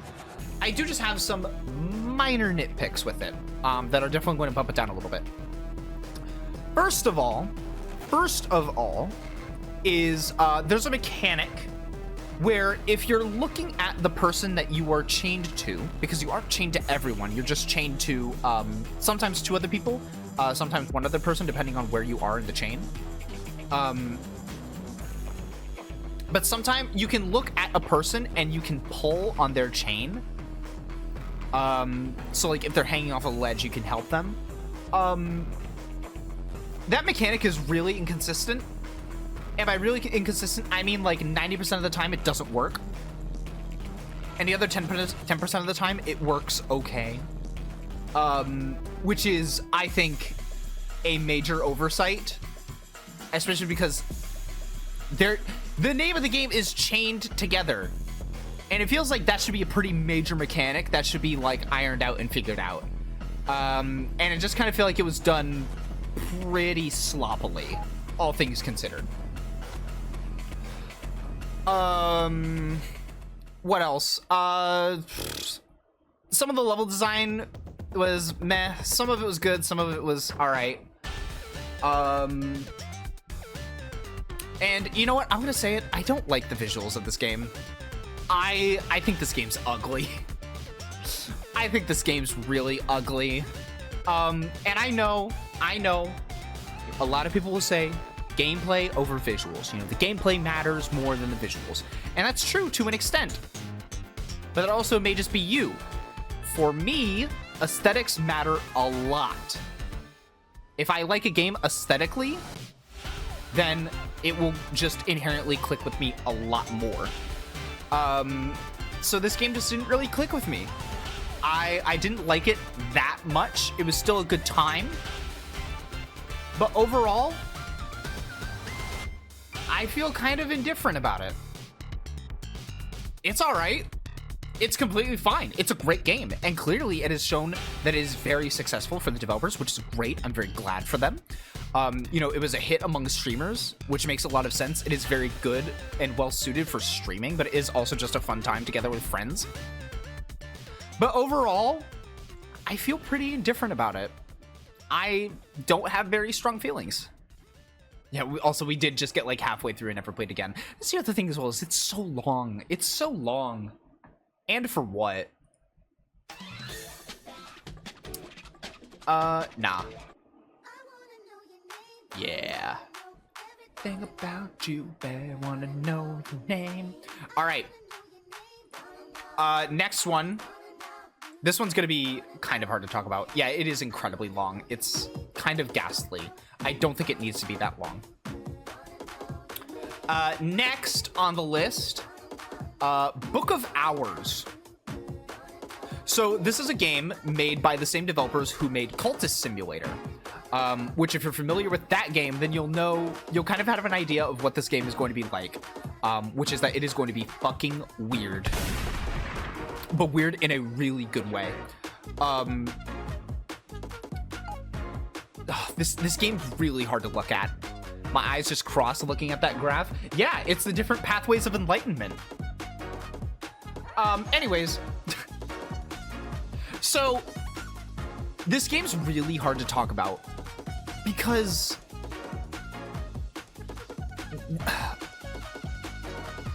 like what is this game? It's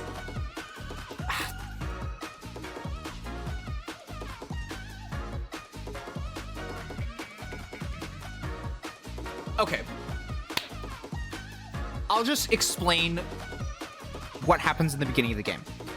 Basically, you are a librarian who has crash landed off of their ship into Brankrug Village because you're here to take care of a centuries-old house called the Hush House.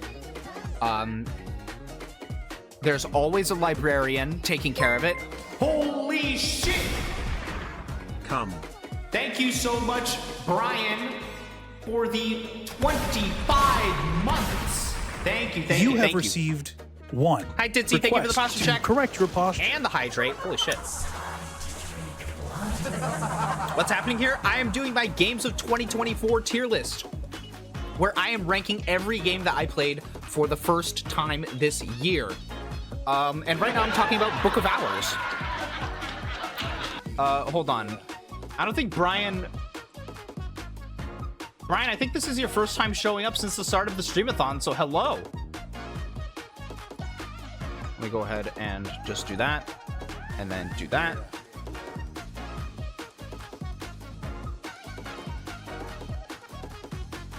But yeah, right now I'm just talking about Book of Hours. And I'm just describing the beginning of this game because this is a really hard game to talk about because it's so weird and strange. So yeah, so basically Hush House has always had a librarian taking care of it. You are the next librarian to look after the house. But when you get there, not only is the house locked, but when you get inside, every room is locked. You need to do you need to meet certain requirements of certain stats in order to unlock the rooms. So that's kind of, at least from what I can tell, I haven't finished the game. Because it's a really hard game. It's a really complex game. But it's also so compelling. The world that they build is so interesting, and the structure of the world that they build is so incredibly interesting. I will say the world described in Book of Hours is much more grounded than the world described in Cultist Simulator, but it still has a lot of that flair, a lot of that like seeing visions of the edge of the world type of world building that's really fascinating and really enrapturing. This game's not for everyone. I will say that straight up. This game is not for everyone, and it will not be for everyone. But if you like weird stuff, if you like getting super invested in very in-depth worlds, if you like reading, then I recommend Book of Hours. Which, yeah, that's also the other big part. You up these stats by researching things that you find inside of Hush House as you unlock rooms, corresponding with people who have knowledge about these things that you don't know a whole lot about. I guess that's the best way that I could describe it then. It's a game about learning things. It's a game about learning things that you're not supposed to learn about. And it's so delicious. It's so delicious. It has so much style, so much world building. And again, not for everyone, but it is something that is very up my alley.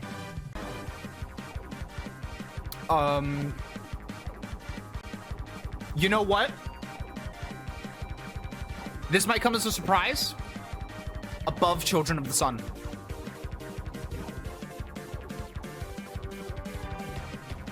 It's above Children of the Sun for me. I cannot get enough of this game's world building. List rundown? Absolutely. Holy shit. Thank you, Grim. Where are you on the list? There you are. 34660.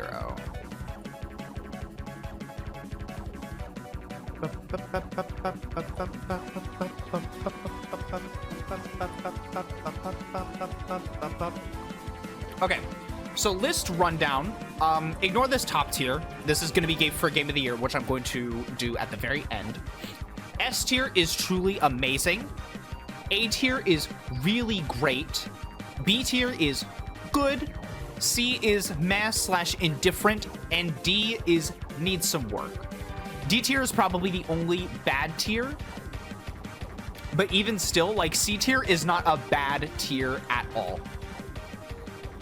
A lot of this tier list is going to be just my personal tastes, which from top to bottom right now we have Alan Wake 2, Pizza Tower, Balatro, Elden Ring Shadow of the Erd Tree, Another Crab's Treasure, Hi-Fi Rush, Homebody, Bully, Returnal, Book of Hours, Children of the Sun, Vampire Survivors, Crow Country, Content Warning, Buckshot Roulette, Hades 2, A Little to the Left, Jet Set Radio, Shadows of Doubt, Trombone Champ, Deceive Inc., Doom, Evil West, Saturnalia, Wizard with a Gun, Chained Together, and then Suckerland. I see a lack of a dog shit year? Yeah, because I'm not here to shit on games. I'm not here to shit on games and trash on games. If you want to watch someone trash on games, then, I don't know, go fucking watch The Angry Video Game Nerd. I'm not here to trash on video games. I'm here to sing the praises of video games. There's already so many people that trash on video games all the time. I'm not here to do that. The reason why I put Hades 2 in B is just because I don't feel right putting Hades 2 any higher while it is still an unfinished game. And that's on period. Yes, I did do the hand motion. Thank you for asking. Also, thank you for the biddies, Grim.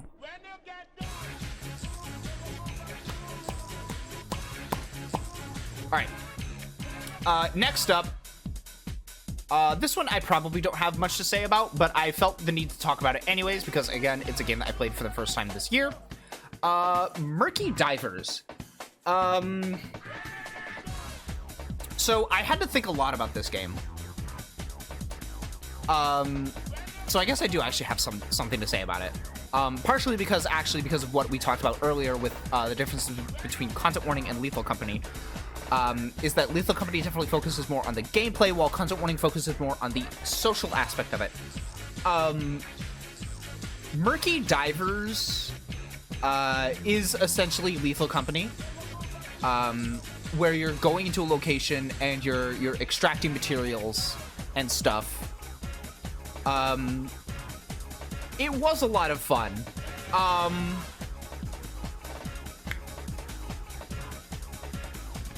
But how do I word this? I don't say that in a way where, like, I'm not saying that because I'm like trying to find a way to be nicer. No, I'm genuinely trying to find the words.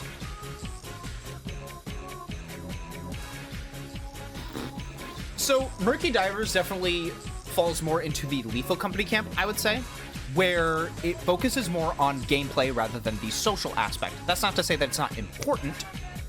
Just like on Lethal Company, it's not necessarily that it isn't important. But gameplay definitely takes a step forward in Murky Divers. And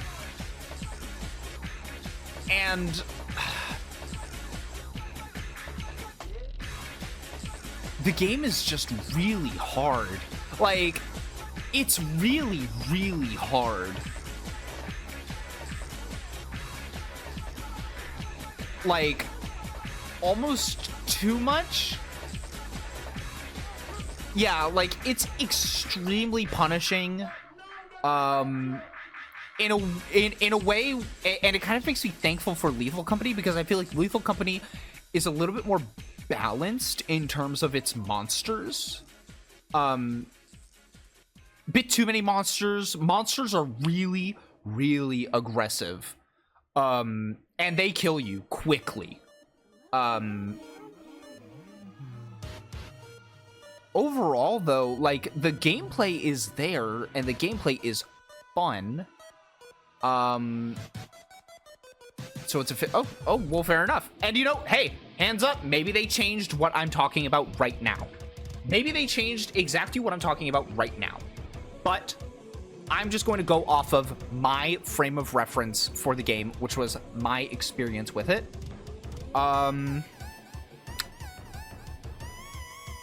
So I'm going to say I feel meh/indifferent, but definitely I would be more inclined to play Murky Divers over Chained Together.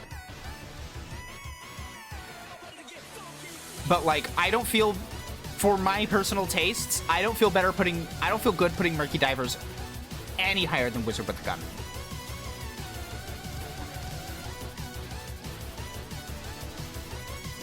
Next up on the list is Pepper Grinder. Once again, going back to the camp of, okay, I have a feeling I know what game of the year was after seeing what's left. Hey man, we'll get there when we get there, all right? We've got games to go through. Pepper Grinder. So again, circling back to short, sweet, and to the point. This game is short, sweet, and to the point. And actually, funnily enough, released right after Venture in Overwatch came out, which I think is so funny and so fitting. Yeah, just wow. Wow, wow, wow. This game flows so well. The drilling mechanic really does make you feel like, and this might be a kind of weird analogy, but I think it's the best way to describe it. The drill makes you feel like you're a dolphin, like swimming very quickly through water, except your water in this case is dirt. And also, once again, can we just give a shout out to games that use gems for its points? It flows so well. The mechanics are super fun. I would actually say my biggest complaint is that I would have liked a little bit more. I would have loved to have a little bit more. With that being said, though, I'm not at all disappointed in what I got to play. I do kind of wish there was a little bit more. This song fucks too? Yeah, it's from the Pizza Tower soundtrack. Yeah, I do just wish there was a little bit more. Visualize, the color palette is amazing. The game mechanics are so fun. It's just all around a really solid game. I'm gonna put it in B, beneath Hades. Beneath Hades, above a little to the left. I think that's right where it belongs. Next up, we have My Friendly Neighborhood. So this is yet another like kind of classic styled survival horror, except it's in first person this time. It's a first person shooter. And in a world so full, I don't feel like listening to the song. Hot take, I know, but I don't feel like listening to that. You know what? Actually, let's go back to the Christmas playlist. Yeah, it's Resident Evil on Sesame Street, and that's great. I love that. I absolutely love that. And it's so refreshing in a world full of mascot horror games. I think this game is the biggest bait and switch ever, because it makes you think that this is going to be just another generic ass mascot horror game. But then it does it pulls the rug out from beneath your feet and genuinely does something that's really fun, engaging, interesting, challenging, but rewarding. Has a fun story, fun characters, interesting gameplay, interesting puzzles. All of the guns feel great to use. This game is all around just a fucking treat and an amazing time. And the best game mechanic ever, right-clicking to flip your gun. Or to just flip whatever weapon you have in your hand. Best mechanic they could have ever added.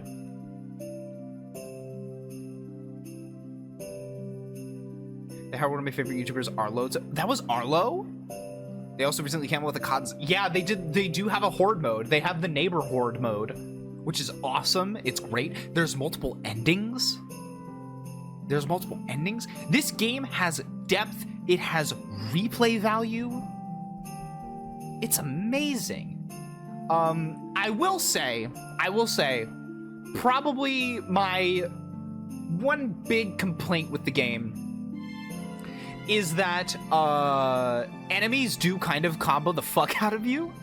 Like, one of them will grab you and then you like shove back and you land on the floor and then you get up and then another one will grab you immediately and you'll shuffle back and forth and land on the floor. And that can get kind of tiring and kind of tiring at best and really annoying at worst. You gotta yeah, you do, but there's only so many duct tapes. You can only get so much duct tape. So you need to use it wisely. Which is fine. That's not a problem. The problem is more so just the frustration of getting stun locked. Maybe there's enough to duct tape everyone and I just don't remember, and I just didn't fully explore enough. But still, otherwise though, this is a really, really solid game. And a great time. Higher than Returnal. Higher than Returnal for me.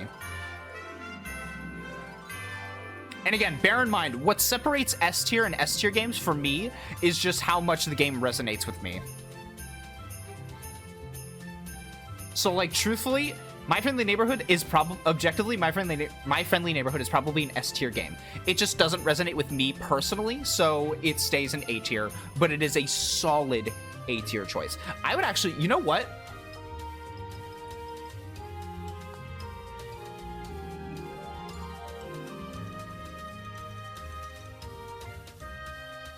That feels right. That feels right. I'm not gonna lie. That feels right. Oh boy. Oh boy, oh boy. Next up on the list. This is a big one for me. This one was a big one for me. World of Goo 2. So I mentioned it in my original World of Goo playthrough, which is actually available as VODs on my VOD channel.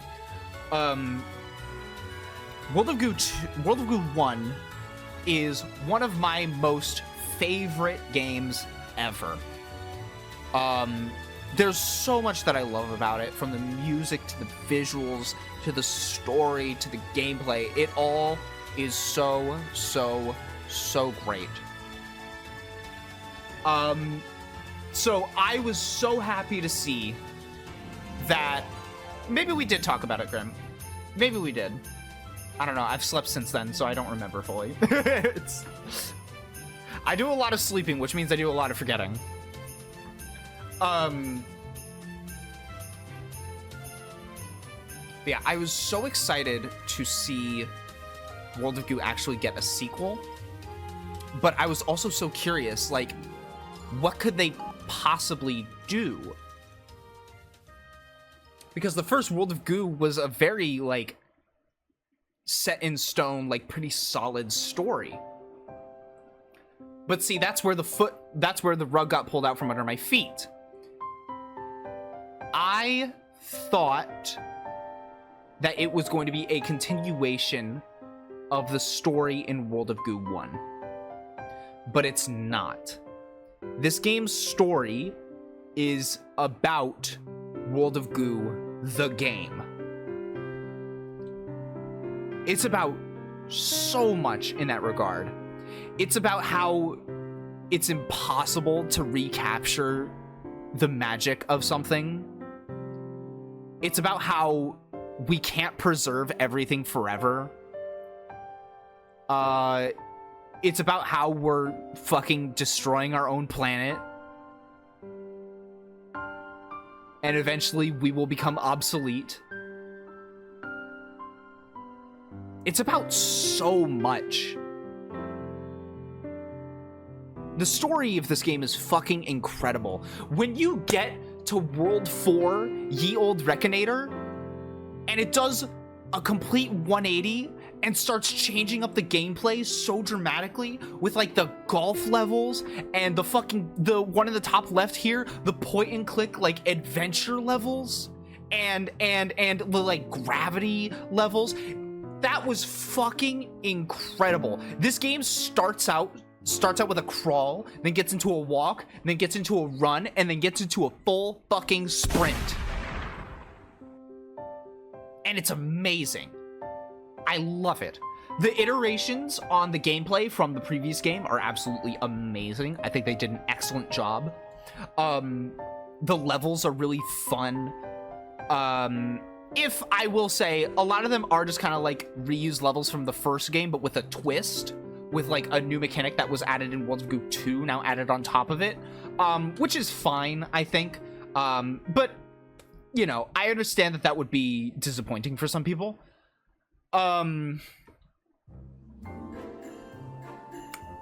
What else? What else can I talk about? Oh, of course, I need to talk about the fact, just like how I talked with Alan Wake 2, while it isn't a problem for me, I know it's going to be a problem for a lot of people. This game is an Epic exclusive.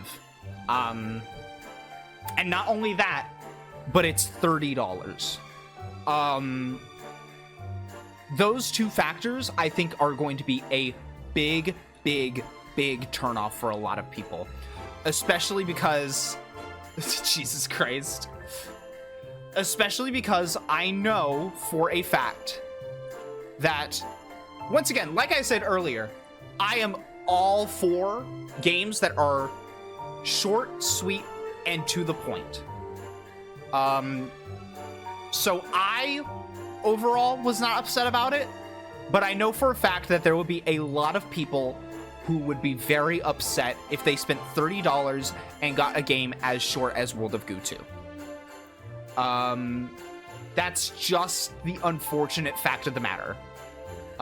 Again, it doesn't upset me personally. I'm still completely happy with what I got. I couldn't be happier with how this game followed up the first World of Goo in ways that I didn't even expect, that I didn't even think were possible. So many moments in this game that sent absolute chills down my spine. And also the music. Hold on. We gotta listen to some music for a second. Hold on. Where's the Atomic Express theme?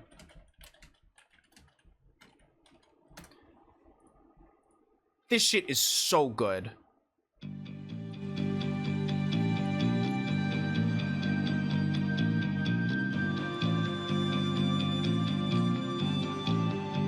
Some Guzik? Fuck off.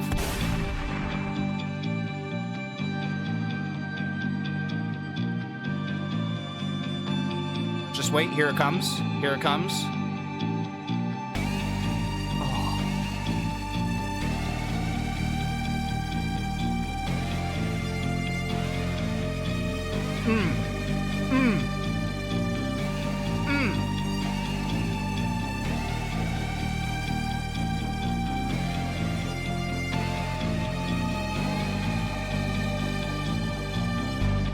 Absolutely fucking delicious. Fucking delicious. The music of this game never fails.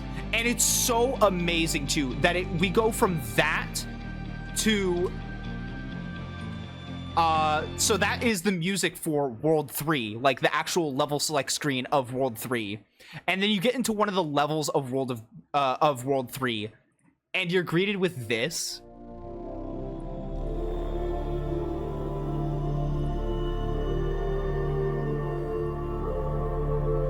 The atmosphere. The atmosphere, y'all.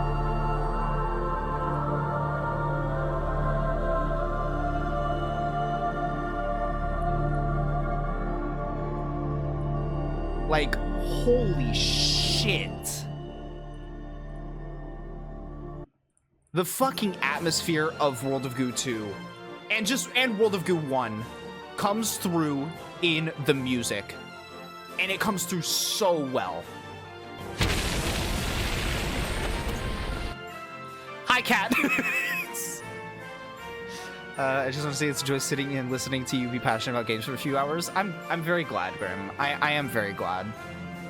I like to do this. I like to talk about video games. I love, guys.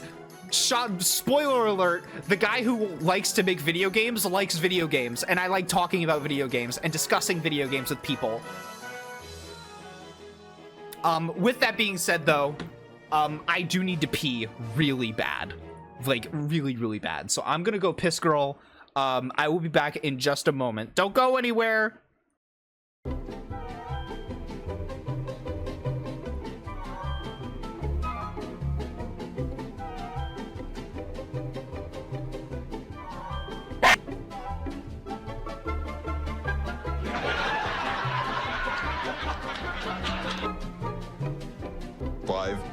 Cigarettes.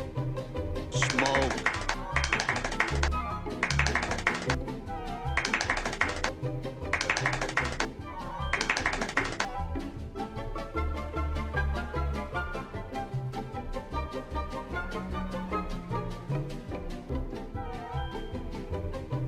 Peter, the horse is here.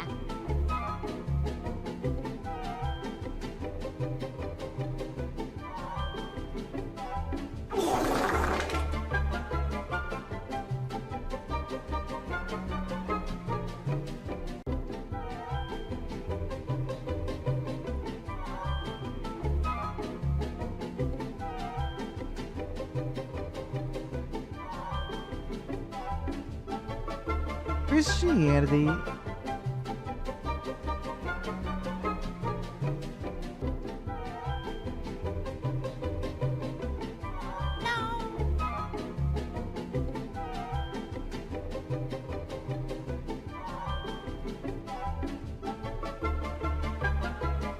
Oh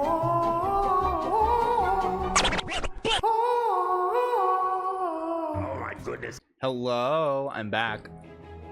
All right. Did I place the game yet? No, I did not. All right.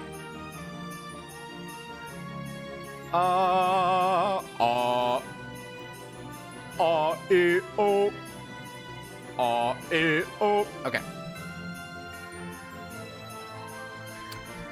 So in terms of my personal placement for World of Goo 2,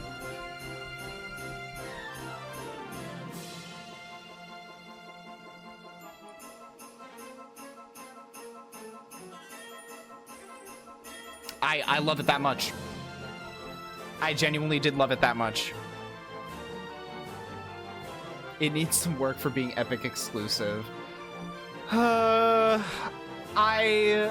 wish that this game was more widely available, and hopefully it does become more widely available at some point. Yeah, unfortunately, I cannot recommend this game unless it's on sale. If it's on sale, then absolutely pick it up. But yeah, you know, it's fine. It's fine. I still loved it. I still had an absolutely amazing time with it.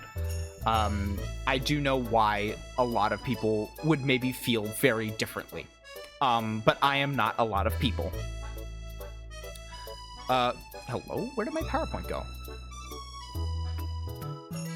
Where's my PowerPoint?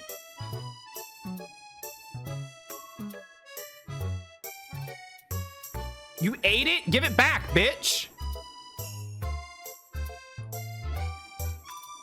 Hold on. What the fuck is going on?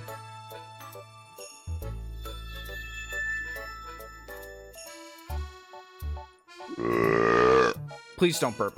Please don't burp while I'm trying to figure this out. Please. From current slide. Switch views.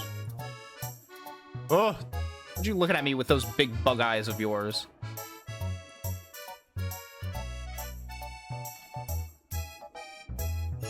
Wait, what am I saying? They're my eyes. Stop burping. Fucking heathens.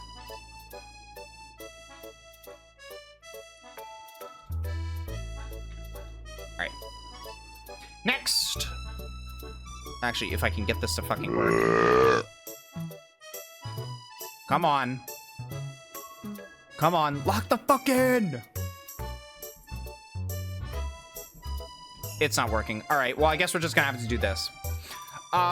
Anyways, next up, The Crush House. I followed the development of this game very closely, so I was very, very, very excited for it.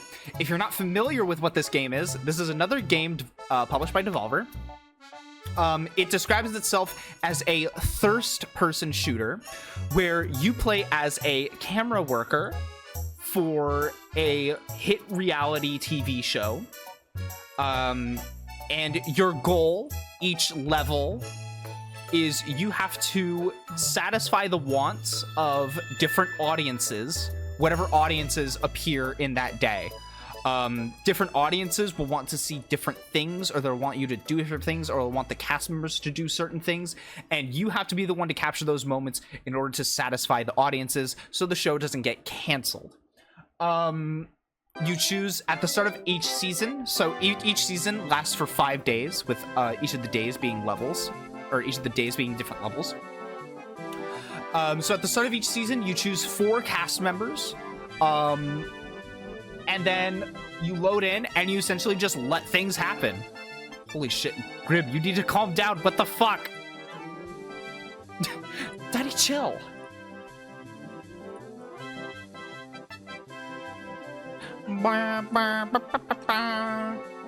Alright.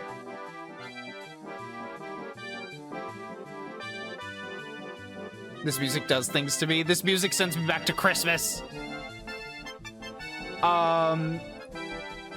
But yeah, this game is really, really cool. A lot of it is just kind of like a, like... Can you believe it, guys? I shouldn't have said it. I shouldn't have said it. Why did I say it? Where's Xinks? Where's Big Weld? Sends me to the game over screen. You deserve it, though. You deserve it, though. Like, really. Anyways. Losing my train of thought. So, overall, a lot of this game is just kind of like a sit there and watch things happen type of game. Which is going to be really boring for a lot of people. It's going to be really boring for a lot of people. If you're not into... this game is very much so, like...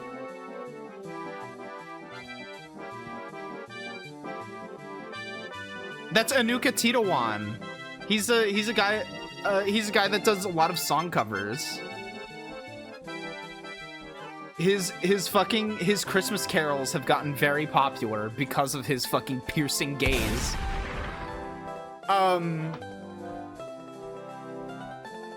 But what was I saying?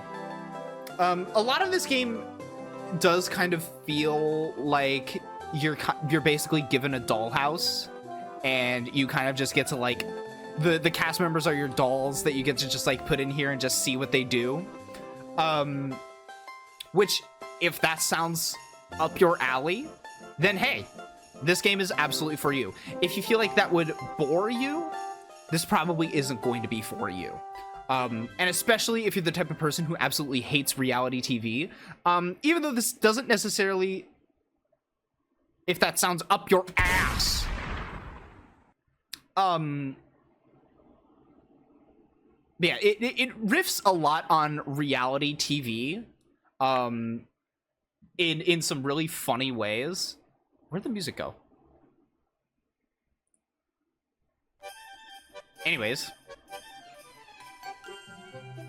even though this game doesn't exactly show the most glowing, it isn't exactly the most positively glowing representation of reality TV. In fact, I would say it's actually a pretty big riff on it, especially due to certain story beats that happen. Which, that's the other thing as well, is that, like, this game takes a very dark twist in terms of its story, and there is an overarching story going on that's really interesting. And the whole point of the game is that, like, you're trying to uncover the secrets of the Crush House. Which is a very fun part about the game. Also, the character design is just absolutely amazing. I love the cast members so much. Shout out to Milo. Oh my god. So fucking hot. But no, this game is really fun. My biggest complaint about it is that it does get rather repetitive. Even if you're like me and the type of person who's fine with just like kind of sitting and observing, it does eventually get very samey after a certain point. And I should also mention as well that, like, the technology going on in this game is, like, truly impressive. Like, I don't know how they pulled off what they did, but, like, it's genuinely very impressive and really cool how they pulled this off. And again, it's another game about filming stuff, which is also really cool. And fun fact, one of the developers of this game, or actually I think the director of this game, is friends with one of the people who worked on Content Warning. But they didn't know that they were both working on a game about filming stuff at the exact same time. So it's really interesting how these games happened around the same time, and they had very similar concepts, but executed in very different ways. Yeah, overall, the Crush House is a really good time. It's very fun. It's cool. It's fun to just kind of like sit there and just observe and just watch what happens. You're essentially a voyeur is what it is, really. You're just a voyeur is what it is. With that being said, though, Where would I put this game?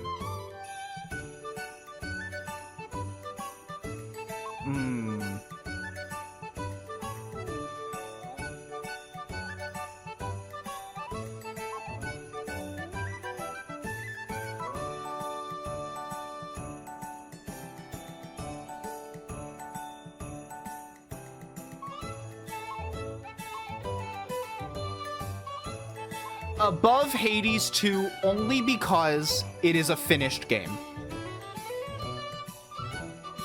D tier not nearly enough sex? Fuck off.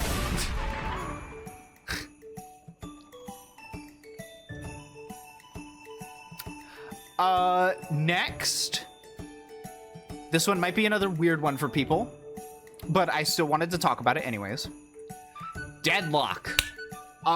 So this is Valve's unreleased 6v6 shooter. I got into the private test of the game in, I believe, mid to late June, and I had to stay completely silent about it for months until it officially went public. Yeah, it's a 6v6 strategic shooter. Also, yes, I did choose the dead cock logo. And also credit to Tarth as well for this art piece. Because Dynamo, my absolute goat. I love Dynamo so much. And Tarth drew me and Dynamo together. And I love it. It's actually my Discord profile picture right now. This picture is my Discord profile picture right now. Yeah, right now the game is in a really experimental spot. So it is very, very, very rough around the edges.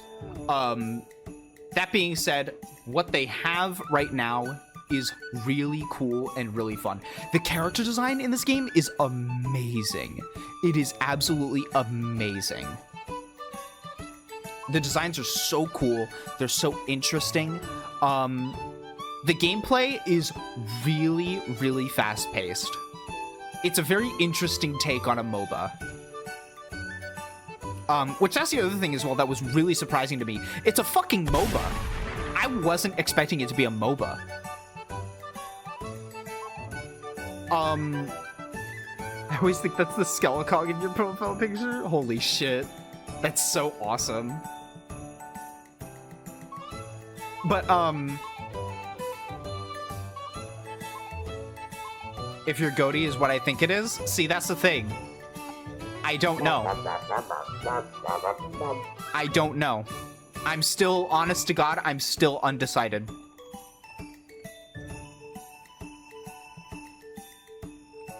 Anyways. I really like Deadlock. Right now it is very rough around the edges. There is a lot to complain about, which is completely fair and completely valid. There is a lot.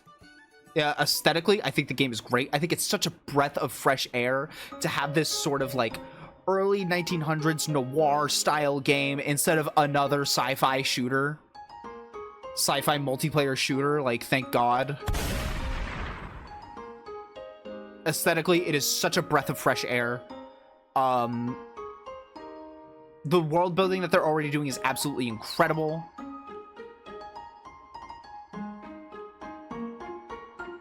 Okay, thank you for stopping by, Brian. I appreciate it. But yeah, no, this, I really, really, really like Deadlock a lot. Thank you, Fossil. I know a lot of people don't like it, but I, right now, am a really big fan. Thank you for the hydrate, Fossil. I'm getting too much money. What was that, dude? Grim Gearheart cheered Dex31. Thanks, Grim. I'm not gonna lie, that caught me by surprise a bit.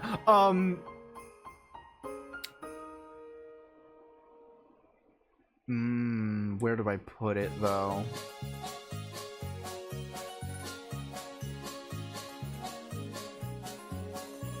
That feels right. I like My Friendly Neighborhood more than I like... No. As I was saying it out loud, I realized.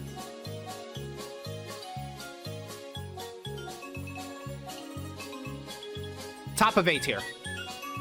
Top of A tier.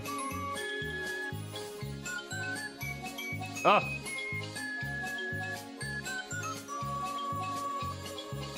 Yeah, cat? Yeah? Yeah?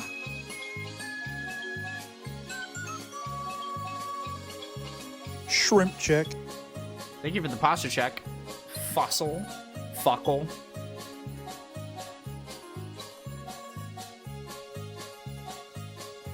Where does that put us now?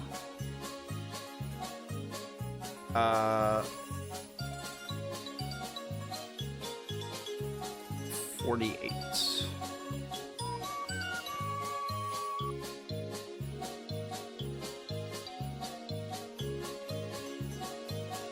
Fix your back, you furry white boy. I'm not a furry. Anyways. Next. Epic Mickey rebrushed. Any hot takes yet? I don't know.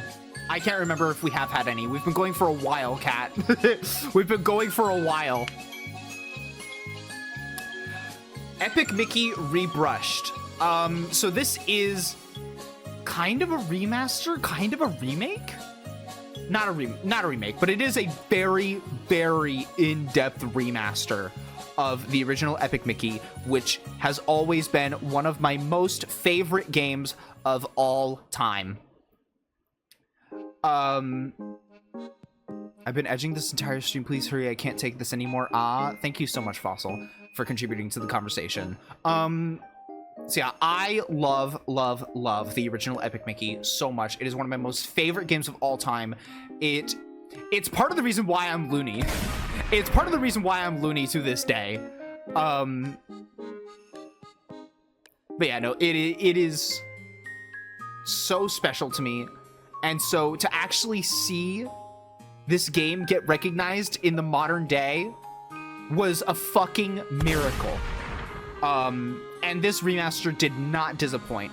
Not only does the game look absolutely fucking gorgeous, but the entire original game is completely intact.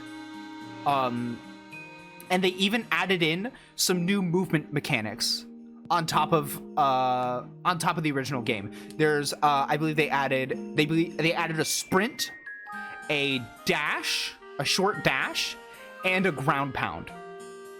And honest to God, these new additional movement options make the game feel so much more fun, so much more fluid, so much faster, which is nice because the original game does kind of feel a little bit sluggish.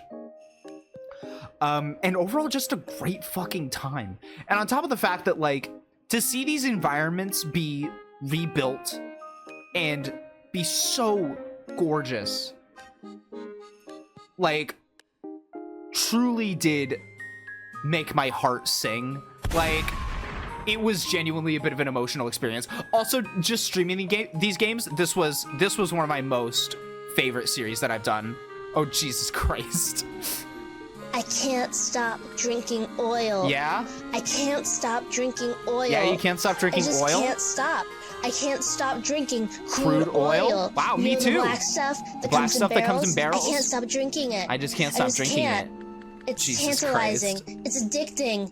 It is a delicacy. I love it. I can't stop drinking oil. Crude oil. I can't stop guzzling it. Gulping it down. Thank you for the biddies, Graham. Alright.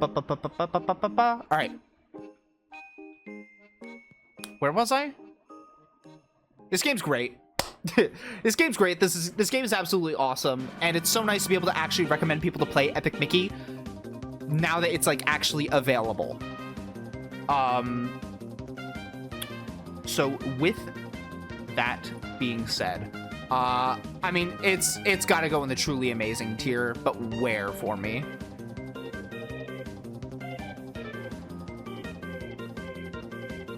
Yes, it was very fun to stream. I had a great time with it. And I was so happy to be able to share one of my most favorite games of all time with all of you. That was truly special. I'm gonna say above World of Goo 2, but not above Another Crab's Treasure.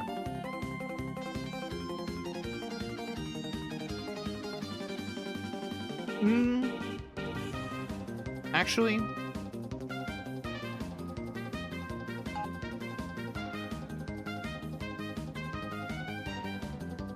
yeah, I like that. I like that a lot more. I like that a lot more. Okay. Oh shit.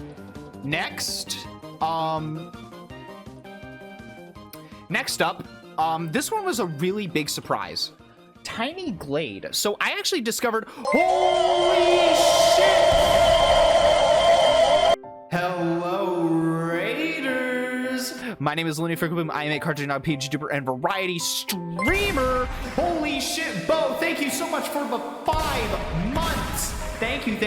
I think that actually puts us on, or puts you on the board now for the Streamathon. Thank you for adding 600 points to the Streamathon. Hi, Bo. What were you up to? And thank you so much for the raid. Right now, we are doing my games of 2024 tier list, where I am going through every game that I played for the first time in 2024 and ranking all of them. And right now, I am getting on to talking about Tiny Glade. It was Final Fantasy IX tonight. Ooh. I'm so sorry about that. I'm so sorry about that. I think Kat just hates Final Fantasy and hates Bo Astra, and but not me though. Did a lot of grinding on Dragon. Damn. Wish I could have been there. Yeah, thank you so much for the raid. If you need to rest up, if you need to hydrate, get some snacks, please feel free to do so. I will take very good care of your community. Also, hi Nubs. Hello Nubsy. Hello everyone. Welcome to the stream. We're talking about a Tiny Glade. And I was just about to get into my whole spiel about Tiny Glade, which is that I actually discovered this game really early on from a video on Twitter. And immediately I was just like, holy shit, this looks amazing. This looks absolutely gorgeous. So I kept up with the game for a little bit up until its release. And then I snagged the game myself and you are alive. Dog.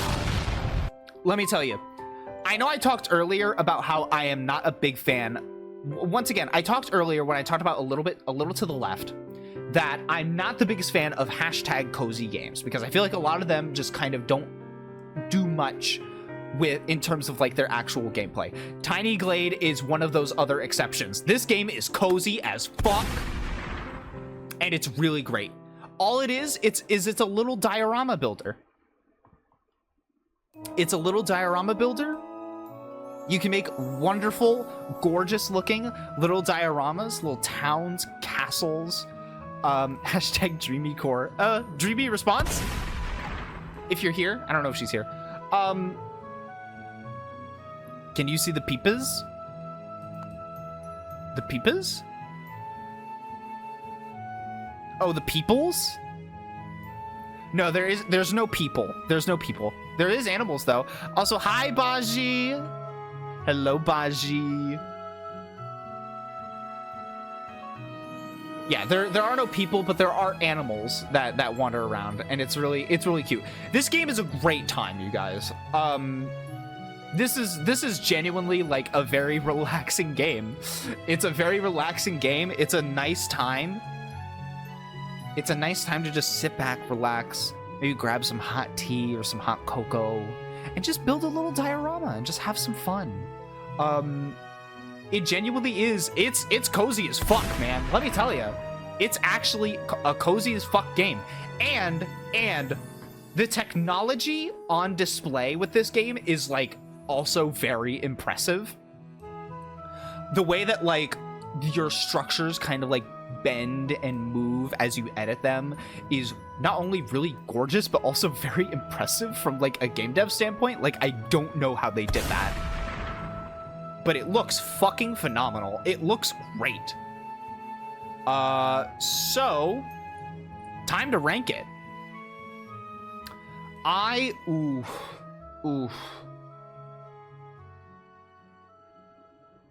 I know I just sung its praises a lot. But in terms of my personal taste, there's just games here that I like more. I'm gonna put it there. I like it more than Content Warning, but not more than Crow Country. But it's still an A tier. This is still a really great game. A really, really great game.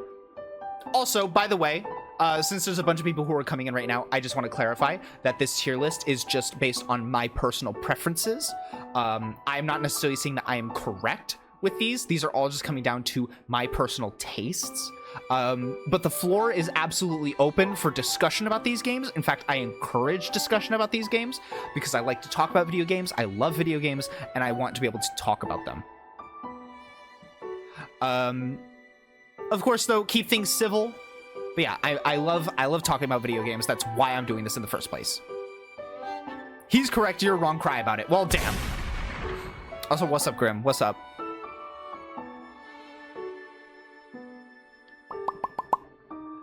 All right. Is Shadow of the Erd Tree worth $40 in my opinion?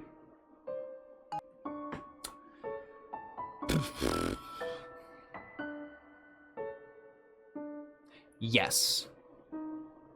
Yes, it is. Shadow of the Erd Tree is a second game. Shadow of the Erd Tree is an entire second game.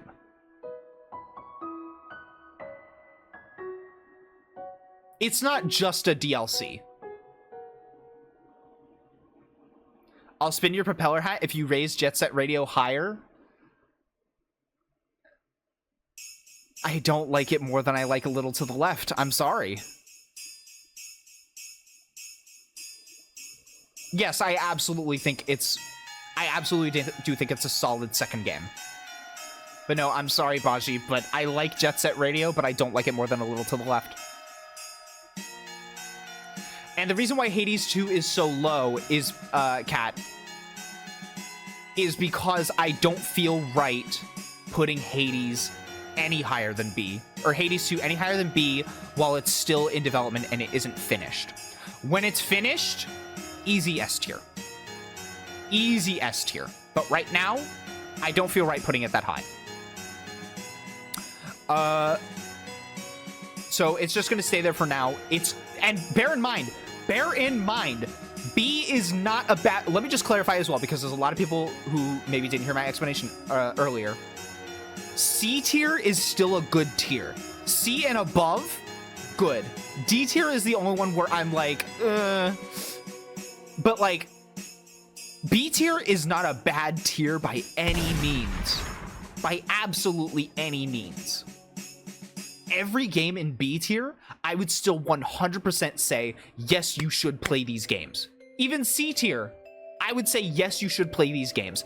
D tier, I would say, do your research. Look into the game, and if it seems like something that you would enjoy, then check it out. But I said my piece about Sunken Land earlier. I'm not going to get into it again. But no, C tier and above, all of these are great games. I encourage you to check out all of these games. Check out all of these games and form your own opinions about them. I'm just doing this because I hate how modern gaming discourse is so negative and so bitchy all the time. I just want to be able to spotlight some games that I absolutely love, that I had a great time with, and overall just have a good time discussing video games. So that's why I'm doing this. Controversial take, I like video games and think they are fun. Hands up. Me too. Me too. I like video games. Next up, this one's a bit of a weird one. Pulsar the Lost Colony. Or Pulsar Lost Colony. This is a game that Nico Lambros got me. Nico, my husband. He got me this game because he wanted to play it together. And I will be surprised, or I will say, as someone who normally does not like a lot of this type of like very sci-fi heavy aesthetics, I don't think it's multiplayer only. I'm pretty sure you can play it on your own. But it is definitely more fun with other people. Absolutely 100%. It's more fun with people. I was surprised at how much I enjoyed this game.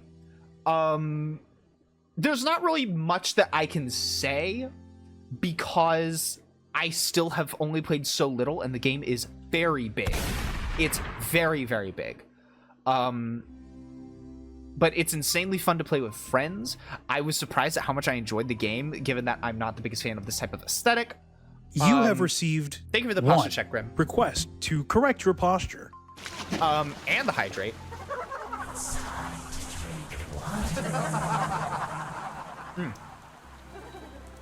The spaceship combat is really, really fun as well.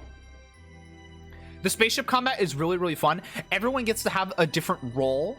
So so everyone plays a different role on the ship in terms of like what they provide and what they can do, which is also very cool. I got to be a robot dog, which like, hey, that was fun. You can land on some planets and like explore around and like get items and stuff. You complete missions and all that. There's a lot of shit going on in this game. There is a lot of shit going on in this game.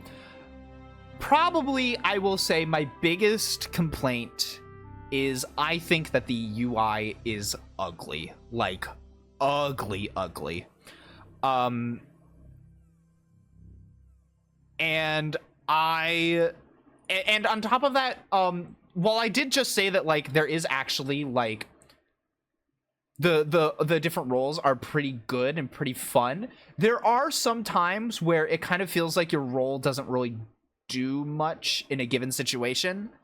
And that can just kind of lead to a bit of a meh feeling.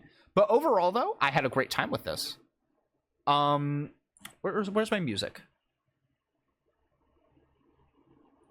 What the fuck? Keep playing the music. What the hell?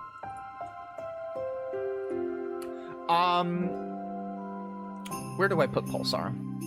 I'm gonna put it above Saturnalia.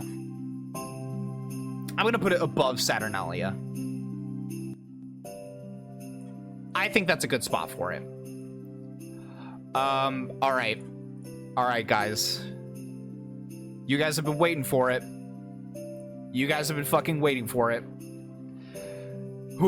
It's time to talk about the other really, really big one. Let's talk about the Silent Hill 2 remake.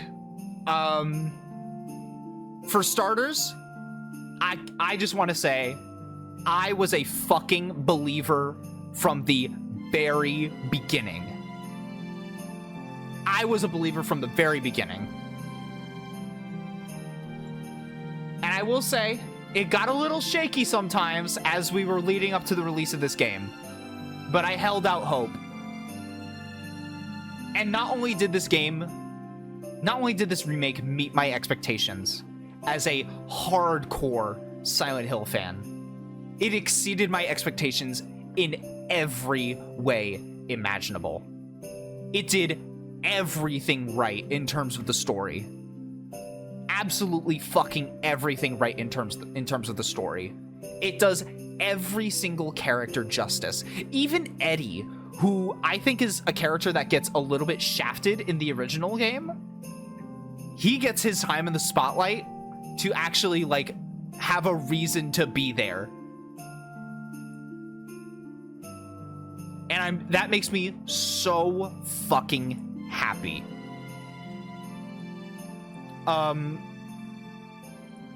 God, like, what else can I say? The music, the fucking music in this game. You know I gotta do it. We need to listen to Theme of Laura too.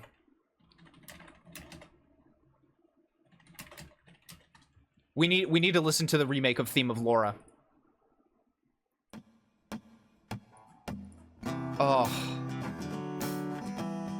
Oh my god. I love this song so much.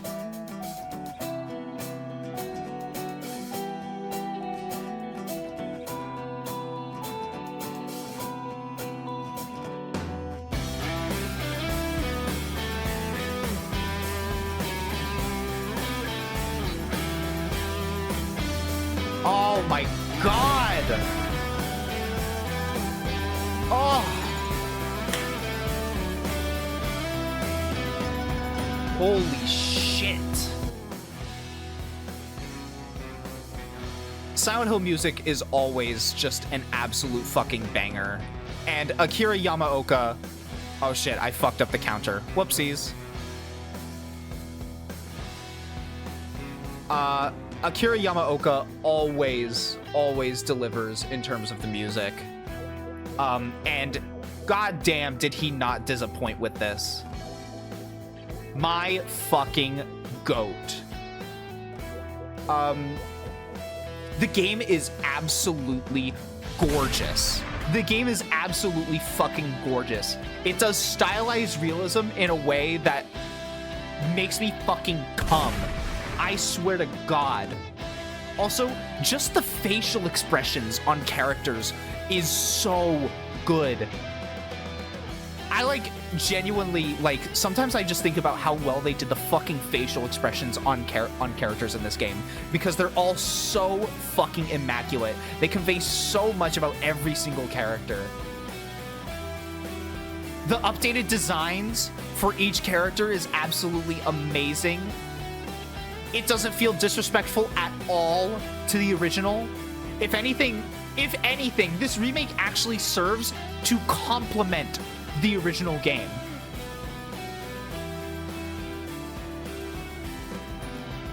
And it keeps everything that was amazing about the original game intact and improves on the things in the original that needed to be improved upon, which was the combat. Y'all watched the Silent Hill 3 stream. Y'all watched that shit. That was rough. That was rough. The Silent Hill 3 stream was rough. Which is why I am so thankful that the Silent Hill 2 remake actually fucking improves on the gameplay and the combat. It feels so good. It still maintains that somewhat clunky feel because you're playing as someone who genuinely is completely out of their depth and doesn't know how to fucking handle a weapon, but they're gonna try. But it still flows together so much better. It feels so much better. Every fucking actor in this game put their everything into each character. And especially Luke Roberts as James Sunderland, who was fucking robbed last night at the Game Awards. I talked about this after stream with people, but I have never seen someone understand their character so intimately as fucking Luke Roberts does with James Sunderland. It's genuinely impressive. You know, I want to listen to more Silent Hill 2 music. Where's a good one? Where's a good one? Where's Promise? We got to listen to Promise. This is good. This is good. Luke Roberts understands James's character so well. So fucking well. Not the good, the bad about him, the nuance in the character. All of the actors understood their characters so fucking well. And as a longtime Maria fan, which Maria is one of my most favorite video game characters ever. Maria was done so much fucking justice in this remake. She is fantastic through and fucking through. Oh my god. And again, just listen to this fucking music, guys.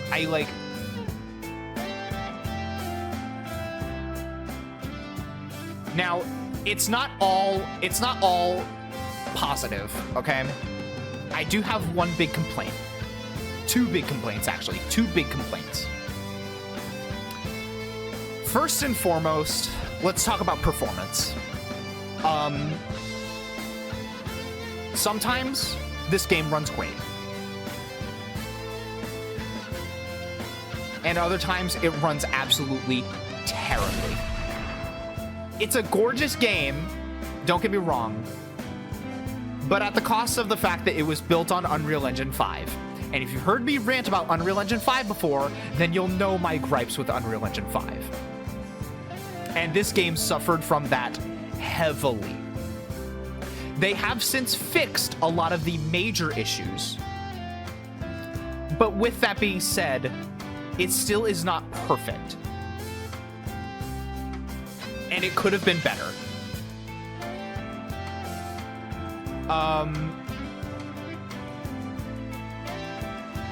For me personally, the game ran pretty great.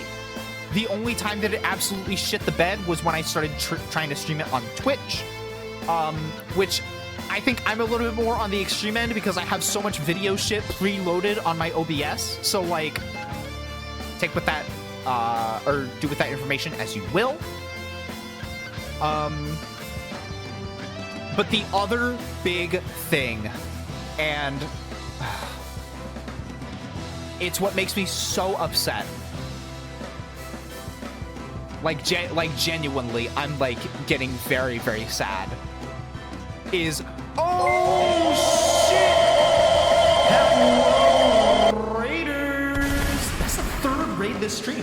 Hi, Akio. My name is Looney Freakle I'm a cartoon dog, BNG tuber, and variety streamer. Right now, I'm just doing my Games of 2024 tier list where I am ranking every single game that I played for the first time this year. And I'm just currently discussing my thoughts and feelings about Silent Hill 2, specifically the remake of Silent Hill 2, one of my most favorite games of all time. Hello, Akio. What are you doing? What were you doing? What were you up to? Let me give you a shout out. If you guys aren't following Akio, please do so. He is absolutely lovely. He's very wonderful. What were you up to, Akio? And if you need to run, if you need to get some rest, get hydrated, get some snacks, feel free to do so. I will take very, very, very, very good care of your community.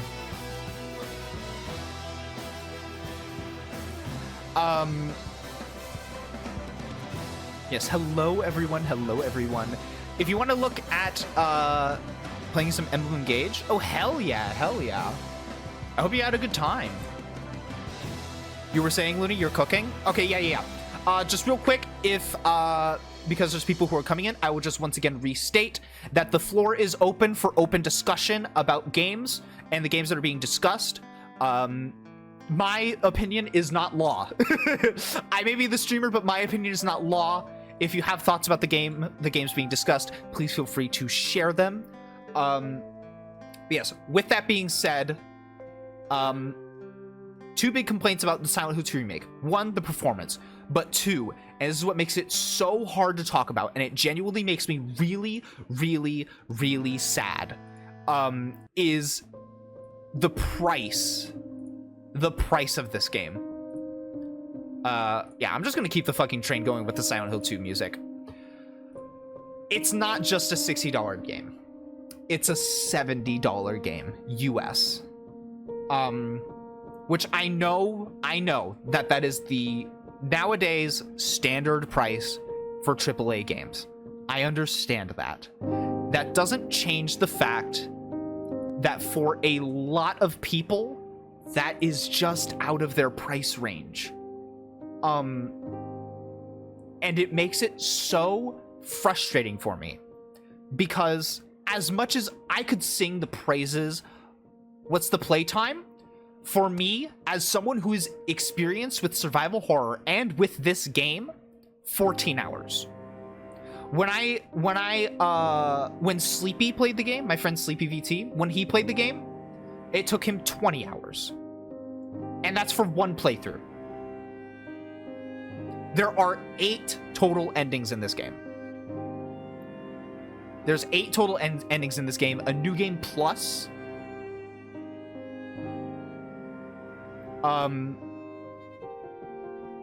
It is absolutely worth it. It's definitely worth it. But the problem is that it's just out of people's price range.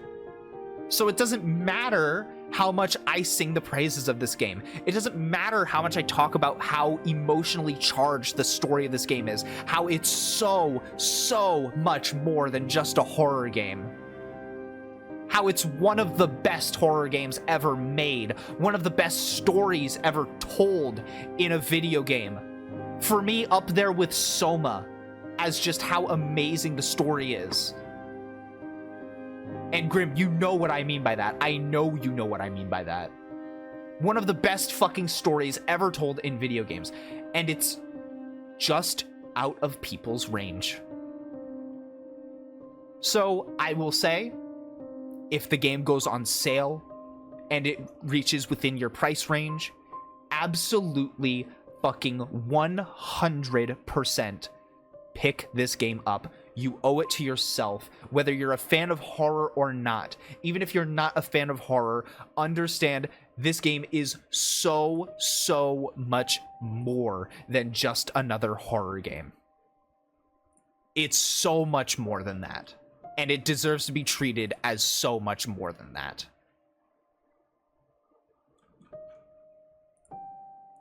$62? Not bad. But some people would want it to be a bit lower. Let me just play Promise again. So with that being said, consider this a temporary placement, because these two are going to have a showdown when we come back to when I decide what my game of the year is. Yeah, I couldn't change the size of the logo. I just downloaded it off of Google and like it was fucking massive. Wait, that's for the deluxe edition? Hold on. Hold on. Let me look at this shit. Yes, I'm over the age of 18. But are you? Oh, fucking only the fucking digital deluxe version is on sale, not the base game. So the digital deluxe version is 20% off, but not the base game. Fuck that. Your dose of pecs for today? Thank you, Akio. I appreciate it. Especially after how emotional I just got. I needed that. But yeah, consider this a temporary placement between Alan Wake 2 and Silent Hill 2, because I will need to revisit these two. These two are my contenders for Game of the Year. Just straight up, I'll say it. Yeah, but still, that's not enough to bring people in. That's just how it is. That's just how it is. Next one, complete tonal shift. Web phishing. This one came as a big surprise to a lot of people because this game dropped out of absolutely nowhere. But wow. This game is just fucking delightful. I really don't have... Ooh, more pecs. Thank you, Grim. Thank you.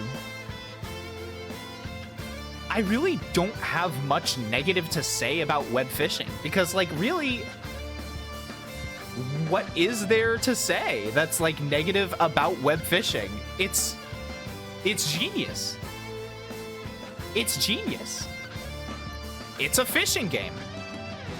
This is a very laid back and chill game where you set up, where you can just go into the lobby or go into the game and just fish. You can either do it solo or you can open it up as a lobby and have your friends join you.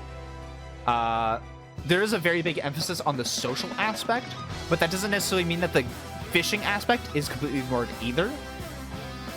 If you're a fan of fishing mini games and other games, you will love web fishing. But I mean, it's just a great time to just sit down with friends and just have a good time and just fish together. It's so cute. It's so wonderful. It's such a breath of fresh air. It's an indie game made by one person. So once again, support indie devs. I mean, there's no notes here. There's a great amount of character customization. There's great progression as well, surprisingly. There's actually really good progression systems in this game, which I'm very shocked about. But they're really solid and they're really engaging and really fun. Yeah, just, oh my god. This game is just amazing. This is another fuck my wife and kill my productivity game, especially when Foos and I were on that grind. No, yeah, for sure. This game will kill your productivity if you get hooked. No pun intended. With that being said, there's not really much else to say. Like, genuinely no notes. You know what? Better than Deadlock. Better than Deadlock for me. Intend your puns, cower. I will intend what I fucking want.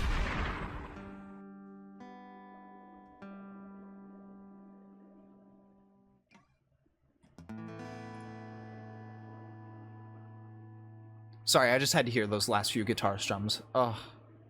Akira Yamaoka, you fucking beautiful genius, you. Alright, back to Undertale music.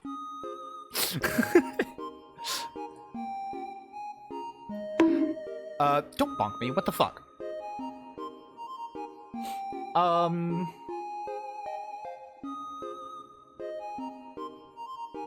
You know what, actually?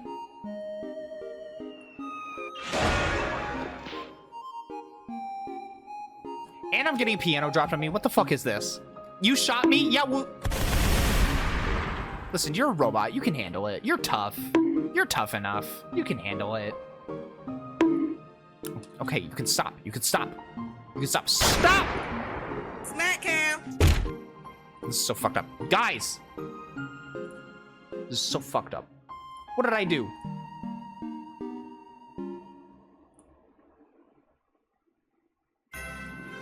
The real question is, what am I bonking you with? Well, you tell me. You fucking tell me.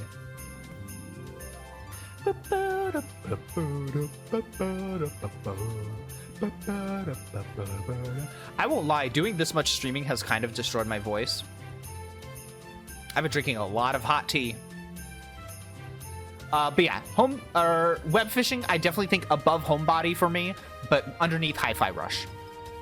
This game is genuinely something special. This game is absolutely something special. And a complete curveball. I don't think anyone expected this game. Alright.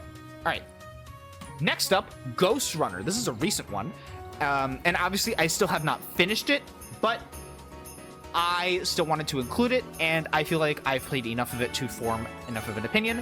So when I say that this game is fucking solid, I mean that this game is fucking solid. The combat feels absolutely great. It's fast-paced. It is fucking hard, but in a pretty organic way. I will say, though, my biggest complaint right now, off the top of my head, is, first of all, the story... Who fucking cares about the story of this game? Like, raise your hand. Raise your hand if you really care about the story of this game over the gameplay.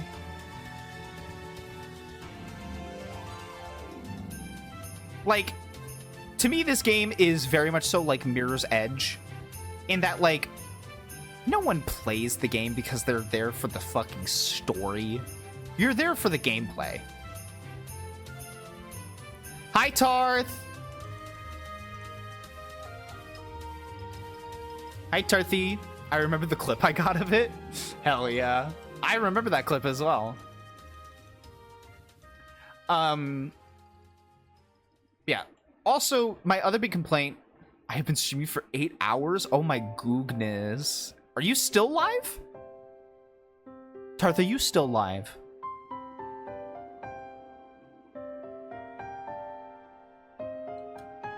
No, I don't know. Don't worry. Okay, okay. How was your stream with Dark, though? How was that? The Dark Nazy. Anyways, just my other big complaint about Ghost Runner, is sometimes it feels like your sword slashes will lock onto a certain enemy that you don't want it to, or sometimes the game will behave in a way that guys. I was talking, Akio. It behaves in a way that you don't really expect, and that doesn't really feel the greatest. That doesn't contribute to the best overall game feel, and that's really just such a shame, because everything else about this game I think is really, really solid. Visually, it looks gorgeous.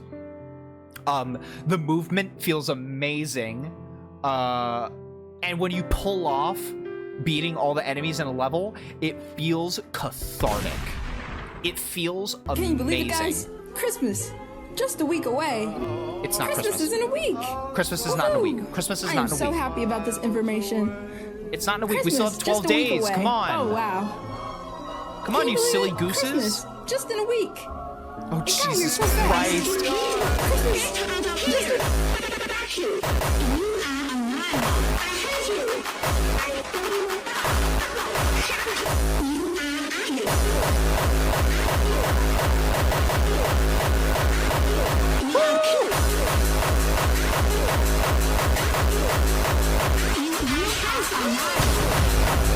Can you believe it, guys? Oh, Jesus Christ.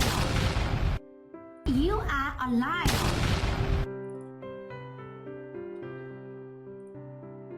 So that's 80 from Brim, and then X-Inks another 7.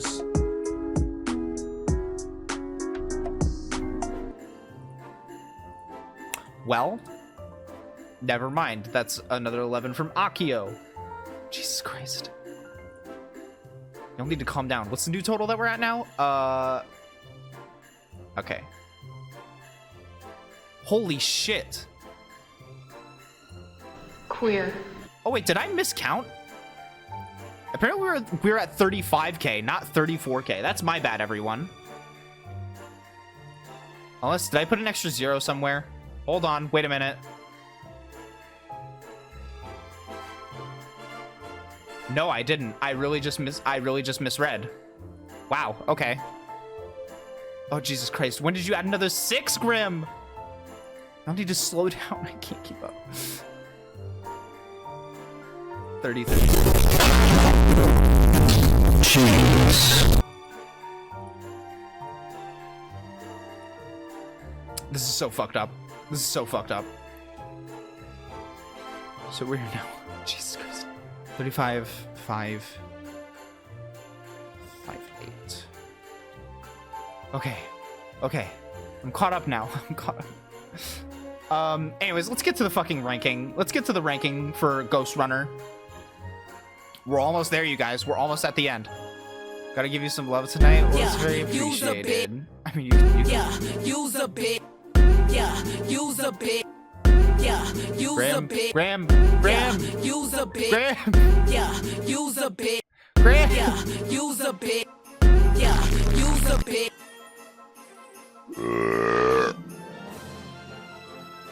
One, 2, 3, 4, 5, 6, 7, 8, 9, 10. Jesus Christ.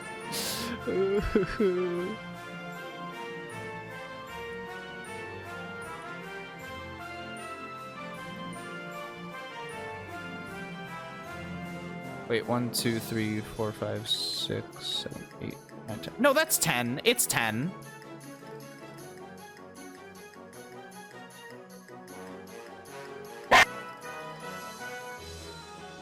Yeah. I can count. I can do math. Anyways, fuck it, dude. Where am I placing Ghost Runner? Okay.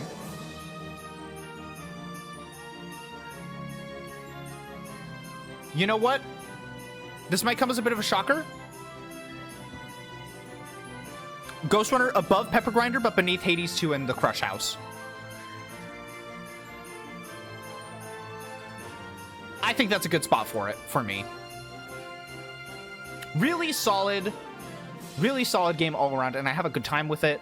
But it's not something that really...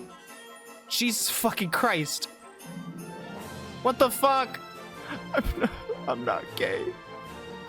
I'm not gay, I swear I'm not gay. No. No. I swear to God, I'm being bullied. This is so fucked up. What the fuck? Y'all wanted a twist, eh? Come on, season 6. Let's get sickening. Holy shit. Thank you so much, Panda, for the tier 1 sub. Adding 600 points to the total. Jesus Christ. Thank you so much. Welcome to the stream. I'm kind of dying right now, you guys. I'm not gonna lie. Like, actually kind of dying a little bit. I'm actually semi-dying a little bit. Okay. What does that bring our total to? Panda added 600 points, so we're now at Jesus Christ, 36,188. Oh my goodness. But hello, Panda. How are you? Oh, and fucking Tart. Where are you? There you are. I have the spreadsheet open. I'm trying to keep up.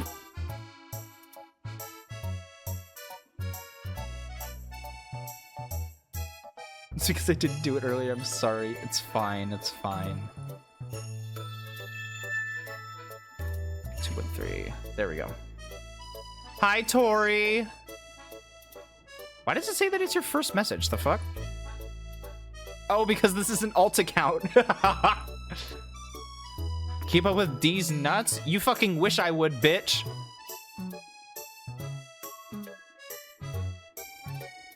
Oh, okay. Okay. We're almost there. We're almost there. I'm not gonna lie, you guys. I'm getting tired. This is turning into one of my longest streams. Stop. Stop. Stop. I'm the only one tracking the points right now. I'm pretty sure Yeti is asleep. I'm the only one tracking the points right now. Ah! I need it. Okay. We're moving on. We're moving on. No, I'm awake. God damn it. Oh, you just got back? Fair enough. Welcome back. Oh, hell yeah. You have received 1 request to correct your posture. Thank you for the posture check, Panda. But no. Joke's on you, Tarth. Joke's on you and me, apparently. Oh, Jesus Christ. There's so many boobs! Oh. That's another 20 from Grim. And then, never mind, 30. Grim, please. I'm trying to do a thing! I'm trying to do a thing! Yeah, Silent Hill 2 Remake is in D-tier. All of them are 10. All of them are 10. The super emotes, the message effects, all of those are 10. I already added them. So that brings our new total 36263. Okay. There was Thank you. Ah! What the fuck? Okay, it's just Tori.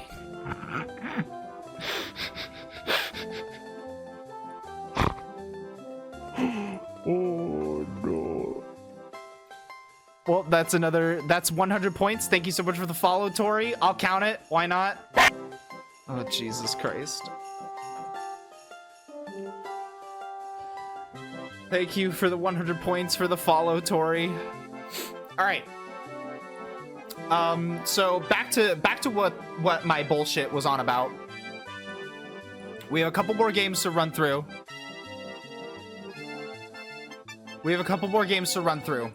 Next up, White Knuckle.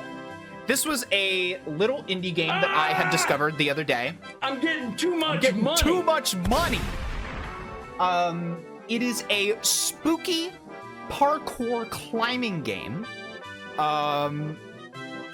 Aesthetically, it is so fucking good. It's so intriguing. Insanely hard game. Currently in early access, but there is a demo out right now. I encourage you all to check it out. The demo is free. Support indie devs.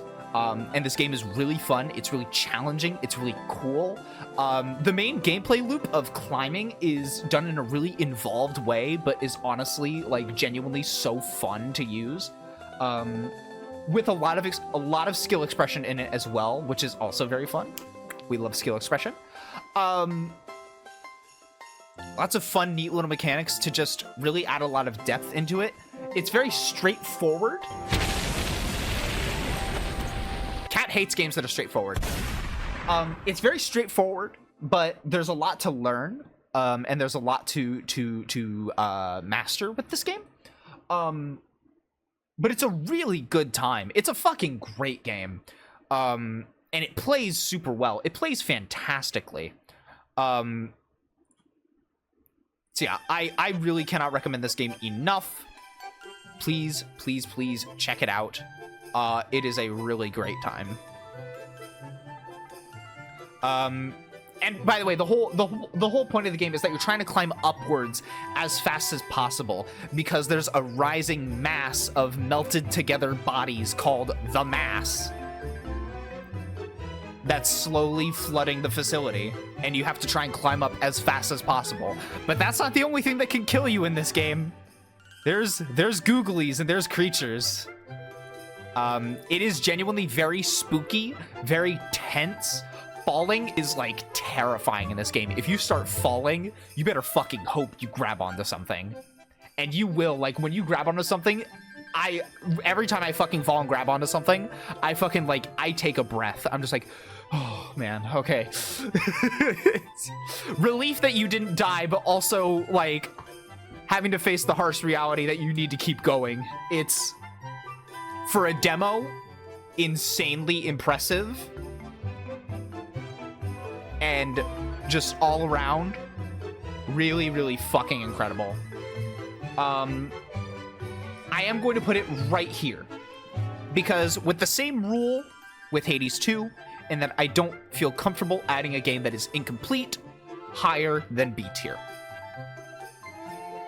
But with that being said, it is still absolutely amazing. I encourage you guys to check out White Knuckle, support indie devs.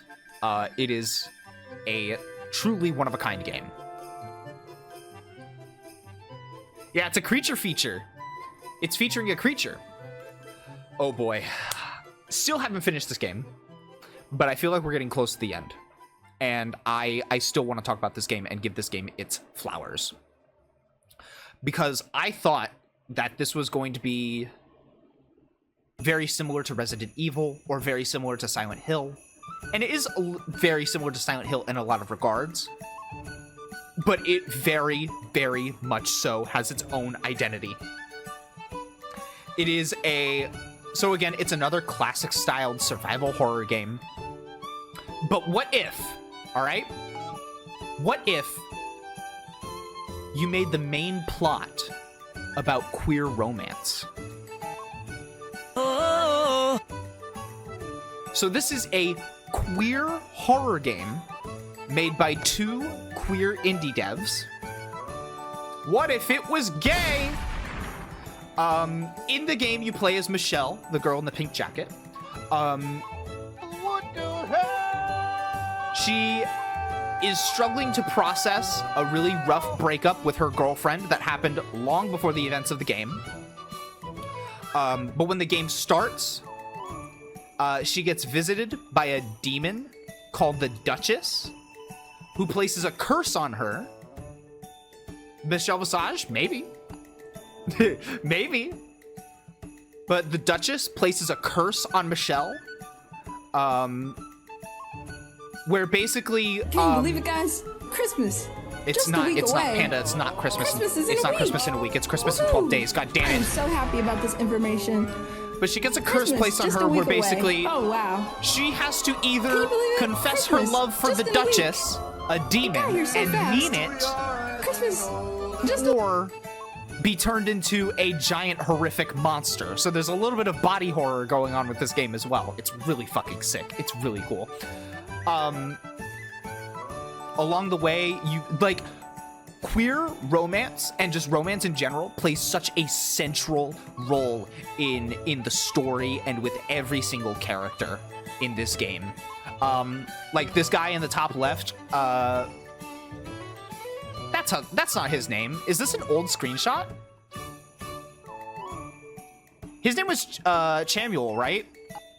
I think his name was Chamuel. Regardless, this fucking twink, his whole deal is that he is real talk. I would be so sad if I got wings, but at the cost of my fucking hands. No, I think he has hands. I think he just brought out the wings, or maybe I don't actually remember. But anyways, his whole deal is that he's an angel who's in love with his boyfriend who is a demon, and because in this universe there's like some sort of rule that like romance between an angel and a demon means that they're slowly gonna lose their powers before eventually just basically becoming humans. So that's like one of the main struggles that you learn about in this game. There's also another romance between a character named Robin who's non-binary, and their partner. I'm struggling to remember his name. But they're also an angel and a demon, except they make it work out really well. At least on the surface, it seems like it's working out really well. We don't know. Maybe there's some sort of plot twist happening with that. Like, this game plays a lot off of, like, showing you a lot of imagery and a lot of central themes that really give a lot of insight into Michelle as a character. As to specifically, like, why are we experiencing these things in particular, you know? Why are we going through these particular things? Oh, there's also a really cool central mechanic where part of the curse that Michelle has is she can open her third eye. And the level around her will change. Like visually, not just visually actually, but sometimes even physically. So that plays into like the puzzle solving aspect of the game. You can also use this mechanic when enemies are nearby you and it stuns them temporarily and reveals their heart, quote unquote. And you can attack it to deal extra damage and stun them even further. This game... Oh, shit. This game is really cool, you guys. This game is really cool and really fucking awesome. I cannot recommend that you guys check out this game enough. Plus, the music is fucking incredible. Shall we listen? We've been doing it all night. Let's keep doing it. Let's listen to the song that played during the boss fight that we just fought during the most recent boss fight. I guess I think this is it. Yeah, this is. Starts out slow. Give it a minute. Give it a minute. Setting the mood. Actually, this is probably going to be loud. You guys are not ready for this. Get water! Thank you for the hydrate try.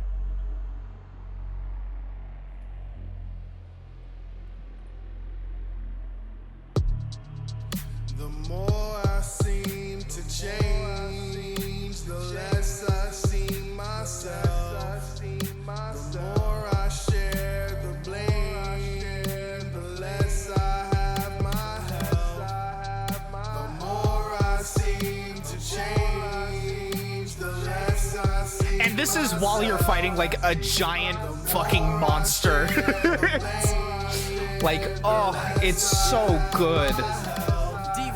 It's so good. And there's also my favorite track out of the soundtrack.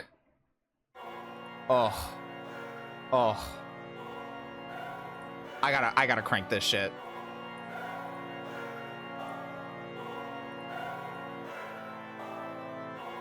What the hell did I walk into? I'm talking about my games of doing my games of 2024 tier list, and right now I'm just nerding out about the Sorry We're Closed soundtrack.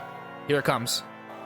I I'm not the victim, I am the system. I'm not in the wrong with my infinite wisdom. Follow my words even if I contradict them. It's my house, Michelle, I'll be the one to evict them. Don't want another demon past the ones within my mind. And it's with that resolution that I'll kill you every time. Change is meaningless, when it gets too close I hit rewind. It's a cycle I'll endure and I will love it till I die. If I'm supposed to change and riddle me, yeah, Michelle, this is my house. Regardless if you alter me, I promise I'll stay threat. Yeah, no, this game drips in style. This game oozes style and vibes in a way that no other horror game I have seen do. It's amazing. And I'm gonna be Boss Baby vibes about this, but this game really gives me Vampire the Masquerade vibes too, at least in a ton of some of the character designs. No, that's completely fair. Oh, but yeah, no, this game is incredible. This game is absolutely incredible. It's not that expensive either. So please, once again, pick up this game, support indie devs. I haven't even finished it, but you know what? This might be a bold take. Angelic demon, transcending heathens, the balance on the scale between good and evil ain't even. And even when it is, there's always someone trying to tip it. Tug of war with my arms instead of rope, I'm so conflicted. Wishing we could break free from all the same. I was so alone inside this loop, I wanna change. I'm by continuance, don't wanna relive today. Like making through it hard, but we gon' get through anyway, huh? I can't help but T to the scale. Can't help that I wanna see you prevail. For me, I like it more than Returnal. I like it more than all of these games, but I don't like it more than I like Another Crab's Treasure. Hi-Fi Rush? Yes. Bear in mind, again, this is not meant to be an objective tier list. So, like, I am an absolute sucker, an absolute fucking sucker for horror games, especially horror games, games that have good style and good aesthetics, and interesting characters and worlds. And Sorry We're Closed checks all the boxes. Bam, bam, bam. With a cherry on top and a kiss goodnight. So as Tarth noticed, our last game is up next. And this is a big one. Marvel Rivals. Oh shit. Okay. So I suppose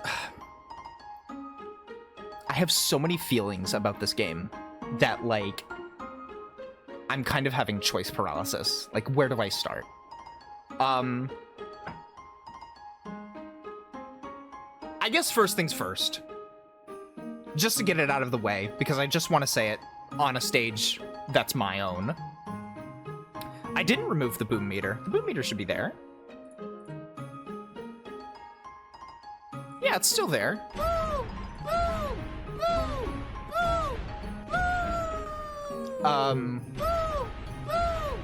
So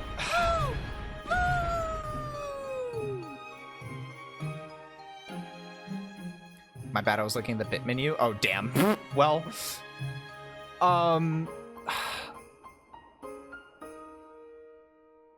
I should probably just state first and foremost, and I've said this many times, but since I'm giving my overall comprehensive thoughts about the game, I will state it once again.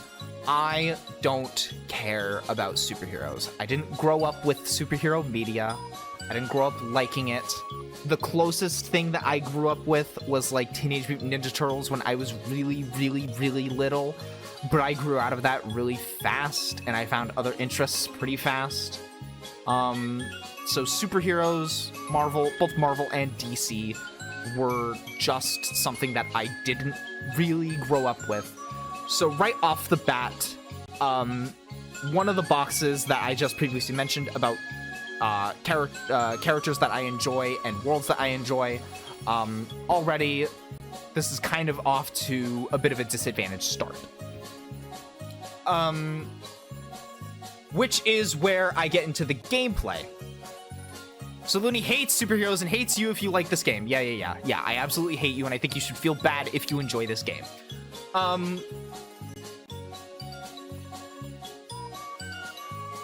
Hi, Risque. So that's when we get into the gameplay. This game has a lot of shit going on. Like, a lot of shit going on. On top of the fact, so first of all, it's a 6v6 game, which means that there's 12 people, 12 characters in a given game at any moment. They're doing shit constantly. And if there's anything that we know from previous experiences, that's a lot. That's a lot of shit to happen at the same time.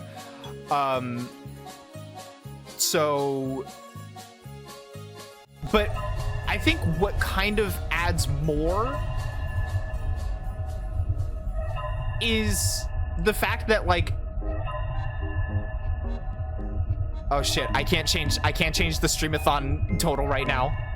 No, release me from PGE hell, release me. Okay.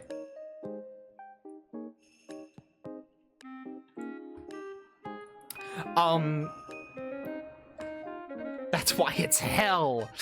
Fair enough, I guess, you know? That's why I called it that. But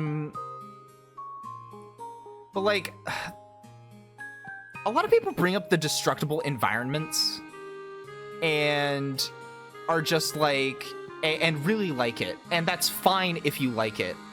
For me, I'm not the biggest fan of it. I think on top of the chaos of just having 12 players in a game doing shit all at the same time, it just adds more chaos on top of the fact that some of the maps change as well and like move around and shit, and those are my least favorite ones. Dog, there's so much shit already going on in this game. There's so much shit going on in this game already that just like the destructible environments for me just add more in a very negative way. I know a lot of people like it, but that's just me. And then, hey Looney, want to do a Crab Games collab one day? Sure.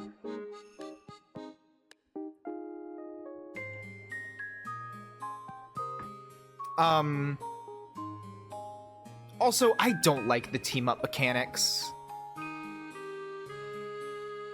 I don't like the team-up mechanics. I think it's, like, super bleh.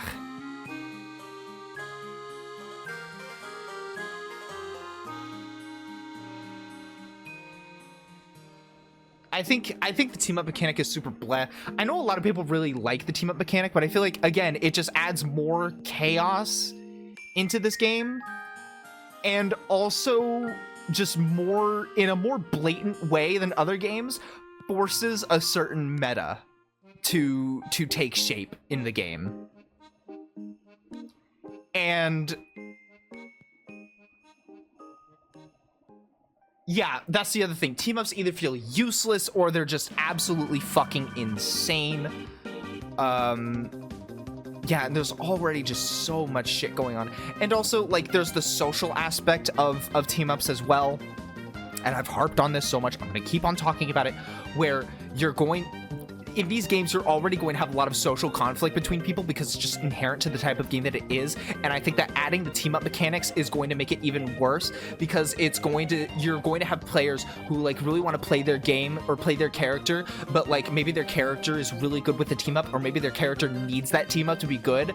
So they're going to be begging and begging and begging for someone to go the character that they need for the team-up. And if someone doesn't, and if someone does, then the person who had to go that character might not be the happiest about it because it's like, well, fuck, and now I have to play a character that I didn't want to for this bitch to have a team up on a character that's probably either useless or that he's going to underperform on, or that he has a chance to underperform on. Or if no one goes the character that they want for their team up, then they're just gonna be like, all right, well, I'm just gonna throw your fucking game because fuck you. I honestly hope they don't try too much to balance things. I think it's kind of fun this way. I don't like the way that they... Okay, not necessarily balance.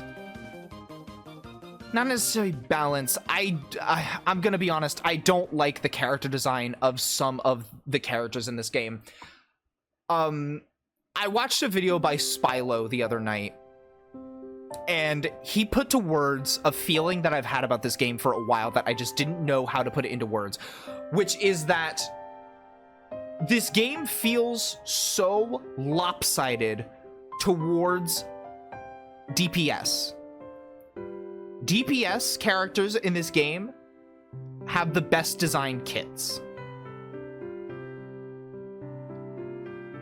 The design overall for tanks is really, really bland, and a lot of them just lack a lot of playmaking ability outside of their ultimates, which even then, like right here on screen, like Hulk's ultimate is terrible. It's terrible. Fucking Thor ulti, and Thor is a really good character right now, but Thor ulti is really inconsistent. The only ones that I can think of are like Groot, Strange,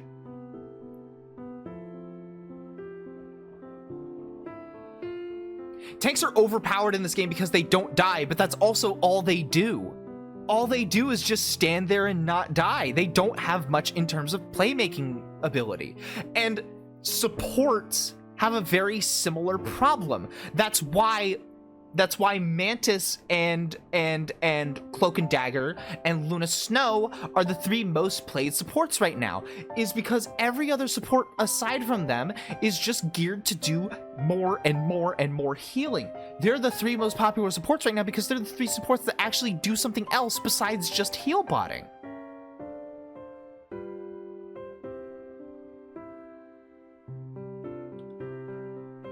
Whereas if you look at the DPS cast has so much variety in what they do and how they do it. There's so much going on. I hope we get more characters that don't have it and all that. Yeah, that as well. Fuck, dude. I hate how many ultimates are just, I'm going to press this button and do a big AoE of damage. And if you get near it, then fuck you. Especially because, like, the funny thing as well is that, like, no two big fuck you AoE ults are built equal. Like Star-Lord ulti, and fucking Psylocke ulti are not built the same.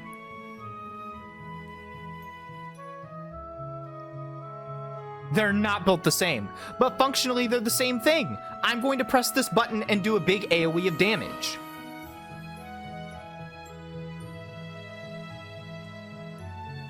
It's horrible.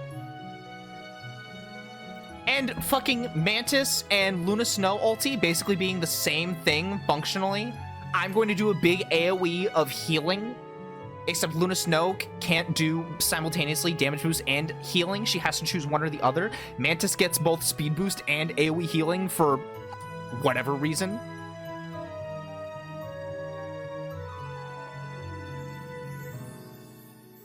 And like, because of these shallowly and this is the other big problem that I have with the game,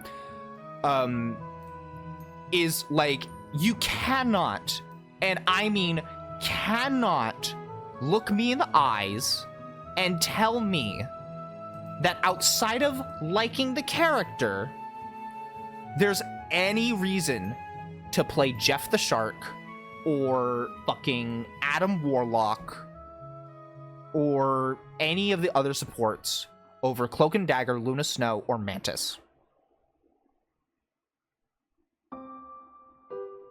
Yeah, truly you could say, would we be playing this game but not for the Marvel IP? No, absolutely. I like spitting water people, but see, that's the thing. If you like the character and you enjoy him in that regard, then like, that's great.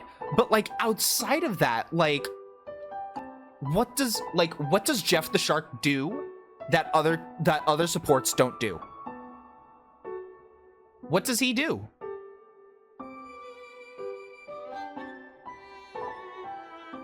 He go num num. But see, that's the thing. Jeff ulti is incredibly inconsistent. Jeff ulti is incredibly inconsistent. Did you know? Did you know? With Jeff ulti, you cannot eat an ulting Cloak and Dagger. But you can eat an ulting Penny Parker. Why? I don't fucking know. You cannot eat an ulting Luna Snow.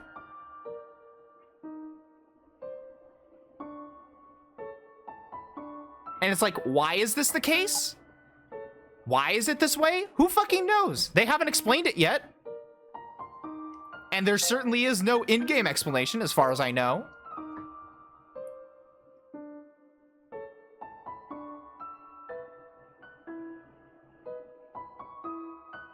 That doesn't work though. I've used Squirrel Girl's shift. Squirrel Girl's like launch into the air to try and dodge Jeff ulti, and he still snatches me out of the air with his ultimate.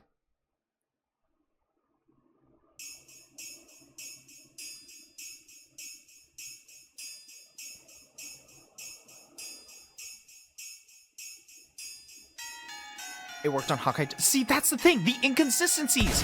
Why is it like this? Why is this the way that it is? And like, again, with the tank roster and even the DPS roster to an extent, like, why would I ever play fucking, what's a good example? What's a good example of like, okay, let's real talk, girlies. Let's real talk, girlies. I know we love Scarlet Witch because we all have no aim and no brain. But what is the reason to play Scarlet Witch when Hawkeye and Hela are right there?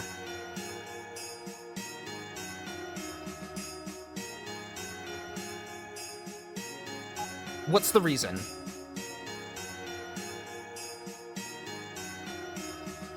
The idea of you always have to consider how specific characters with Fiesta First General is like interesting in paper makes it so hard to actually win stuff. See, that's why, and I'm trying to avoid comparisons to Overwatch. But that's why I like Overwatch's rule of transform ultimates versus channeled ultimates. Channeled ultimates are the ones that can get canceled because they have to be channeled when they go off, and you can cancel them during that time. Whereas transformation ultimates, like Genji Blade, cannot be canceled. Like, a channeled ultimate is like a Orisa ultimate, but a transformation ultimate is something like Genshi ultimate. And that's a consistent rule. And they have that because there's so many things that can cancel ultimates. And maybe that's the case in Marvel Rivals? But I haven't noticed a trend yet.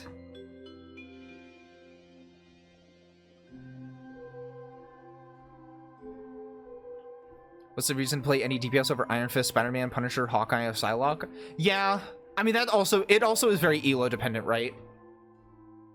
Like, Iron Fist is good in, like, I would probably, like, low to mid ranks. But, like, eventually Iron Fist, like, that's the thing. Iron Fist eventually gets fucked by Hawkeye and Hela because they just burst him down with headshots instantly. I don't know. I don't like how, gameplay-wise, I don't like how characters are designed in this game. I will say, I do think that in terms of design, they really, really did a great job at capturing, what's it called? At capturing the feeling of being a superhero. I think they did a great job with that. I think they absolutely fucking nailed it.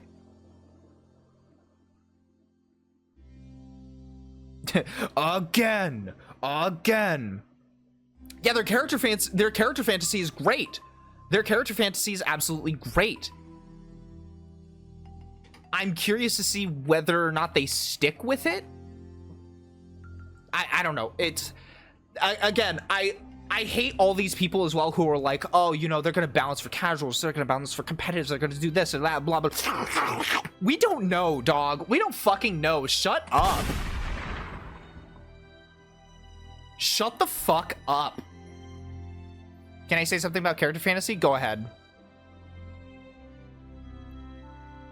It is not true when it comes to tanks. Yeah, at least tanks in Marvel Rivals.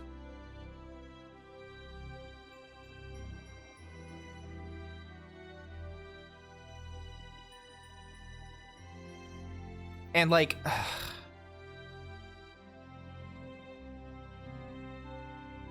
I don't know, man. I want to say...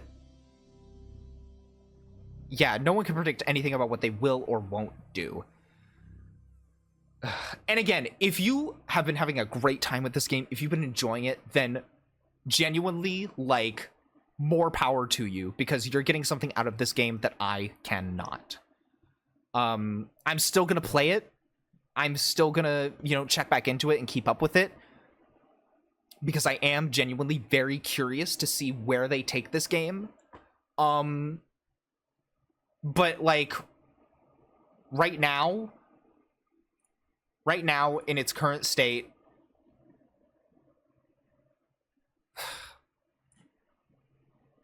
I don't eh. A lot of the girlies would probably get angry at me for this, but like that's just how I feel. That's just how I feel.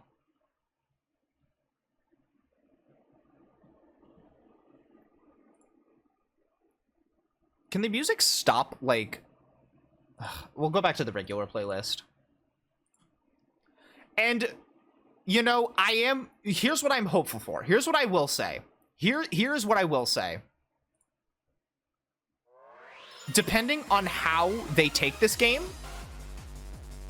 we could see it go higher. I could see it going higher, depending on how they take this game.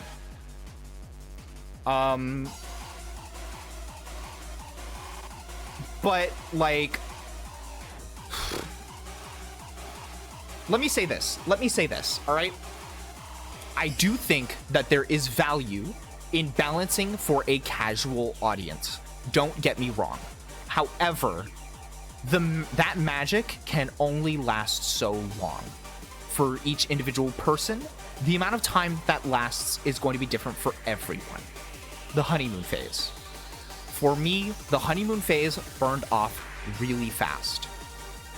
And more people, other people are going to be able to see the disparity, the gap between characters in terms of their design, balance, or whatever, then like, and they're going to be able to see that, and they're going to just not care and keep on playing the game and have fun. That's completely fine.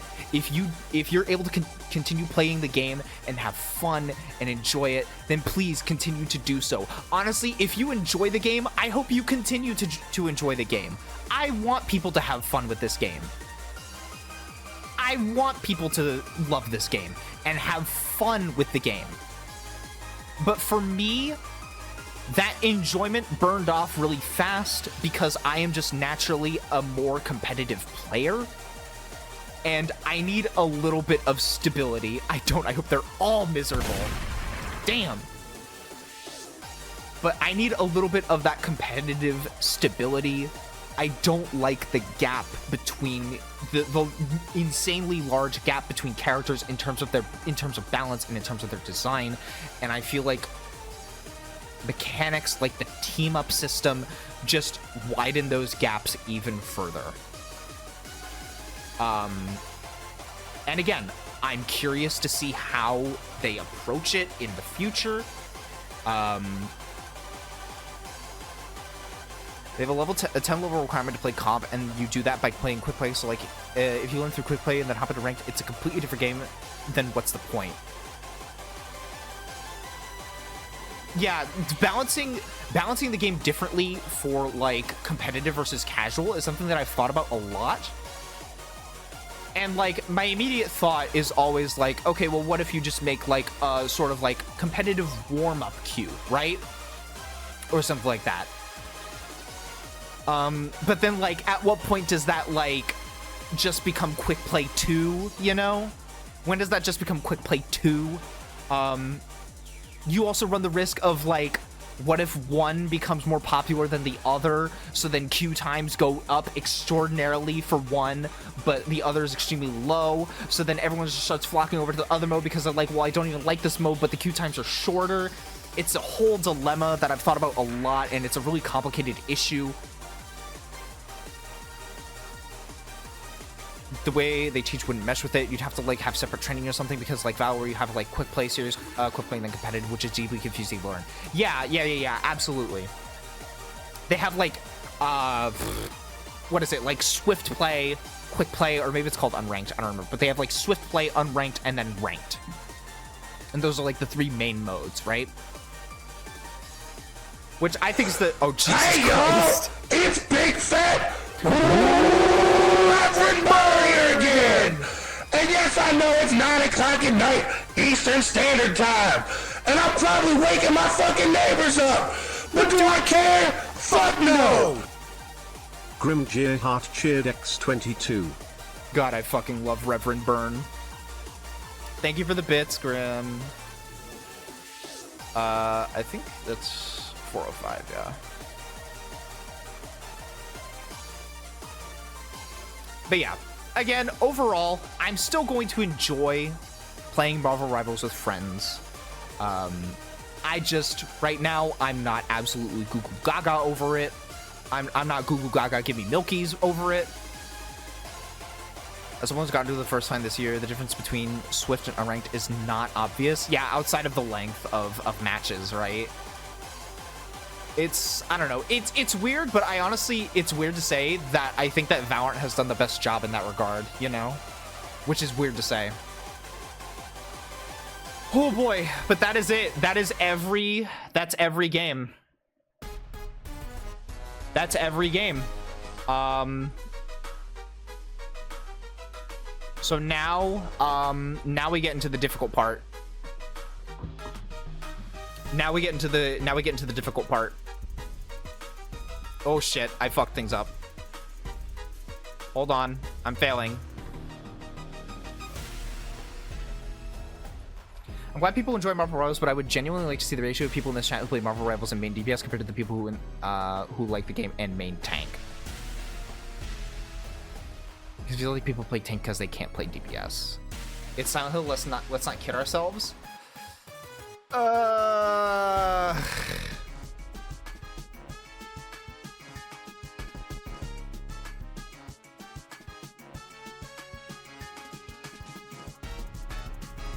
Alan Wake. I love Alan Wake 2.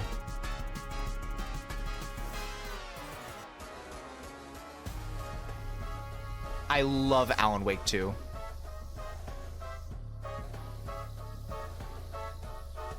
Two Game of the Years. No, it's one. It's one singular Game of the Year.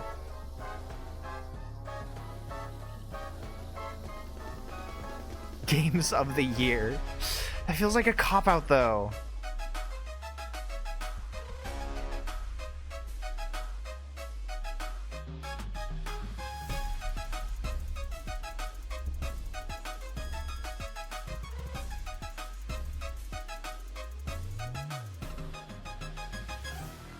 I mean, if we're honest with ourselves, like these are my top three: Silent Hill 2, Alan Wake 2, and Pizza Tower. Like those are my top three.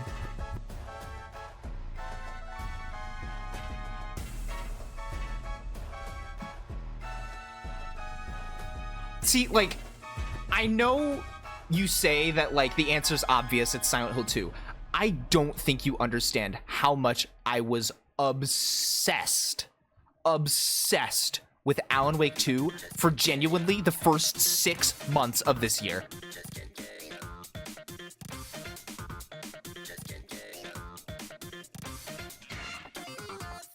No, guys, you're all kidding yourselves.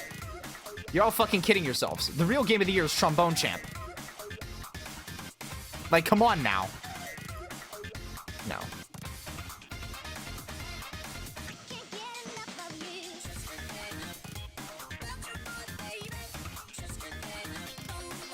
Robo Residents.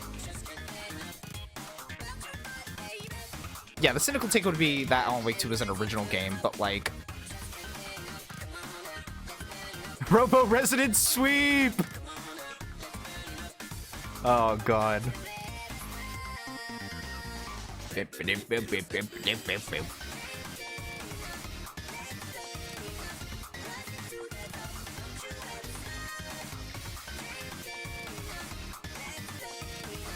I did not play Astrobot. I don't have a PS5.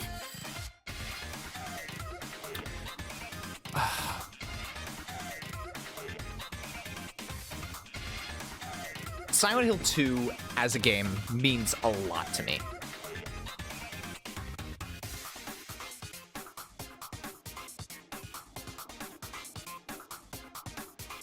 My personal vote, and I know this doesn't matter, is for Silent Hill 2. It's the only game here that made me cry. Silent Hill 2 is one of the best stories ever told in a video game. One of the most emotionally heavy stories in a video game ever told. Alan Wake 2 also hit a lot for me, though.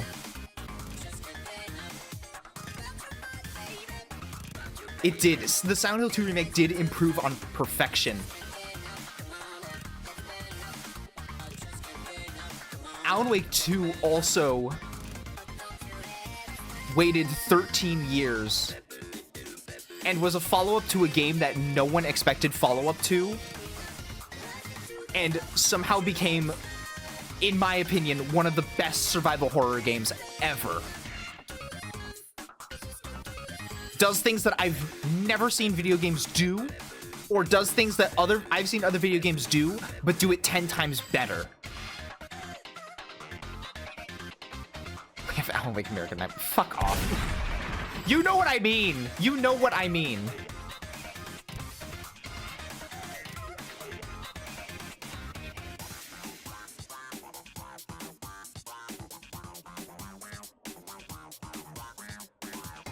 Remember you didn't get enough closure with the ending? Who the fuck is Roland Door?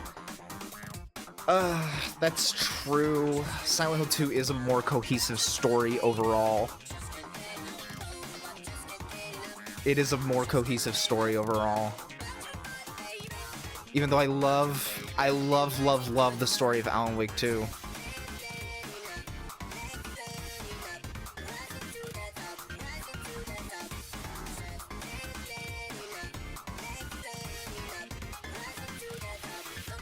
Is Sheriff Breaker the board? Yeah. Yeah.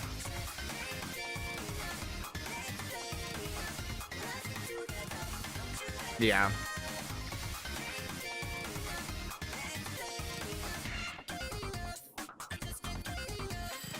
I don't know what whirling door is, but that sounds dangerous. Stay safe out there, gamers. So here's the thing, right? Is like, what are the major downsides of these two games, right?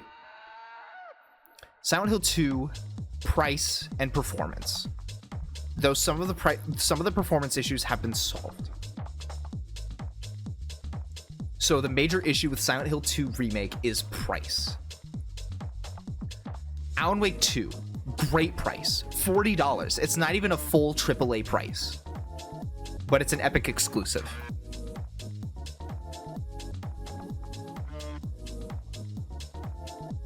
Which doesn't turn me off, but it turns off a lot of people and makes it really hard to recommend it to some people.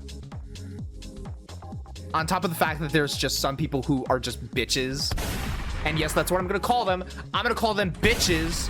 There are some bitches who bitch and whine and complain that they don't like horror games, they never want to play horror games.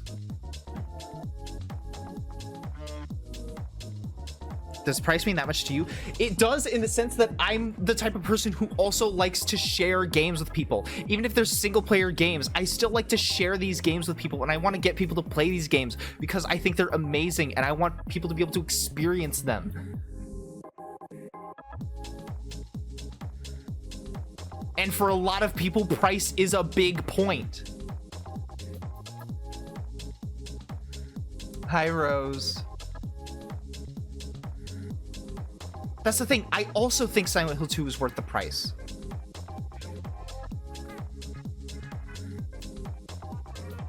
Can you give me a name for a D&D character? Smormu.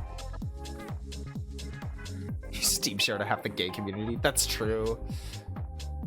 I do want to make 1 point though. Go ahead, Grim.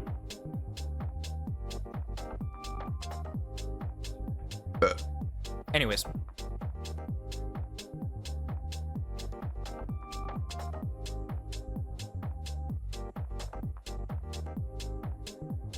As expensive as it is, I always advocate for being the patient gamer and just buying it when it's on sale. Yeah, that's true.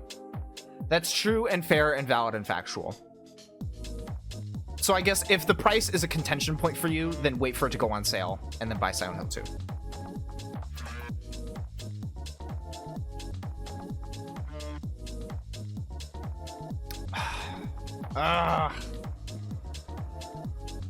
Hold on, let me look at it. Let me look at this. How does this feel?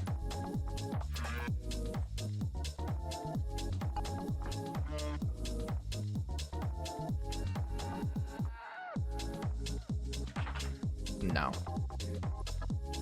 No. This feels more right. This feels more right.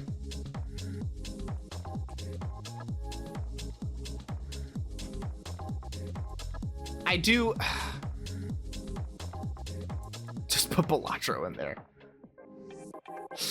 Oh god.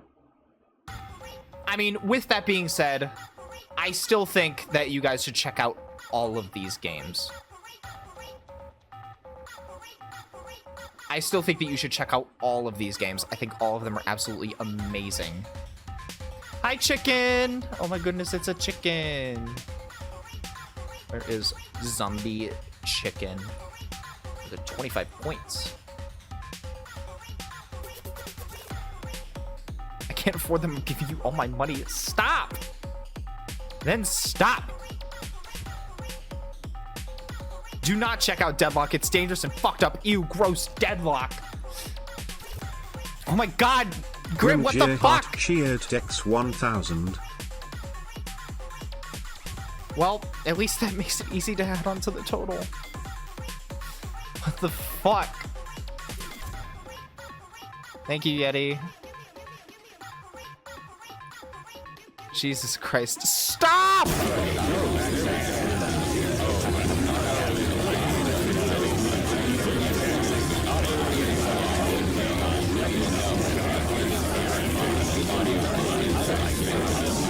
Oh my god! Grim, stop. Stop it! Okay, I'm out of bits now. Balls. Am I free? Am I free? Thank you for all the bits, Grim. I really do appreciate it. It means a lot. Everyone's support means a lot. Overall, what the fuck?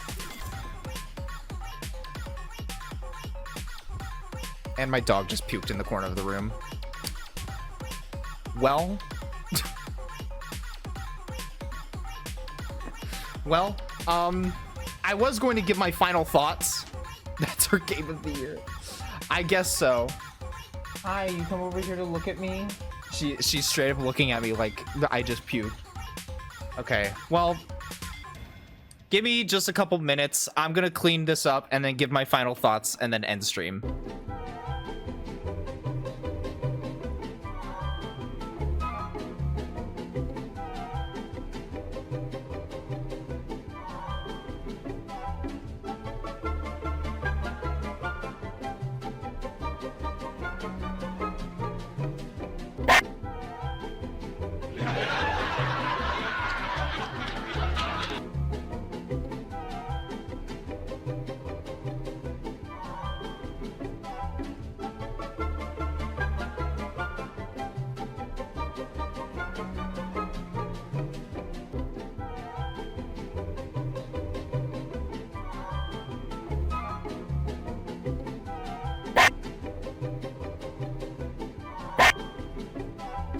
5-pound bucket of horse electrolytes. Peter, the horse is here. 5-pound bucket of horse electrolytes.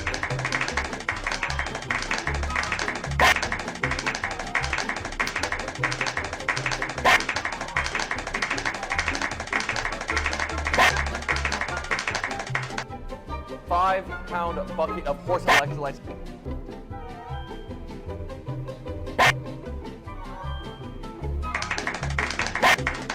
5-pound bucket of horse electrolytes. 5-pound bucket of horse electrolytes. 5-pound bucket of horse electrolytes.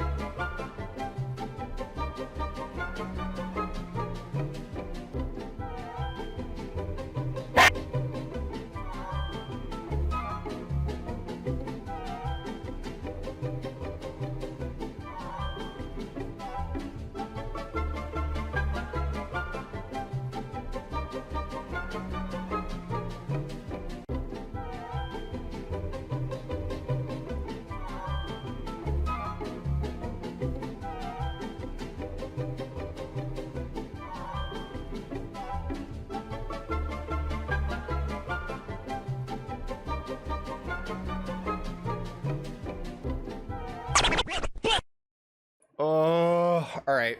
Jesus Christ, there was so many screamers that happened. What the fuck?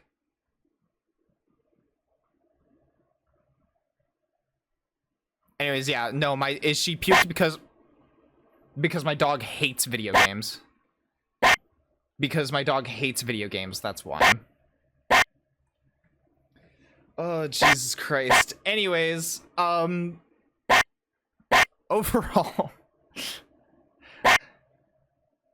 my final thoughts are, this year was honestly, I think, one of my most favorite years for video games. I got to play so many new games, play so many amazing games, get sequels, remakes, or remasters of some of my most favorite games of all time, and also find some absolute gems with games like Sorry We're Closed, White Knuckle, fucking what else?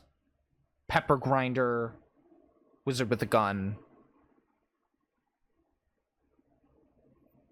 I loved this year. I loved this year for video games. Play Silent Hill 2. It's absolutely fucking incredible. One of the best games ever made. And truly, truly, truly special. Oh my goodness. Jesus Christ. Shut the fuck up. I don't want any more.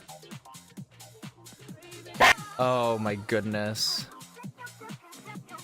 I kind of want to vaporize Looney with an atomizer gun until he melts into nothing but putty. Well, thank you guys for watching the stream.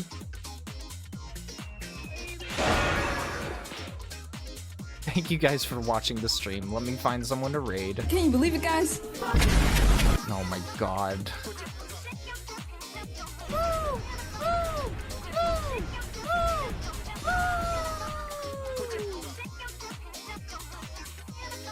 Fossil, like, genuinely stop.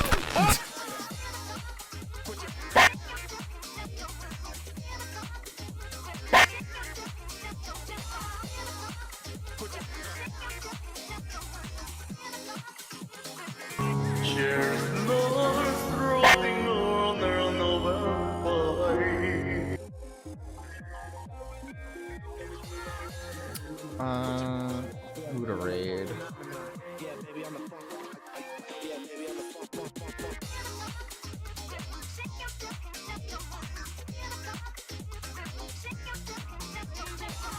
God, I'm so hungry.